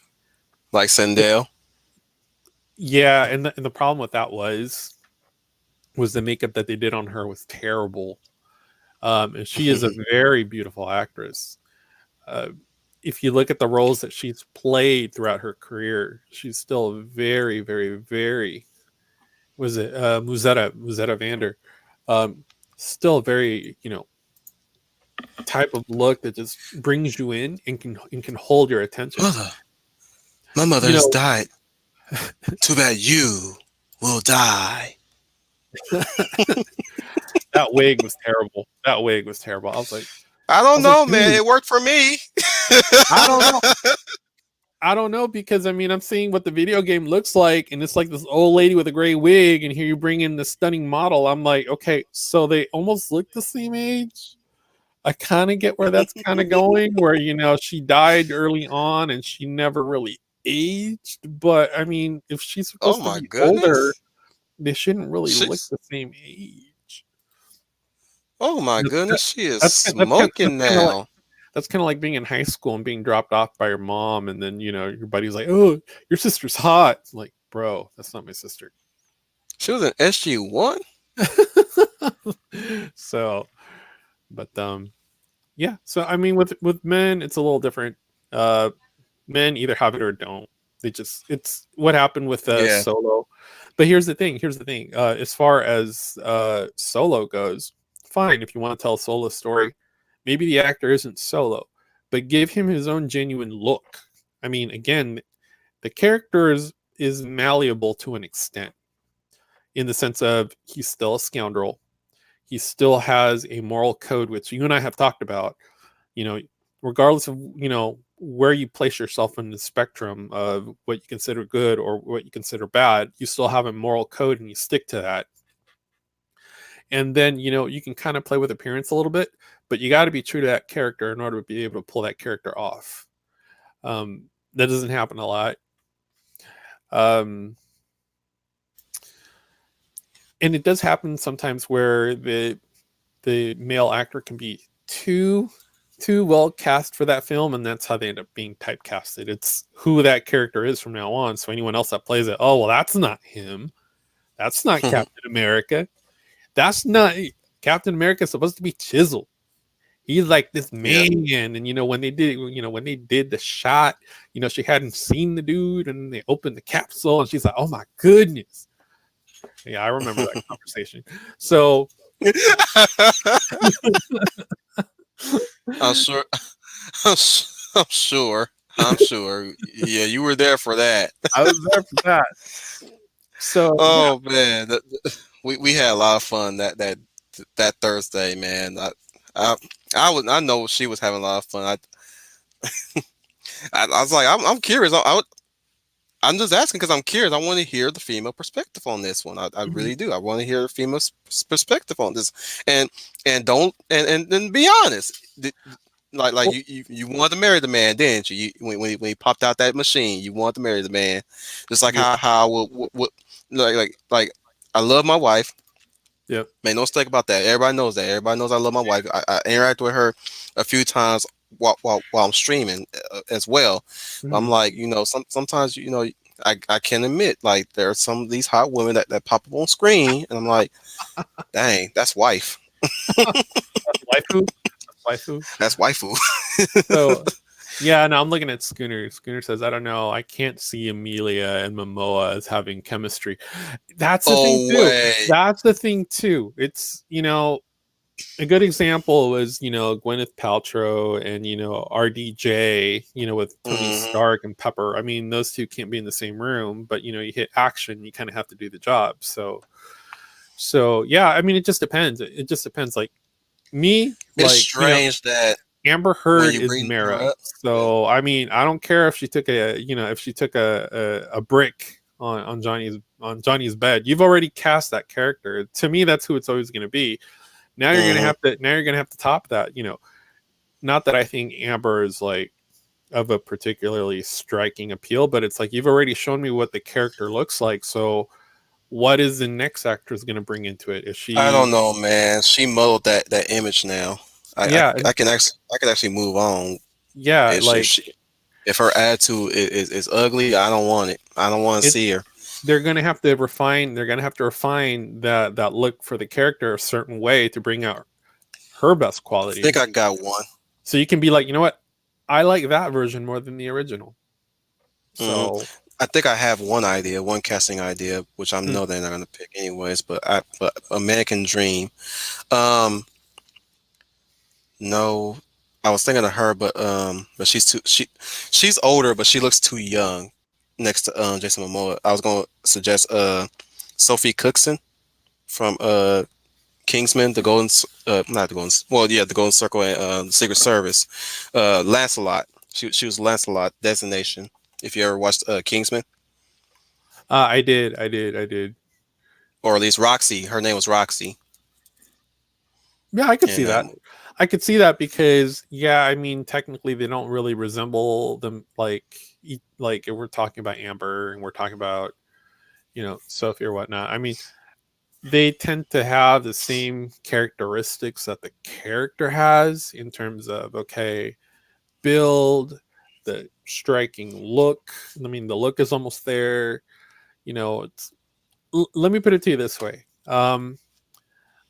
Better Cookson than J Law. That's how I would mm, that's how I would put it. You take an actress who, if you don't cast her in the right film, comes across as generic, and she might be like the best actress on the planet. Because honestly, when we're talking about J Law, and we go to Passenger oh yeah, with Pratt, I didn't mind that at all. That actually fit. That fit. a lot of people say that was a Harlequin romance. Yeah, it kind of was. It kind of was, but in a way, it Yeah, was like a man out of time, and the real crux of the matter is are you willing to pull this person out of time to be with you? Obviously he made his choice and he made it for her. So how that evolved, I would have liked to have seen a bit more tension, but at one point it got to be a little too much that I'm like, okay, can right. we move on from this? Like, can we see what life is like for them after? And you kind of get a little glimpse of that at the very end of the film. But I mean, in its own concept, I liked it because you don't really see that in science fiction a lot. In science fiction, it's mostly about the science and the fiction, and not so much about the interplay between a male and a female character. They take that out now because again, Yeah. we can't have that. We can't have normal people having normal human interactions. It's got to be all hyper sexualized in a way that it's not considered normal. So, And she was very striking in that movie. yep. And to Very, answer very. Sam's question, yes, she was one of the two people called back for the Snyder cut. I think they added, I want to say it was more than 4 minutes of film, but I can't be sure. But she actually ended up having to do a reshoot for it. So you're going to get a little bit more Mara, but I don't know how much. I don't know if it's just like one scene where she enters the room and then she's like, "Hi, I'm here," and then that's jump cut to something else. Her personality changed drastically between movies from Justice League to Aquaman. Aquaman. Yeah, did It you did, notice but that? it did, but you're having this project like Justice League where okay, this is who you are. You're defending this imaginary green block from Steppenwolf who you can't see, and action. So yeah, that's I'm saying really what personality it wise, was. she had this very concerned motherly Well, it was thing going stoic. on. It was very stoic. And then in Aquaman, we got to see a little bit more of Mara, if you will. And she's all sassy and Yeah. It's I'm like, and it wasn't the well, it kind of was, but it wasn't. So I kind of like the way they did the I'm a liberated woman, but I still need you to help me. right. So in a way they kind of got around it that way. It wasn't like Mara and Aquaman. It was Aquaman saves the day. However, if you're looking at it from an intersectional view, it was really Mara who put the thing together. If you really want to analyze it, sure, whatever. You can find the woke in anything if you really want to, but it allowed for that interaction between the two actors to really kind of like flesh out each other's character in a way that's distinct. So, Right. and you really didn't see that. You really didn't see that in Justice League because the Whedon cut is just like jump cut, jump cut, jump cut. Oh, Hmm. let me massage you, Batman. Look, I'm a hot Israeli with the tiara thing. It literally dumbed down what it was supposed to be in its most Hmm. base elements. Now, I'm not a Snyder fan in whatever shape or form. Like Snyder made one good film, and he's been retelling that same story ever since. Yep. His only good film was for me was 300, and then everything else was just bleh. You know, people would argue that it was Watchmen, but I saw that movie, and to me, it was like watching paint dry. I'm like, can we get past this already? Where's the action? Well, I didn't know that there wasn't any real action. It was more about the story. I'm like, oh, you mean I have to think? I'm like, well, that takes me out of the frame. I'm like, I didn't know I was coming to an art film. So, I was but originally yeah, enamored with that movie for a time, but then I read the comic. yeah, yeah, and you'll notice that they cherry pick elements out of the graphic novel. Like there, when we're looking at the graphic novel and we're looking at film, a lot of it doesn't translate over because obviously you would literally be making an entire franchise out of just one or two editions of a comic if you do it really well. I mean, if you take one volume, say of Daredevil, depending on which run you're looking at, you have an entire series right there. It doesn't really need an ending. Nope. Like you don't have to shoot it frame by frame either. Like you already have like the skeleton to the story that you're going to tell. All you have to do is just kind of fill in the blanks as to what you can kind of do with streaming and what you can't, what is allowed by the censors, and Right. creatively or artistically per frame.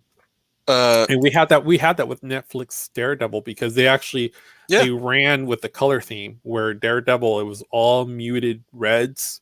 You had Jessica Jones, which was Purple and yellow. electric purples, and you had Luke Yeah, Cage with the yellow. exactly. And I don't know what they were going with Iron Fist though. That's the thing. well, It looks like it was going for a jade black thing going on. it was more or less like Iron Fist hasn't come into his own. So I'm guessing that the color was supposed to be white, but it could have also been interpreted as black or maybe in between as muted because we don't really know who he is yet. Obviously we know where he's going to end up, but The we don't best know thing who he is. about that He's was the not very opening. well established. And I think by the time they got to that, they were really wanting to get to Defenders already. So Hmm. I was because saying, go ahead. I was saying, the best thing about that series was just that opening crawl, because there was more martial arts in that opening crawl than it was in the first season. If you Yeah. well, more Iron Fist doing martial arts in that opening than he does in that first season, or at least the lack thereof when he actually does it, because obviously They did some Marjorie's of the cousin wasn't really that good at martial arts yet. There was not enough time for him to actually perfect his yeah, technique. yeah. Yeah, that's what happens when you try to schedule these productions so close together and you're using, half of a team to go on to this next production to try to keep some form of continuity. And I'm not a Marvel fanboy in the sense of, oh yeah, Marvel's got the formula down. Obviously they don't because they missed the mark with, Captain Whammon. But what I'm getting at is Oh, no, oh, well, you know what? I went ahead and I bought the Blu-ray so that I could say that I have it. So because I'm a completionist, but I've never opened the thing, and it's really funny, now that I brought up Captain Whammon, I took some photos of because I collect Marvel Legends figures, and that the Captain Marvel run was literally the only run of Marvel Legends I've ever seen go on clearance at a big box retailer. Literally right after they came out, like these figures were not selling. Same thing with these Wow. films. These films were not selling. I mean, oh yeah, there's big box numbers, and everyone wants to see who this hero is. Well, a lot of those were promotional tickets too. People And if kept you were asking me, was it necessary to watch Captain Marvel? I said, no, it's not. absolutely not. I mean, the only thing that happens is that It just retconned a lot of things, pivotal things, if you ask me. well, if you cut her out completely, which I do, Hmm. when you watch Endgame, it doesn't really make a lot of sense. But because you only see her in one film, she's forgettable and generic enough. Were you Even with here when I talked about my approach to getting rid of Thanos' ship that was like bombarding them from on high? no, but I do distinctly remember telling you that that snap should have gone to Nebula because that would have resolved her arc. They would have gotten their strong Yeah. female woman of character. They would have gotten rid of the toxic male. That would have kept, Tony Stark within the universe. You wouldn't have seen that scene where, Spider-Man is losing his second father and then is pushed aside by Pepper. Oh, that's my husband. I need to cry more. It's like, really? I'm like, you do realize he practically killed himself to bring this kid back. You do realize that, right? You do realize that in the movie he tells you that if something were to ever happen to Peter, that's on him. And it freaking followed him all the way through to Endgame. And Yep. you start having this like super dad and superhero son scene, and then suddenly it's pushed by the liberated woman. Okay, it's my turn. It's okay, you can die now. You can die. I give you permission. And it's like, really? So I mean, Endgame to me was atrocious in the sense of we literally lost 2/3 of the film to useless character development that was superfluous to the narrative itself. Oh yeah. I didn't need to know that, you know, I didn't need to know that Black Widow was suffering from white fragility because she can't handle her situation. I didn't need to know that she was connecting with a furry, which, Loki or whatever. I didn't need to know any of that. I didn't need to know that the director, self-inserted himself in a gay discussion group or a grievance group or whatever it was about, the snap. Like we already know that just from all the end teasers and all these other films that there is a snap. And And where was Sharon Carter? good question. Not enough in the budget. Exactly. Or at least not enough to pay the actress more to at least have a cameo, because Well, she was already off doing her own thing I already. think what it was. I think what She's it already was, honestly, with the reception of you know, all of that came with Sharon Carter or whatever. They got rid of a lot of the romance arcs. They really did. You they know, they really cut a lot of that out. And they say, oh well, we really didn't need to see where Hulk was hiding the banana. Like we really didn't need to see that. But here's the thing: you've already established that Black Widow, or rather Natasha, is having some form of interplay with Bruce because Natasha is a very orderly, very sharp character where Bruce is chaotic and exposed nerve. How do they solve their own individual you know relationship issues by being two parts of a unit. hmm We didn't see any of that. It was kind of nice seeing the interplay that we got with Hawkeye, and that there might have been some very taboo love that may not that dare not speak its name, but I'm sacrificing myself for you because I don't want you to die because I love you. And then she gives herself up for the I had stone. my I'm pretty sure you were around when I gave my 2 cents on how I would have written that scene. I was, and I got it, but Yeah.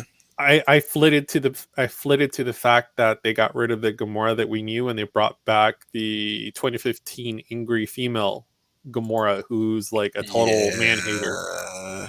I don't Oh. like you, Quill. So, that kind of stuff. So I mean, it literally reverted a lot of these character arcs. And now what we're seeing with WandaVision, we're already seeing what's going to happen with Captain Marvel. Captain Marvel is not technically being recast. Captain Marvel is just coming back as Monica Rambeau. But how she becomes Captain Marvel has been completely rewritten to kind of fit the narrative. But here's my thing. I don't know if it's a good thing to bring Captain Marvel as the new tentpole into this new phase. Mind you, I'm not going to be following most of it at all anyway. What I would have liked to have seen is Wanda be the tentpole character for the next phase, because I like Wanda. And I like Wanda too. And to be I like perfectly honest, Wanda. she is the only other mutant that could have possibly taken out Thanos. I mean, at this point, she's to the point where she's bending reality. But the point is she's losing control of the Hex, and the Hex is taking a life of its own. And then suddenly that all stops because it's all usurped by another strong female character. It was me all along. Wah! And I'm thinking to myself, why are we back to this thing that She we do with does female have friends. characters? She's not going to do it alone. Yeah, what is this that we do with female characters where female characters have to one up each other as to who's the stronger woman? I'm like, that's male interplay. That's what males do. As kids growing up, we beat each other up in the schoolyard. And, at one point, one kid becomes a popular kid. One kid becomes the brainy kid. One kid is the one that you always pick on because he never grew a set. And then you got the one kid who's making money on the side, doing everybody's homework and writing papers in a particular style that fits that particular student. And that was me. Not that allegedly. Yeah. When my parents were like, how did you get all the video games? I was like, oh, yard work, that kind of stuff. I mean, you never really tell them you're writing other people's, term papers, but allegedly. So it's a trade secret. Right. So my whole thing is this. It's like, Wanda would have been a perfect tentpole. The way they're going about it now is they're still wanting to keep to that eyes wide shut narrative that they're going to go for, and they're going to bring A-Force, and they're going to do it in such a way that it's going to be toxic femininity to the point where no one's going to want to see it, but yet it's going to sell all these freaking tickets to sell the narrative to all the viewers. Hey, you know what? You should be watching this. This is the A-Force that you want, that you didn't know you needed. And meanwhile, they're taking out, important characters like, and I know I'm rambling at this point. Yeah, it's okay. Wars. This is WCR. This is Wolf Command Rambles. Everybody rambles here. Everybody. When it came to Secret Wars in 2015, we saw many multiverses. We saw Planet Hulk make a return. We saw A-Force. And I actually was very, very excited for A-Force because it was going to include Spider-Gwen, Lady Loki. It was going to include She-Hulk. Now, these are all feminine characters that I'm just like, wow, this is so freaking cool.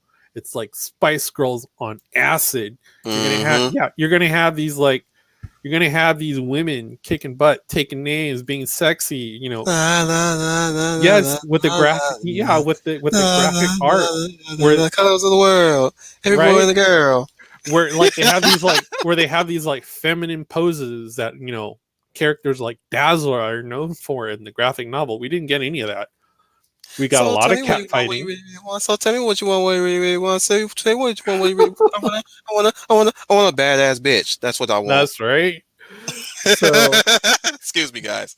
Yeah. So I mean, as far as Secret Wars, like the Secret War, comics come out. I'm looking at A-Force, and I'm like, this is more of what I'm not looking for.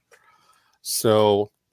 And then I see it on screen in Endgame, and I'm like, oh, goodness. I'm like, they're going to do it with all the actresses that they have. Now, they try to say, oh, well, so-and-so went in the office, and she rallied for A-Force. I'm like, first of all, she's an actress.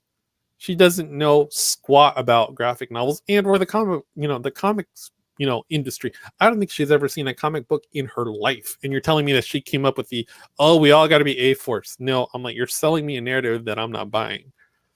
Which I'm fine with, but if you do it in the right way, I'm all in. But that's not what we're getting. We're getting Cruella de Vil. We're getting Maleficent, if you will. Yeah. Oh, I'm not bad. Just written that way. not from the 80s, not from the 80s, because I'm new, I'm fresh. Hey guys, I'm like one of the boys. I like Call of Duty. I'm not like right? other girls. I'm like Gaga, but more Ga and less Ga. It's like, okay, what are you trying to sell me? I don't understand. I watched that trailer and I'm like, ooh, I'm like, that's not good. You're Mhm. taking a beautiful actress and you're literally watering her down to her most base elements, and then you're telling her to be a man in a skin tight suit with, you know, a wig, who Mhm. apparently is going to have a fetish for a puppy coat, because that's what it is. You know, she wanted a puppy coat. You know, the whole thing was that she's a villain, she's bad. This is someone that you don't want to be like. You know, they're No, they're you don't. they're like this for a reason. You know, it's kind of like, you know, the tenets that you're taught as a kid. You don't talk to strangers. You know, Cautionary come home. tales. Yeah, exactly. And that's not what we're going to get here. Is we're blurring the line, saying that it's okay to be an edgy villain, but it's not okay if it's an edgy villain that's a It's okay to male. crash a party that you weren't even invited to. Yep. It's okay to burn, loot, murder Hmm. because you're in the right. Yeah. So long as you attach to a virtue or a significant sob story to it, you are in the clear. Hmm. Yeah, that's basically it. That's more or less what it is. Is, you know, if you're part of the deified, you know, class, if you're of the priesthood of pronouns, we want you. You know, you can do whatever you want. You got your do not pass go card. Here it is. You can pass go now. You can do it as many times as you want. So yeah. So I mean, and none of these nimrods will ever stick up for you when it really boils down to it. When it really boils down to you, you know, if you're in a tight spot, they will never bail you out. They'll never stand up for you. They'll never stick up for you at all. They'll only try to stick up for you when you're either dead or you're locked up. That's what I'm saying. Like the emoji for solidarity. yeah. Speaking of BLM, it's like, Yeah. and hopefully it'll never come to it, because I trust my nieces and nephews to be smart about this. But if they Mhm. ever mention them, or at least they if there ever come a time where they ask me why don't I support Black Lives Matter, I said, and I will definitely ask them this question: do you think they're going to support me if another black man kills me? Do you think that they'll erect a mural, or say a hold 5 funerals for me, or raise money for my family if they found out that I was killed by another black criminal? Well, yes, if it benefits the mainstream media for a political narrative that they're looking to push. But the thing with that is, you also have to realize, you know, when we go back to, again, I mean, film, graphic novel, intersectionality, it's all literally tied together. And I know we like to kind of not talk about intersectionality so much, Hmm. but with your nieces and nephews, you technically have to be the archetype hero and the archetype patriarch, because as Yep. long as you're at least within that sphere, then you're a point of reference. And as long as you're a point of reference, they can always come to you for advice. And that's the one thing that you do want, because, you know, just like any character written in any story, it's kind of like your Raiden character. You know, you go to Raiden for knowledge, right? So you're going to Yep. ask Raiden what Raiden says must be true, because there was no way that Raiden would betray the trust that I have, you know, imparted to him, to be able to tell me what's bad, what's good, and, you know, where I should be able to draw that line. So you kind of almost have to like put yourself in there. You have to, you know, you got to be, you got to participate. You just got to participate. Hmm. And when they do say stuff like that, it's like you got to pull them aside and be like, "What did you just say?" And then you got to lay it all out. Look, this is what it is. So, and you know, and that Hmm. that used to happen in graphic novels a lot, but you don't see a lot of that now, and especially in films, you don't see any of that now. No way. No how. There is no way. Um, It's like the Morgan Freeman character is almost gone out of every film, almost. Quick 'Cause you- question before we start wrapping things up now, Yep. because we're hitting the 5 hour mark closely there. Oh, you got a lot of content you can snip. Yeah, yeah. Like I'm gonna contact Age Boomer to show me how to clip streams so I can post them as episodes. Okay, so As I thought about this just for a mhm. second. So just like Agent Boomer has his like sexy exploitation, Ron Jeremy type music, you got to have your own, like, it's got to be like, I'm trying to think, like Shaft, Coffee. It's got to be like, it's got to pop. It's got to pop. So when the movie comes on, it's right. Movie comes on, logo or whatever. You're like, oh yeah, that's Wolf. That is One of these Wolf. days, one of these days, I'm still alive. I'm still alive. It's gonna happen. It's gonna happen. But I was gonna ask you, did you ever check out again? Mhm. Still staying on the topic, which we're gonna end on. Yeah. Did you ever watch that Mortal Kombat animated movie that came out last year? Was it? No, no, I didn't, because I was so sucked into everything that was going on in 2020. I passed on it because I didn't think it was gonna be. I didn't like what was selling that much. So I mean, I can tell you that I can tell you what I did. Um, and I think I was telling Schooner this, that I have a list or whatever. But I mean, I ended up this last year, and I got to watch them. I mean, they're sitting there off to the side, and it's a little pile of films that just keep piling up as I keep putting stuff on the list, and I keep buying it as I can get it. I got right. my hands on. This is Disney. I got my hands on the greatest game ever played. Oh, Uh, nice. yes, and then I got Glory Road. Ooh. Yes. So that's where my headspace has been, where I'm trying to kind I've of, not seen Glory Road, but I know of it. yeah. So So I'm like enriching my viewing with like these films that really were value based, that had, merit to them to make them the type of films that they are. I mean, they come built in with exactly. merit. Yeah. So as far as like animated film, I kind of started falling off because about the only thing that I'm willing to watch that's animated now is DC Animated Universe. And that's Right. and that's because they more or less stuck to the storylines that they're trying to tell, and they're not really trying to insert any type of agenda other than making a good animated film.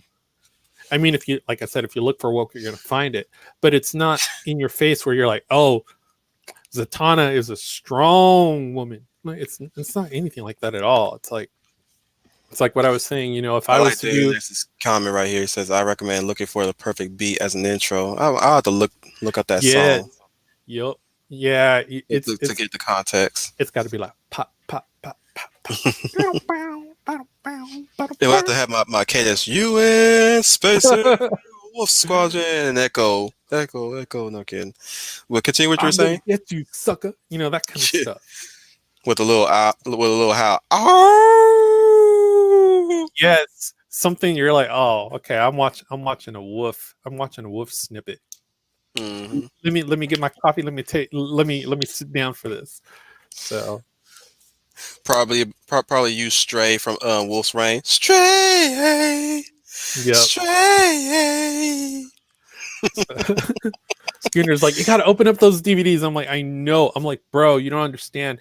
My days are literally like spent studying Camille Paglia, Jordan Peterson, and studying intersectionality, literally playing the Flash Gordon film, which right now is muted, but I'm literally watching freaking,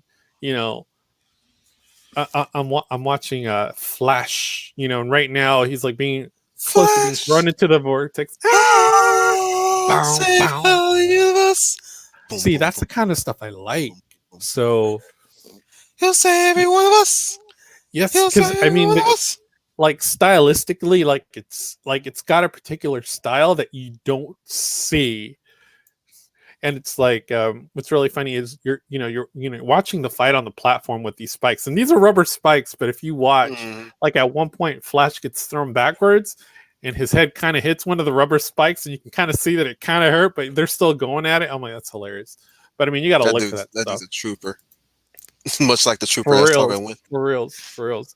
So yeah, so I mean, and other than that, like I did maybe a little bit of like pre-show prep for Mortal Kombat, but dude, as far as movie content goes, it's devoid of content. That's why this film is, it's not that it's disconcerting, it's the fact that given what I saw in the second film, I don't really think this film is going to change my mind that it's going to go It's not somewhere going to do different. anything better. I And they will cut say out at one Johnny point, Cage. It's like, yeah, I'm that's like, those were you, two of my concerns. you cut out Johnny Cage Superman, is absent. Yeah, right? basically you basically cut out Johnny Cage absent. You replace him with this nobody Cole Young, Probably and Robin. then I'm a little mixed on Sub-Zero and Scorpion's outfits. I think they should have removed the hoodies and Uh, some of the it goes, the draperies on their arms, their sleeves, yeah, remove the sleeves. Like, I think they should took that off. it goes from a shinobi ninja type motif to more of a samurai warrior. Yeah, it looks too much like that. And you know, for the Chinese box office, I don't know how that's going to play because you know Asian films have to be a certain way for them to do well. I mean, again, going back to Force Awakens, like again, I thought Finn was the dude, and then you know you look at the poster for the Asia market, and he's like nowhere on the poster. Oh wait, there he is. So it's like, so I'm wondering how this movie is going to play out because obviously it's not really made for American audiences. I mean, don't look to me. yeah, Doesn't like really look to me. all the actors that were pretty much chosen are very popular within the Asia market. We already know that. Hmm. All the other actors were, they're Australian actors because it was shot in Australia. So I mean, save yourself some money there. Um, that's exactly what happened. I mean, I did a little background work, for the World pre-show building wise. because I didn't want to be that dude who was like, Hmm. oh well, I kind of saw it, and what I saw was too gory. Like Nah, I always like to have a very colored opinion on a particular topic. Like I want to have some background and be able to have some reference so I can say, you know what, this is what I see that's wrong and what could probably repeat itself. I will say So this: it was nice to see Sub-Zero kick Scorpion's ass for a change. Excuse me, everyone. A little bit in exchange. Like it was nice to see that they were showing how capable he really is. Like unlike right. in most iterations, same thing with Nether Realms and stuff like that. They they really like to crap on Sub-Zero a lot. Hmm. Which so it was nice to see him actually like get some licks in with Scorpion. Well, And it was the Scorpion you needed, but you didn't know you wanted. then I will say this: I like how Goro looks in this one. It's a Oh nice yeah, look to Goro. in 2021, I would hope they would get that right. Yeah, he does. He actually looks like a Shotokan. Yeah, he He, does. he, He doesn't look like a animated prop like he did in these previous films. And you know what? Mortal Kombat, just the film itself, self-titled. I mean, it's a guilty pleasure because it's got a cult film aspect to it. So you right. can forgive a lot of the stuff that goes on in that film Props to because those who made him animatronic that time. yeah, But yeah, I mean that is something that they definitely could have just built on and just ran with. You know, if you were going to make, a kitschy martial arts film, stick to that. It worked for it. Obviously, it literally made millions, which, like I said, it still sits at the top 10 grossing films in the U.S. But they made their money and they're like, okay, well, we made our money, so let's try to give them the most generic version of what we can come up with, and it'll still sell because it's Mortal Kombat, which it so made less yeah. money, but it was also the reason why the third installment was never shot. And now they're kind of loosely trying to tie this film into that. Oh, well, it was a film that we were trying to make since blah, blah, blah, blah. I'm like, no, it's not. You just remade the whole thing. I mean, you made Melina lick blades in the commercial. I'm like, when has she licked blades in a commercial unless you were trying to over sexualize her? But a strong black there's gonna be a woman lot of does not do that. However, if she's emasculating a man and the man happens to be the camera shot, then I could see that. And that's how you can explain away the feminism. So yeah. Still not okay with that casting choice. I'm still never okay with that with those kind of casting choices. You could put me back into to the 90s and the early 2000s now, please, because For that's real, where I felt comfortable with the casting choices like that, like for the real. Kingpin and Daredevil 20. I'm sorry, not 20. 2004 through 2003, or was it The 2005? Affleck Daredevil. Yeah, Affleck Daredevil, like that. See, stuff like that. It's like it's still the Kingpin. It's Yeah. not Black Kingpin. It's still the Kingpin. It's still Wilson Mm, Fisk. yeah. Just like while we have the actual portrayal in the Netflix series, it's still Oh, that was Wilson Fisk. fantastic. I That was I have to fantastic. mention this in a tweet one time because there was a tweet that compared the two, and I said I like them both. I said this in the tweet. I like them both respectively. Duncan brought Duncan brought in the charm and the finesse to the role. D'Onofrio brought in the intimidation and the menace of the Kingpin. The only thing that the main thing that they shared in common, and excuse me for saying this, guys, Hmm. sounding great. You got to use a lot of Q-tips for this one. They share one thing in common: don't fuck with the Kingpin. That's okay. She teaches viola. She's heard the worst. I know. as I literally sit here with my cello in the background, sitting in its cello stand. So, Nice. but she knows I'm a rusty cellist, so I have nothing to talk about. So, But with that being said, I would like to thank Leia Plus Size for joining us earlier. Sadly, she was here only for a limited time. I'd like to thank my wingman right here, Trooper FN 2525, for joining me for the first time ever of his appearance in I know, right? this stream. So to quote what I said to you, to quote what I said to you in MeWe, you talk a lot of shit, but you I down. do. I do. I'm very chatty. I'm very chatty. Well, that's who I That's am, bro. It really you. is. I would love to screenshot our conversations, but that's privacy, and I like to respect the man's privacy there. But I'm sharing you.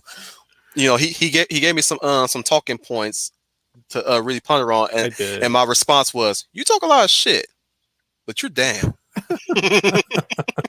I, I had to say Yeah. that because I know because coming from me, I'm like, yeah, this is the type of guy that SJWs would love to loathe to hate. Oh, they do. They do. And then behind closed doors, it's like, what's your name? I'm like, Yep. I thought you Why and you I like were on opposite this? sides, right? So, So yeah, this has been your Wolf Commander Wolf 10. I've been Werewolf. This has been Trooper FN. Sign us out, Trooper FN 2525. all right, guys, Oh wait, definitely sorry. share, Let me subscribe. go over. Sorry, Uh sorry. I'm sorry. I screwed up. It's all right. Cut, You can cut, edit it cut, out. cut. You can edit it out and post. Yep. But I was gonna go through tune into Professor Geek's stream tonight. He's gonna be doing the Kenobi book study, I believe, with Al Baca. Anyways, hello Al. By the way, that's for you, buddy. That is for you. Friday, I will be joining Green Lion Girl for a special occasion. We'll be watching the Batman Mystery of the Batwoman, which is the DCAU, not the CW. Trust me. You guys are safe on that front. We are not masochists on that day. Later on today, later on that day, I believe Troy has something special streamed for us, and I will be partaking in as well, along with him and along select others. I think it's fixing the no, I think it's the rewatch to Dracula Untold, I believe, and we're doing a rewrite on the side, right? I think that's what's happening tomorrow, maybe. Don't quote me on this, guys. Don't quote me on this, but hit that reminder button just to be sure that you won't be late. By the way, uh, Saturday I will be joining Big Al for the rewatch of Glory. I will be It'll be Films with Friends with special guest star Wolftan Media on that day. Sunday we will have Geeky Geezers with Age Boomer and Papa Chelly, and later on that night, me and Matchstick has now informed me of what we're doing on Sunday. We will be continuing the Space Marine game playthrough. So that'll be Warhammer related, of course, for those of you who are Warhammer fans. Lots of laughs there. Monday will be Monday Night Muse with Sound Engraver. Sound Engraver, definitely check out her stream on that day. Hopefully, we will not attract any more undesirables. Let's just say that, considering what happened on Monday. Check out that backwatch, by the way, if you can, Trooper, for context. For anybody who has context, check out that backwatch and look at the comments. It was wild. Let's just say that it was pretty wild. Tuesday, me, the Schooner of the Tuna, Schooner Tuna, and Lady of Valor will be continuing our X-Men movie reviews. We'll be talking about Days of Future Past and X-Men Apocalypse. So be sure to check out next Tuesday. Next Wednesday will be Green Lion Girl's stream yet again. I believe she'll continue her stream with Final Fantasy VII Remake. Not sure if she's going to flip gears on that date, but be looking for that as well. I think she's still continuing on with that.